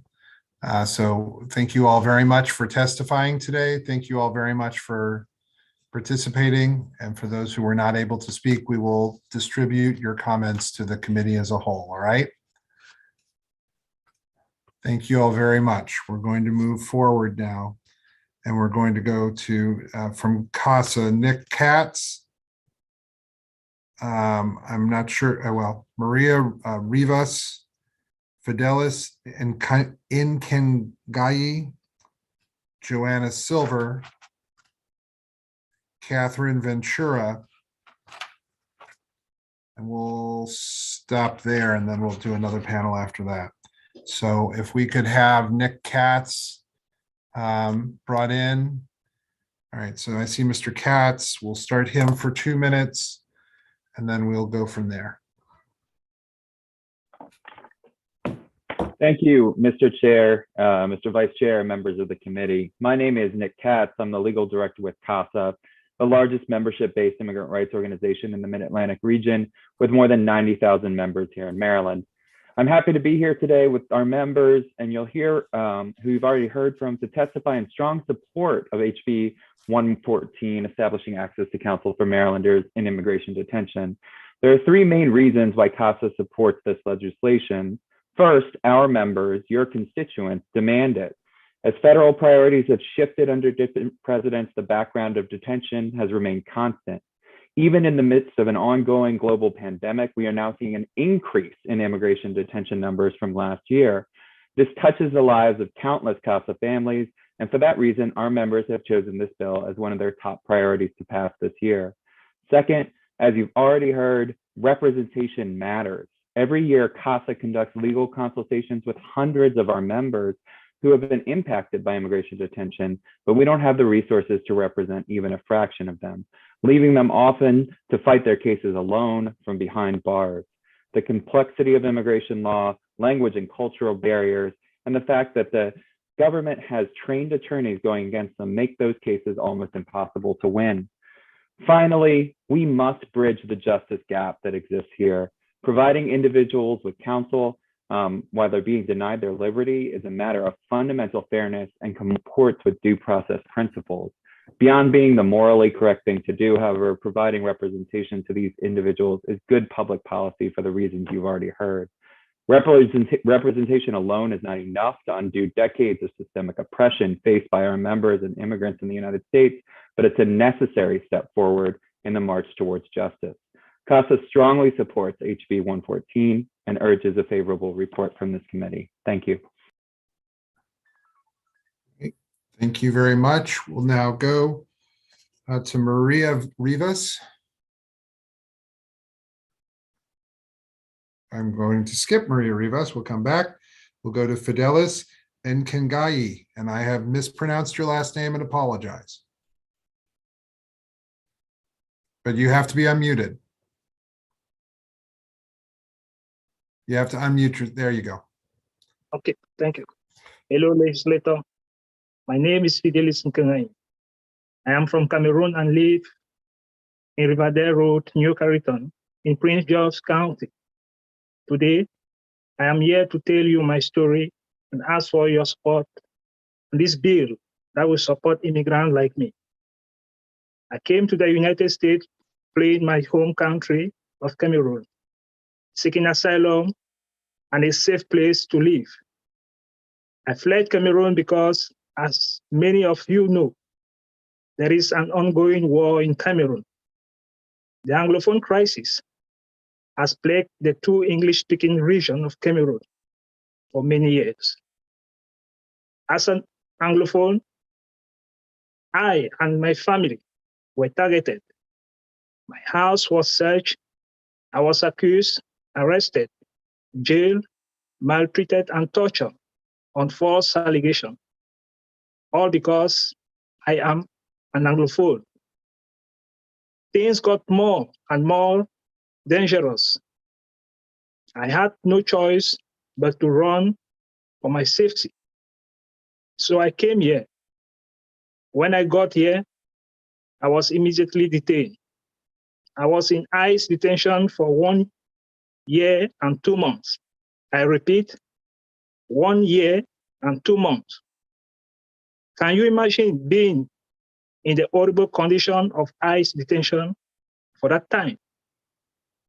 I could not make a good case for my asylum because I could not afford a lawyer.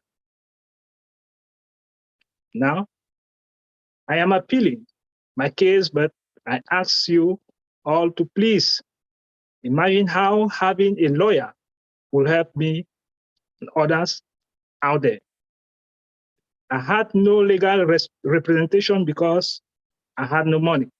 Please, members of the committee, do not let money be an issue for people's safety. No one deserves to suffer in detention like I did. ICE is dangerous and traumatizing to everyone who does. Thank you so much. Thank you very much. All right, we're going to go now to Joanna Silver for 2 minutes, please. Not speaking. Sir, we'll be with you in a moment for questions, but we're going to go now to Joanna Silver for 2 minutes. Thank you. My name is Joanna Silver and I live in District 18. I advocate on behalf of a number of organizations and I coordinated the Montgomery County Deportation Defense Coalition. I share this testimony in support of HB 114 on behalf of Tacoma Park Mobilization. While I'm testifying as a community advocate, I work professionally as an assistant federal public defender, where I represent people charged with the felony offense of illegally re-entering the United States after being deported. The majority of my illegal reentry clients were not represented by an attorney during their removal proceedings. Through my representation, I review immigration case files, transcripts, and recordings of hearings, and what I have seen ranges from disturbing to shocking. The body of law unrepresented immigrants must navigate is complex. So complex that as a criminal law practitioner, I regularly retain the services of immigration attorneys as experts so that I can understand the records I am reviewing and the defenses that could have been raised had my client been represented. The absence of counsel and the mockery of due process that I see so often in immigration court is even more troubling when one considers, which I must, that removal proceedings can result in both deportation and, if the person re-enters the country, a federal felony conviction with penalties ranging from 2 to 20 years in prison. I've also had the opportunity to see what can happen when someone has had high-quality legal representation in their immigration case. I've had several clients who, despite having re-entered the country after deportation, were granted relief from removal because they finally had an attorney who could demonstrate that they were entitled to stay here. I refer you to my written testimony for more detail about what I have learned in my practice, and I urge you to return a favorable report. Thank you. Thank you very much. We'll go now to Catherine Ventura Cruz, who will speak for 2 minutes. Thank you. Thank you. Good afternoon, members of the House Judiciary Committee. My name is Catherine Ventura. I am an immigration attorney at CARE Coalition representing detained immigrants in Maryland. I support this bill because it is rooted in due process and fundamental fairness, two of the greatest American values recognized under the Constitution. Let's take, for instance, the Sixth Amendment right to counsel. It doesn't distinguish between citizens and non-citizens. However, because the Sixth Amendment only applies in criminal matters, deportation proceedings become the only legal proceeding in which people are incarcerated with no right to an attorney. And without an attorney, deportation becomes the likely outcome in many cases, even for those who under the law would have been entitled to remain in the United States. In Maryland, 71% of immigrants have some sort of legal status. However, this does not mean that they are protected from deportation proceedings. In my case, for example, about 30% of my clients had a green card and were still subject to deportation proceedings. We're talking about longstanding members of our community, our families, our workers, our taxpayers, those who have planted roots may also be at risk of deportation. And without a lawyer, an unsuccessful outcome becomes extremely likely. It is important to note that this bill does not ensure that immigrants are afforded legal status. It simply ensures that Maryland immigrant residents are able to navigate the immigration system where their rights and legal options are fairly and effectively litigated. As lawyers representing immigrants in deportation proceedings, our job is simply to assess and protect the rights given to our clients, rights that are already afforded to them by Congress, the US Constitution, its laws, and international law. Oftentimes, representation means explaining to our clients that deportation is their only alternative and assisting them in that process. Sometimes it means affording them a legal status that doesn't even confer citizenship, but still allows them to have an employment and have employment authorization, pay taxes, and participate of the Maryland economy and society. This bill therefore ensures that immigration laws are enforced effectively and adequately, and that those who under the law are entitled to relief are able to request it. That's it, nothing else. And for those reasons, I urge you to turn a favorable report on HB 114. Thank you very much. We're going to try now with Maria Rivas, who may need translation. Señora María, si está lista, ¿puede parar el carro en algún lugar? No está Sí, manejando, ahorita. ¿verdad? No, ahorita no. Unfortunately, we're going to need to ask her to pull over. She cannot drive. No, I stopped the car. Okay, thank you very much. Yes. Yeah, I think I can do it in English. So greetings to all the legislators. My name is Maria Rivas. I have lived in PG for the last 20 years. I pay my taxes. I have kids in school. When my brother Kevin was in a detention center, it was sent for a Casa de Maryland and Care Coalition, who are not-profit organizations, and Care represented my brother and his immigration proceeding.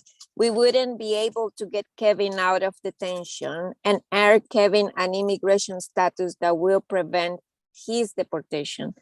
Detention is inhumane, especially for someone who has not ever committed a crime. Detention of immigrants only tear families apart. We need to ensure that a lawyer represents every Marylander who ICE detains, no matter how little money they have. That is why I am asking you to pass access to counsel in immigration proceedings. It's a right. I think it's a human right to have a legal representation when life dependent on, you know, like our lives depends on, like, if we get deported, we get killed. Thank you. Thank you very much. So that's the end of this panel, but we'll take questions now. Delegate Bartlett, please. I have a quick question. I think it's for Catherine. Hi, Catherine. Hi, Kat. How are you doing? So my question is something that Maria just touched on with respect to separation of families, and that's what I want to kind of center around. So we had some testimony earlier where individuals were married, they have children, they're employed, and if they are deported, this may sound like a dumb question, and I apologize, but is there ever an opportunity to come back to the U.S.? Thank you, Delegate, for your question. So like it was being explained before, I think, by some of other testifiers, it is common for our clients to be deported and then attempt to return, obviously, because they leave their families here. However, that does present many consequences for them. And we're talking about potentially being charged with illegal reentry, which could result in a felony conviction that poses even more limits to immigration relief that they are entitled to. And we're talking about a felony conviction that could result in 2 to 20 years of imprisonment.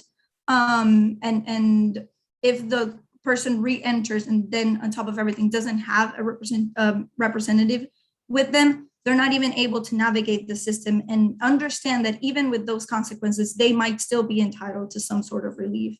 And then this results just in kind of like not a smart use of our resources, because then we're constantly kind of like putting these people in the same proceedings and then kind of propagating the same result for them.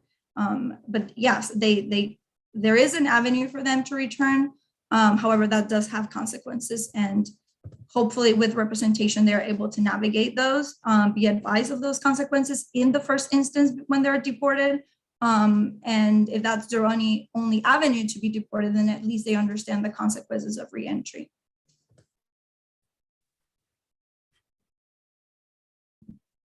Thank you very much. Are there further questions for this panel? All right, seeing none, we're going to move on. We thank you all very much for testifying with us today. We're going to keep moving. We're going to do or hear testimony from Stan Binder or Binder, Anel Lucas, John Payne, Elizabeth Kenny, and Regan Vaughn.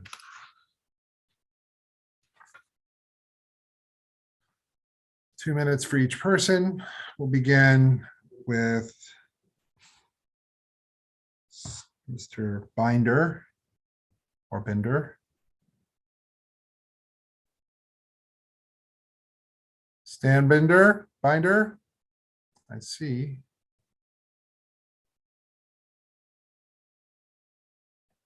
I see Mr. Payne. I see Anel Lucas. I don't see Ms. Ken with, all right, Mr. Binder, do you have the YouTube link closed? Or Binder?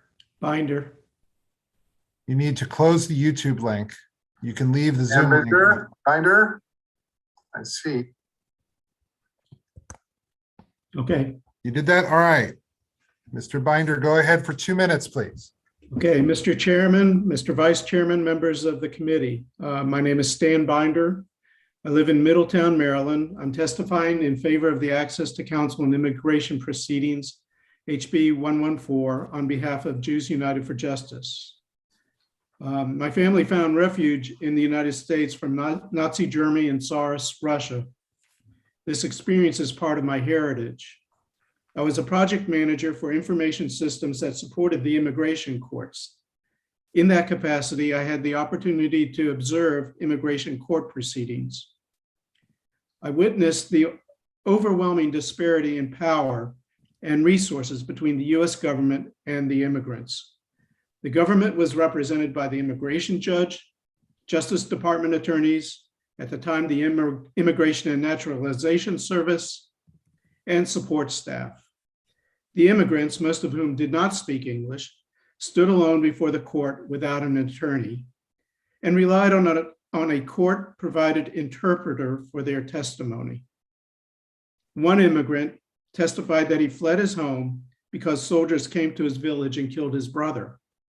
I could tell the interpreter changed soldiers to people when translating, substantially changing his testimony without his knowledge.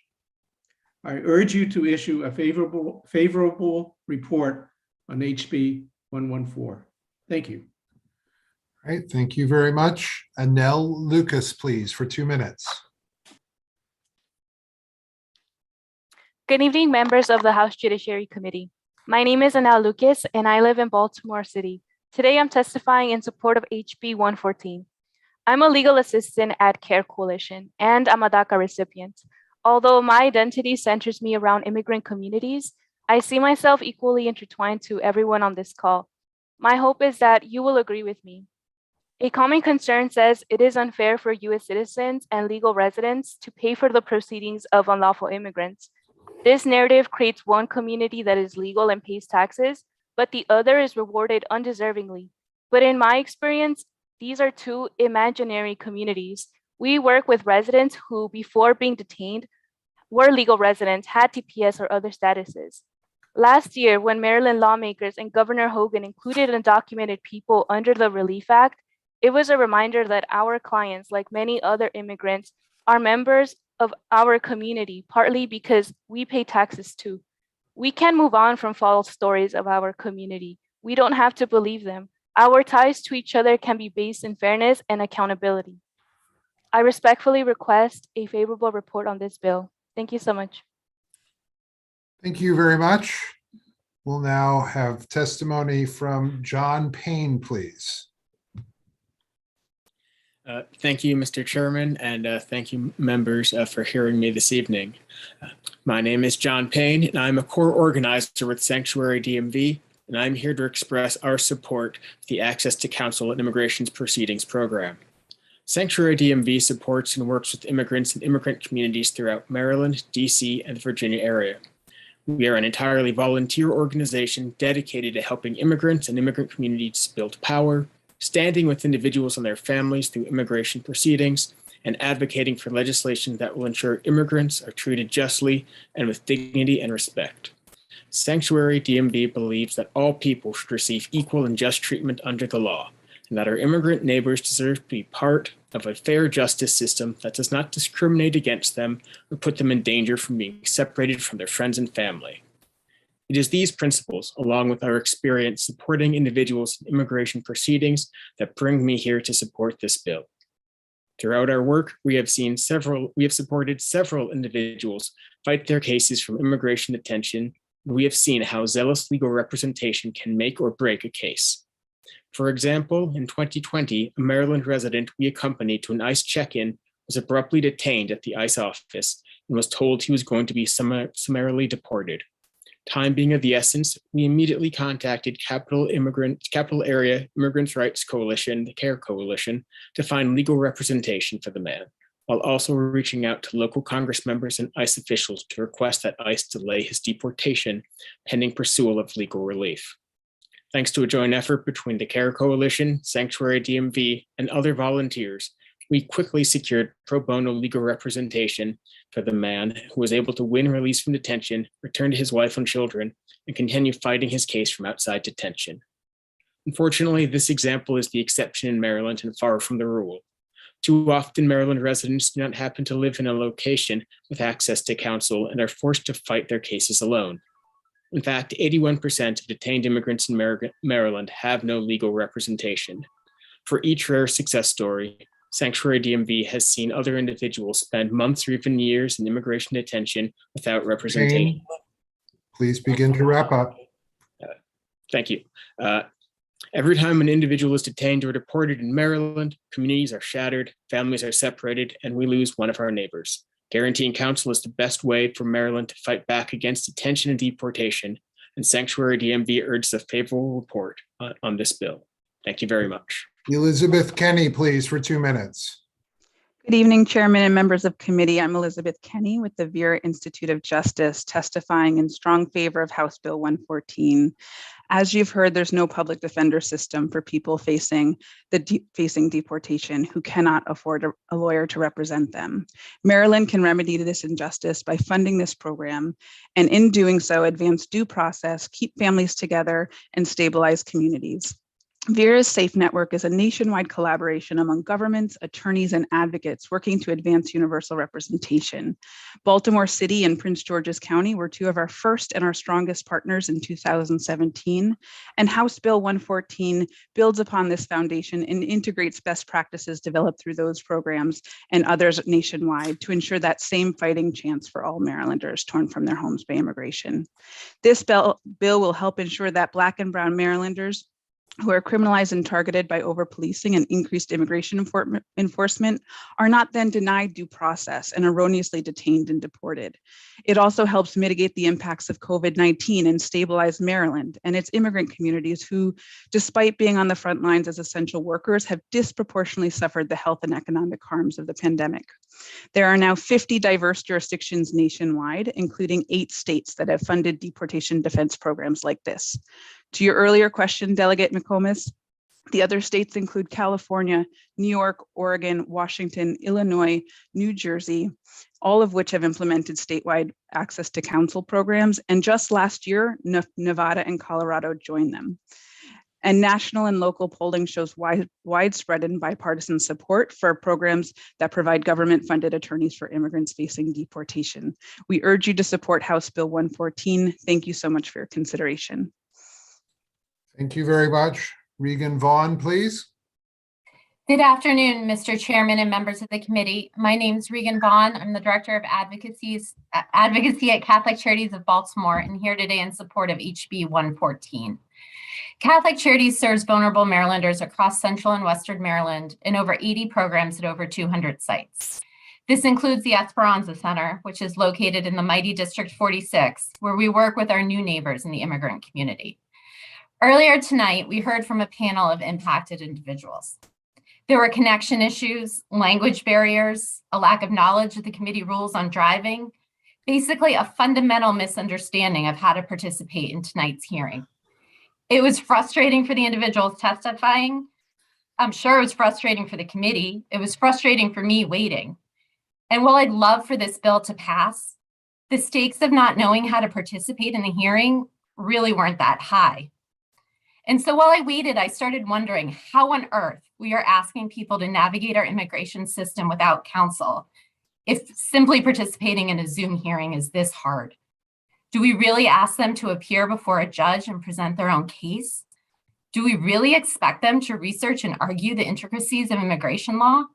No wonder so few of these cases are successful if there isn't an attorney there to help them present a valid defense. Yet in these cases, the stakes are incredibly high. Deportation means family separation, loss of livelihood, loss of housing, loss of community, and for some, returning home is the equivalent of a death sentence. This bill is about allowing Marylanders to avail themselves of the rights and protections that currently exist in our law and to make it so they can participate in the established process. Thank you for considering my views. I urge a favorable report of HB 114. All right, thank you very much. There are questions for this panel. Seeing none, we thank you all very much for testifying with us today. For staff, we're going to all of the witnesses on page 4. Nadine Wetstein, Nick Steiner, Suzanti Fallingstad, Kate Sugarman, Molly Albano.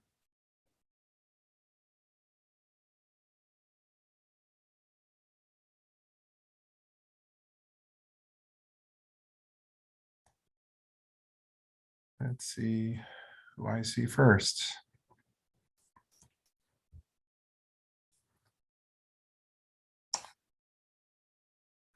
Well,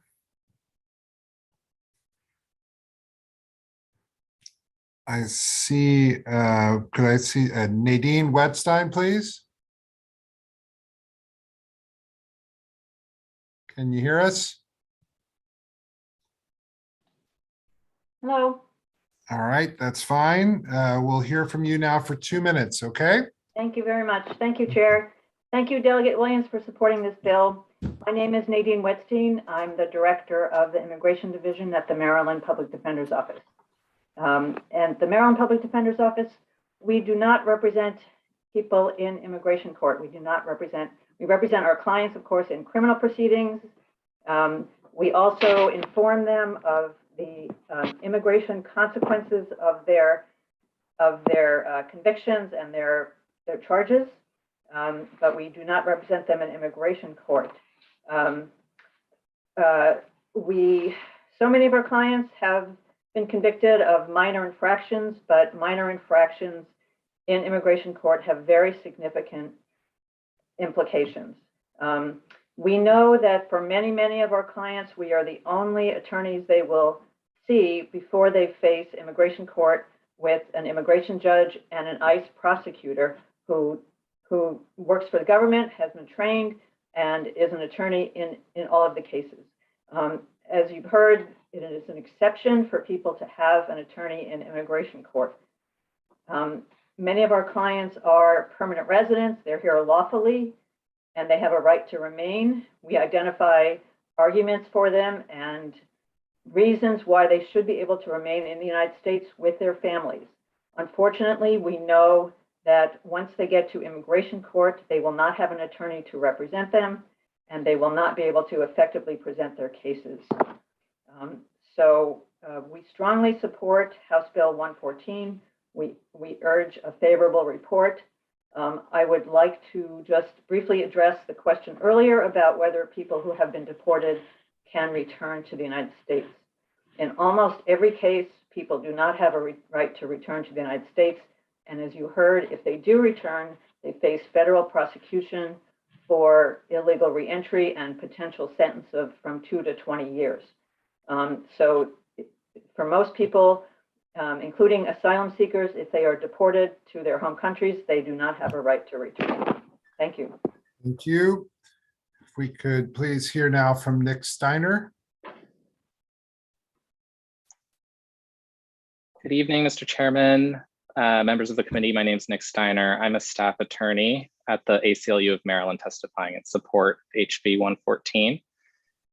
Universal representation in immigration proceedings, like many have already stated, is extremely important and necessary because of the dire consequences of losing an immigration case and the extremely low chance of success without a lawyer.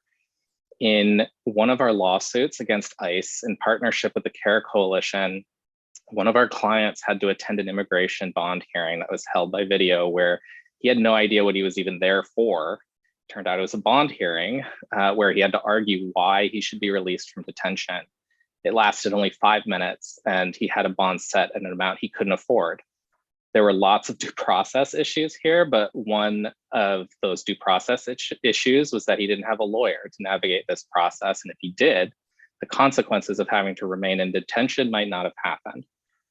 What's made worse is that many people are transferred out of state. So having a universal representation fund that assists people wherever ICE transfers them just makes sense, since ICE has discretion to transfer people wherever they want.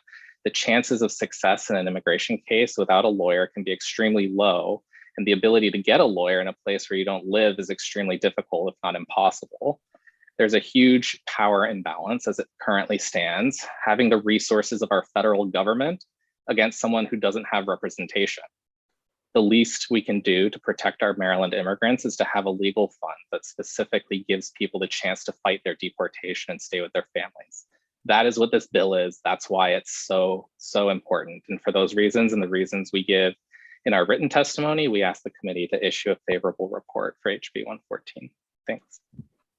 All right, Susanti Fallingstad, please. Thank you, Chair Clippinger and the House Judiciary Committee members. My name's Susanti Fallingstad. I live in Rockville. I'm testifying in favor of HB 114 on behalf of Maryland Against ICE Detention, a statewide coalition of over 60 organizations and 200,000 individuals. In 2019, over 3/4 of immigrants had no attorney in immigration court. Pro bono gets maxed out and people just can't afford it. Imagine facing a court where they're speaking legalese in a foreign language, you don't have a guide, and you understand the potential dire circumstances. With an attorney, somebody's 3.5 times more likely to get bond. Without, they're going to be detained in facilities with documented major problems, particularly during COVID, and split from their families who are deprived often of a major breadwinner. With an attorney, they're 10 times more likely to stay in the US. Without, they face deportation, possibly being sent to a country where they fled from fears of violence and death threats, place they may not have seen in decades or even within memory, leaving behind families, some with US citizens, and depriving them of financial means. Some jurisdictions do provide attorneys, but they often exclude some for specific past convictions. HB 114 ensures they all get an attorney, and the judge will be able to properly assess a case and determine if somebody's past record and life circumstances warrant denial of asylum and deportation or don't. They may consider the age when charged and how they've lived their life since. Maryland Against ICE Detention strongly urges a favorable report. Thank you very much for this opportunity. Thank you very much. We'll go to Kate Sugarman now, please. Thank you. Good evening, Chair Clippinger, Vice Chair Moon, and members of the committee. The Maryland chapter of Doctors for Camp Closure strongly supports access to counsel SB 129, HB 114. We're part of the National Doctors for Camp Closure organization of over 2,000 physicians. I'm a practicing physician. I live in Potomac, Maryland. We know as eyewitnesses that there is no healthy amount of time for an immigrant to be detained. We have been inside of immigration detention centers, and we know how hazardous these places are to both to the immigrants and their families and the staff. For this reason, it is critical that all detained immigrants be provided with free legal counsel. This will dramatically increase the chance that they are released and can be reunified with their families and with their loved ones. This issue has taken on a heightened sense of urgency because of the continued pandemic, and even a greater sense of urgency because of the Omicron variant and the lack of transparency, many people not getting the proper vaccines, not getting the proper boosters that they need. And despite our repeated inquiries, there is no transparency as to who's getting vaccinated and who's not getting vaccinated. We see as physicians the suffering of family members when their family, when an immigrant is picked up by ICE, locked up out of reach. Families lose their wage earners, children lose their parents. These children can no longer concentrate in school and suffer a host of psychological consequences. We urge the passage of access to counsel so that families can stay together and be healthy together. Doctors for Camp Closure urges a favorable report on SB 129, HB 114. Thank you so much. Thank you. Molly Albano. Thank you, Chair, Vice Chair, committee members. My name is Molly Albano on behalf of the Maryland Carey Law School Chacon Center for Immigrant Justice, and we urge a favorable report on House Bill 114. Immigration law is technical and complex, and legal representation can make all the difference. Our center represented a woman who survived decades of brutal domestic violence in her country. She was so ashamed and traumatized that when asked why she came to the US, she said it was to work. The real reason was because she was in hiding from her abusive husband. Center attorneys asked her the right questions and got her the opportunity to present her valid claim to the court. Our client at least had a chance because she had a lawyer. Having a lawyer does not guarantee that an immigrant will avoid deportation. Rather, it gives them a fair shot. The judge will still decide whether the person deserves to remain in the US. Providing lawyers helps the whole system function more efficiently, effectively, and justly. For these reasons, we urge a favorable report on House Bill 114. Other questions for this panel? Delegate Bartlett. Thank you, Mr. Chair. My questions are for Mr. Nick Steiner. Oh, there you are. I just want to ask 3 quick questions. Are family members notified when someone's been detained?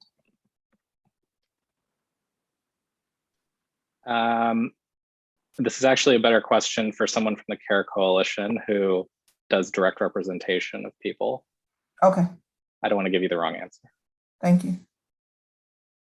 So is everybody from CARE gone? I don't believe that they're part of the Okay. panel. That's fine, Mr. Chair. I can just take a look and see if there may be another person who could answer that question on a future panel. Maybe. Okay, To answer the question. Okay, Ms. Wetstein. Yes, so people are allowed to call family when they are detained by ICE. I don't know of any formal process for ICE to notify the family, but people who are detained by ICE are able to call their family. So if maybe you can answer my other 2 quick questions. So with our COVID situation, pandemic, are any family members allowed to be present during the proceeding, the detention proceeding? Well, that's a good question. Most proceedings are, in fact, all that I know of are happening by video now. So I don't know that the family is able to be there. Okay, and my last question, are family members allowed to visit in detention when someone is in detention? Such as the situation we had, I don't know if you heard from the gentleman from Cameroon when he was there for a year and some months. Yeah, that is a good question for the CARE Coalition. I have never heard of a family member visiting somebody in ICE custody, but okay. I don't want to tell you that they can't, but I have not heard of that happening. I've never heard a family member say they were visiting their family in ICE custody. Thank you so much. Thank you, Mr. Chair. All right. Any further questions for this panel? Seeing none, thank you very much. We're going to go to the final panel of the evening. There will be 6 on the panel. And this is page 5 of the list for staff. Gisela Kusakawa, Zainab Chaudhry, Viviana Westbrook, Melanie Shapiro, Rena Shaw, Hadi Siddiq. we could have Ms. Kusakawa. They're all coming in.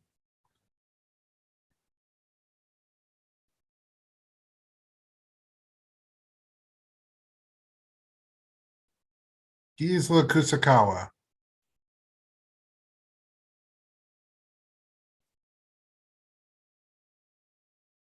There we go. Hello, can you hear me all right?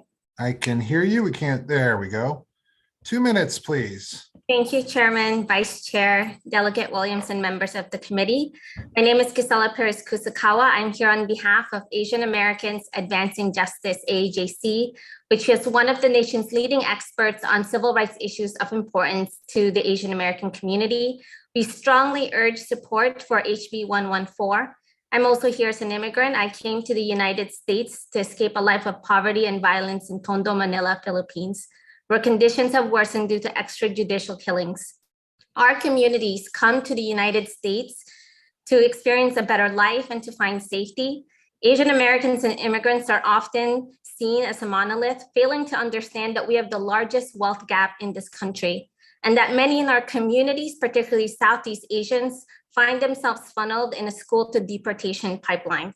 The lack of representation has devastating consequences for the 415,000 Asian Americans and immigrants and 3,500 undocumented Asians in Maryland. This is exacerbated by the fact that 39% of Asian Americans in Maryland have limited language proficiency. Since 2000, Lao immigrants have an alarming 27% rate of representation in Maryland. Many other Southeast Asians, such as immigrants from Malaysia, Cambodia, and Vietnam, have low representation rates at under 50%. Providing legal representation would allow immigrants and Asian immigrants to determine whether they can stay with their families or be torn apart. We hope that you can hear from our communities and help us. All right, thank you very much. Zainab Chaudhry, please. Hi, good evening, Chair Clippinger, members of the House Judiciary Committee. On behalf of CARE, the Council on American Islamic Relations, not to be confused with the CARE Coalition, I thank you for this opportunity to testify in support of House Bill 114. Our organization is America's largest Muslim civil rights and advocacy organization. The United States Immigration Detention Program operated by ICE is the largest of its kind in the world, as you have heard before. The majority of individuals detained by ICE are not afforded the right to legal counsel for their proceedings. Each individual's circumstances are different. Oftentimes, unfortunately, detainees don't understand the complex intricacies of our justice system. Their judgment and ability to articulate their circumstances can often be inhibited by language and cultural barriers, by stress, by circumstances, and by fear. We believe that ICE detainees should be afforded due process in each case to ensure fair treatment. Each individual's circumstances are different. This bill will ensure, whatever their personal predicament and response, that they can speak to a lawyer who is familiar with their case. It aims to educate minorities who have been directly affected and impacted by detention on their legal rights. Research shows that immigrants who have access to an attorney are substantially more likely to win their case. But over 80% of immigrants detained in Maryland had no legal representation according to statistics at any point in their case. This bill aims to fix some of those critical oversights. It aims to provide individuals with legal counsel when requested. We support this bill because it seeks to provide basic rights, and we believe it will help level the playing field for immigrants and communities of color who have often historically been disproportionately impacted by our country's immigration policies. Therefore, we respectfully urge a favorable report. Thank you so much. Thank you very much. Viviana Westbrook, please, for 2 minutes. Thank you very much. Good evening, Chairman Clippinger, Vice Chair Moon, and other committee members. My name is Viviana Westbrook. I'm the state and local advocacy attorney at Catholic Legal Immigration Network, or CLINIC. CLINIC is the nation's largest charitable immigration legal services network. As such, we support HB 114, as adoption of this bill helps keep families together, preserves the rich diversity of our neighborhoods, and allows employer stability. We have seen firsthand what happens when immigrants do not have representation. We talk about welcoming the stranger and treating people with dignity and kindness. The hardest thing to hear is that a bill is too costly. Such an expense should not, cannot be compared when weighed against the value of human dignity and life, and all the other benefits and gifts that immigrants bring Maryland. So I say passing HB 114 is imperative to us being the type of Maryland that seeks to preserve human rights and reach out to some of the most vulnerable people who are part of our community. The cost of not doing so is what is too expensive. Thank you for your time. Clinic urges a favorable report for House Bill 114. Thank you very much. We don't see Melanie Shapiro.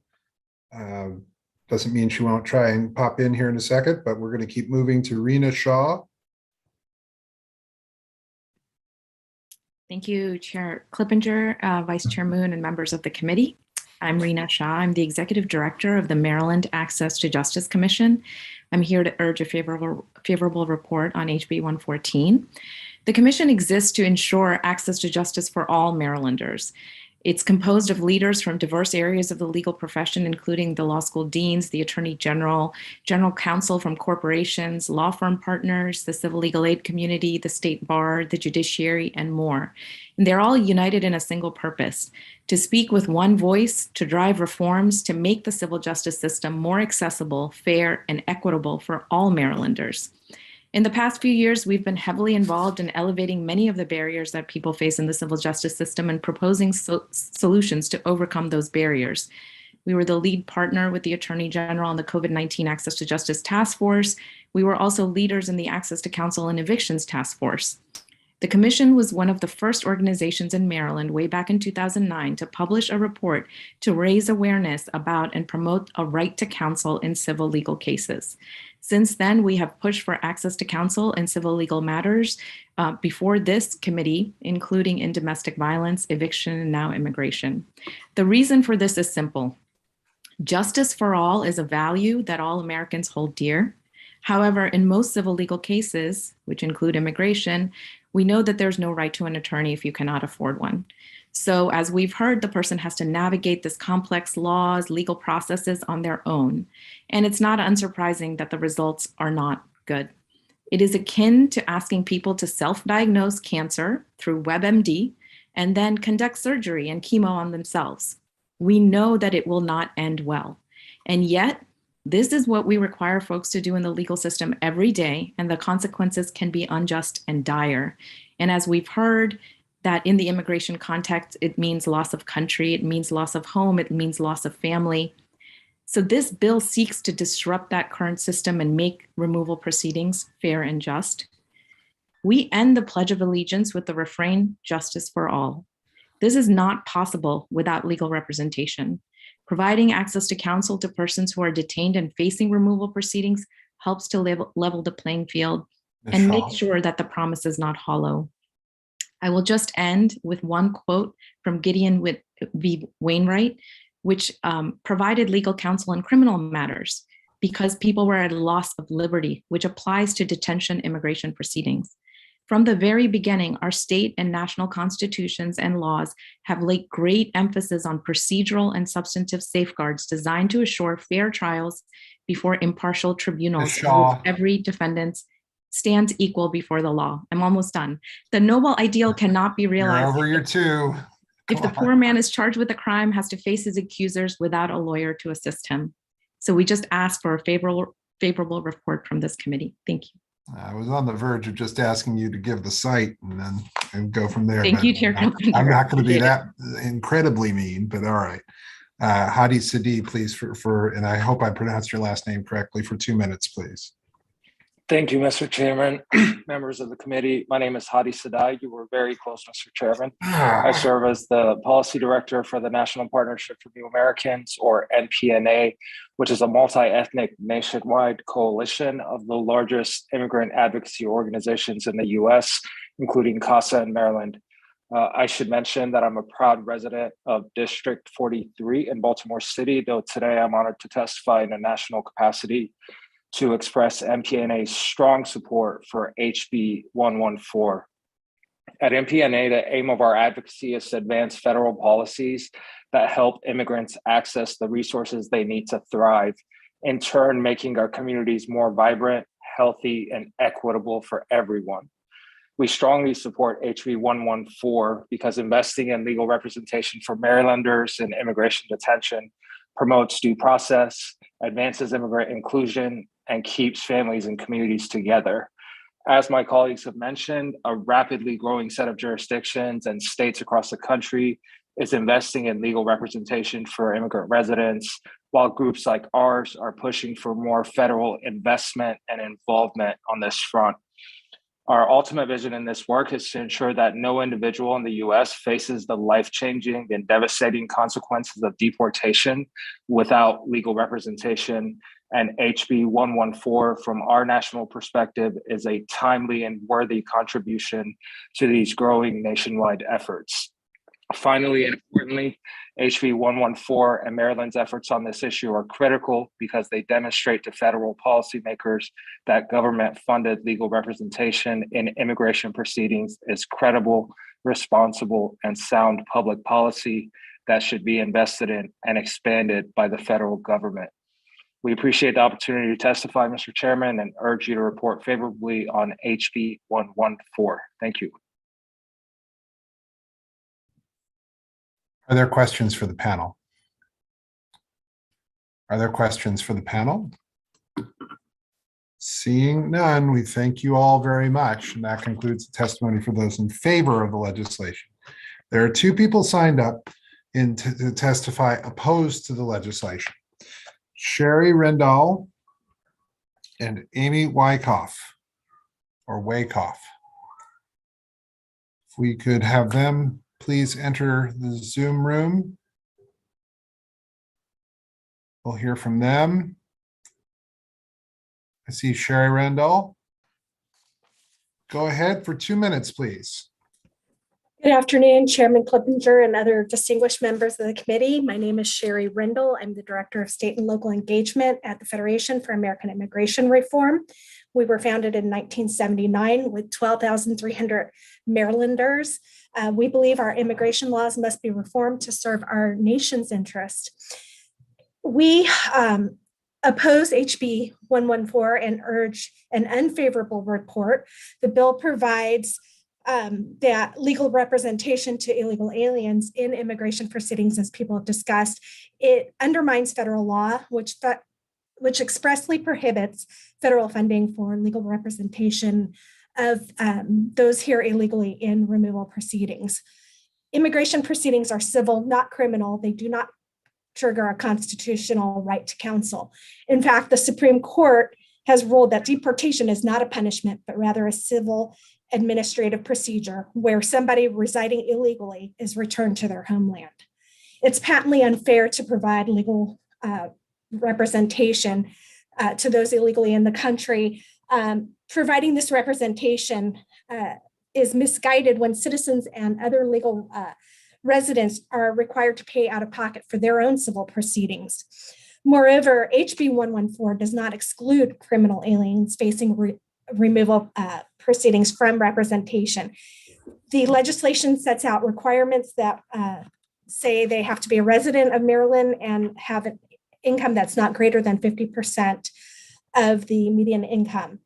So that means criminal aliens who've been released back into the community, sometimes repeatedly, and have had removal proceedings initiated against them by ICE, could receive taxpayer monies.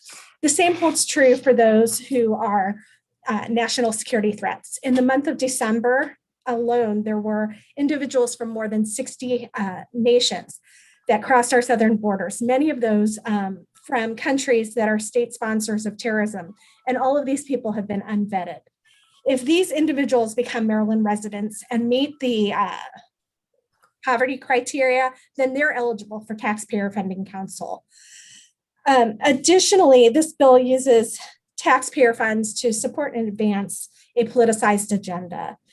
Instead of directing resources to the needs of the community as a whole. Ms. Rendall, if you begin to wrap up, please. Okay, I will. It promotes the welfare for those who are here in the country illegally. I just respectfully request an unfavorable report from this committee. Thank you. All right, thank you. Amy Wyckoff. Amy Wyckoff.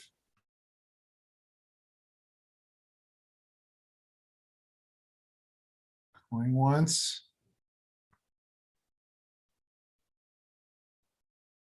All right, we'll take questions, and if she should come back in, we will, there's Amy Wyckoff. Hold on. Amy Wyckoff. Amy Wyckoff. Yeah, I'm here. All right, you have 2 minutes to testify before the committee, all right? All right, thank you. Thank Go you. ahead Chair. and take questions, and if oh she dear, can come you back need to in. turn off the YouTube link in the background. Yep, there's Amy Wyckoff. Hold on.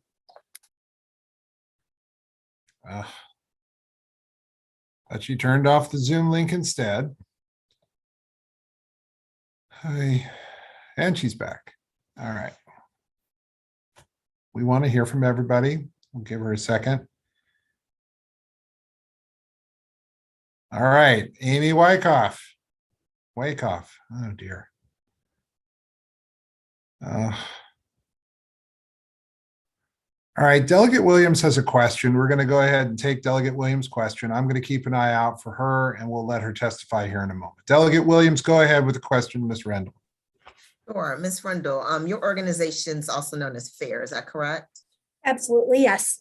Okay, and according to your website, it says your mission statement states that your goal is to severely limit immigration into the United States. I also see that FAIR is designated as a hate group by the Southern Poverty Law Center. And so I'm just concerned by the validity of your testimony concerning this. Do you believe that all people deserve due process in a court of law? I do believe people deserve a due process. I do not believe that the state has to pay for that due process. I think that they can obtain counsel and pay. There are plenty of nonpartisan groups that we've heard from, like CARE and others, that are getting funding from the public and should be paying for the representation if they choose to. I don't think it's a taxpayer responsibility.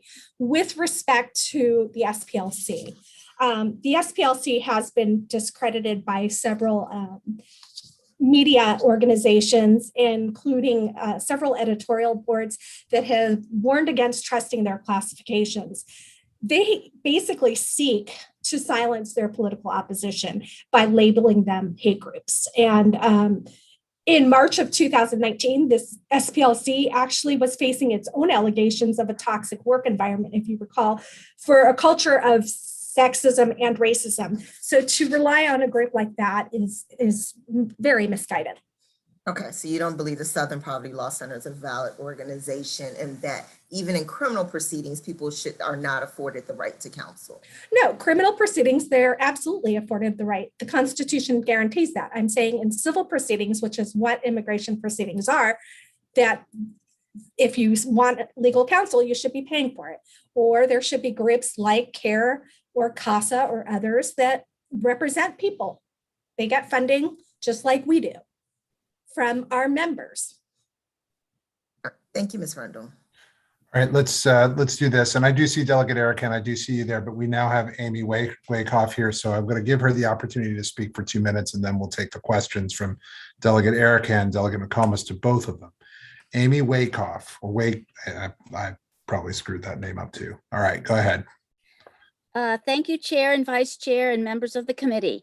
My name is Amy Wyckoff, and I have lived in Montgomery County for over 34 years. I am testifying in opposition to HB 114. There are legal and ethical reasons why you should not allow this bill to go forward. According to federal law, illegal aliens who wish to be represented by legal counsel are free to do so, but they must do so at no cost to the government. That's 8 U.S.C. 1229 A, B, 4, and 8 U.S.C. 1362. In addition, the U.S. Constitution guarantees the right to legal representation only for criminal prosecutions.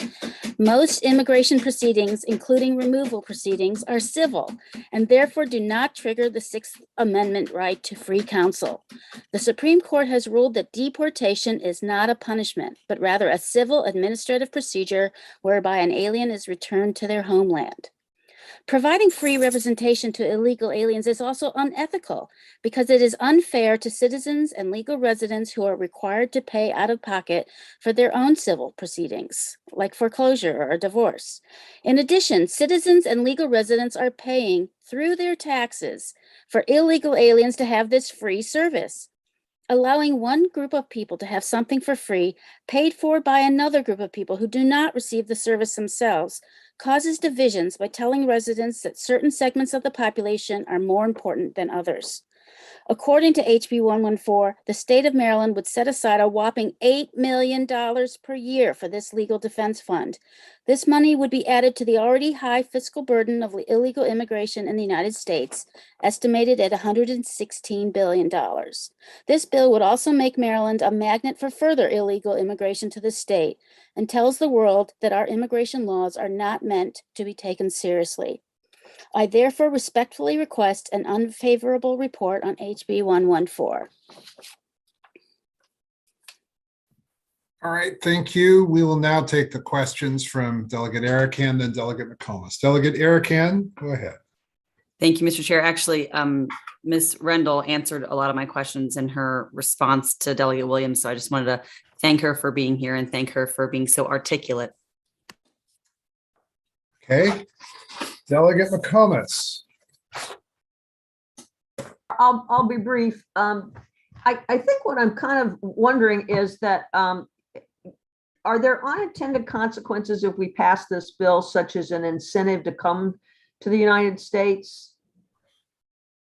I mean, do either of you ladies feel that that's and basically it's going to be an incentive for more folks to just come? Absolutely. That's why I said it's a magnet for further illegal immigration. All those bills that were passed last year make us a sanctuary state. And I think we're already the third top state in the union for getting all the illegal aliens.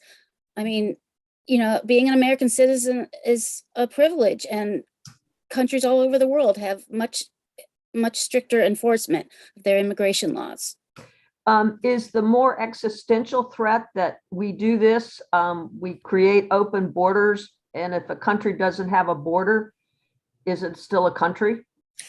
If a country doesn't have a border, it's not a sovereign nation, and we have seen a lot of our sovereignty ceded over the past year with the numbers coming in.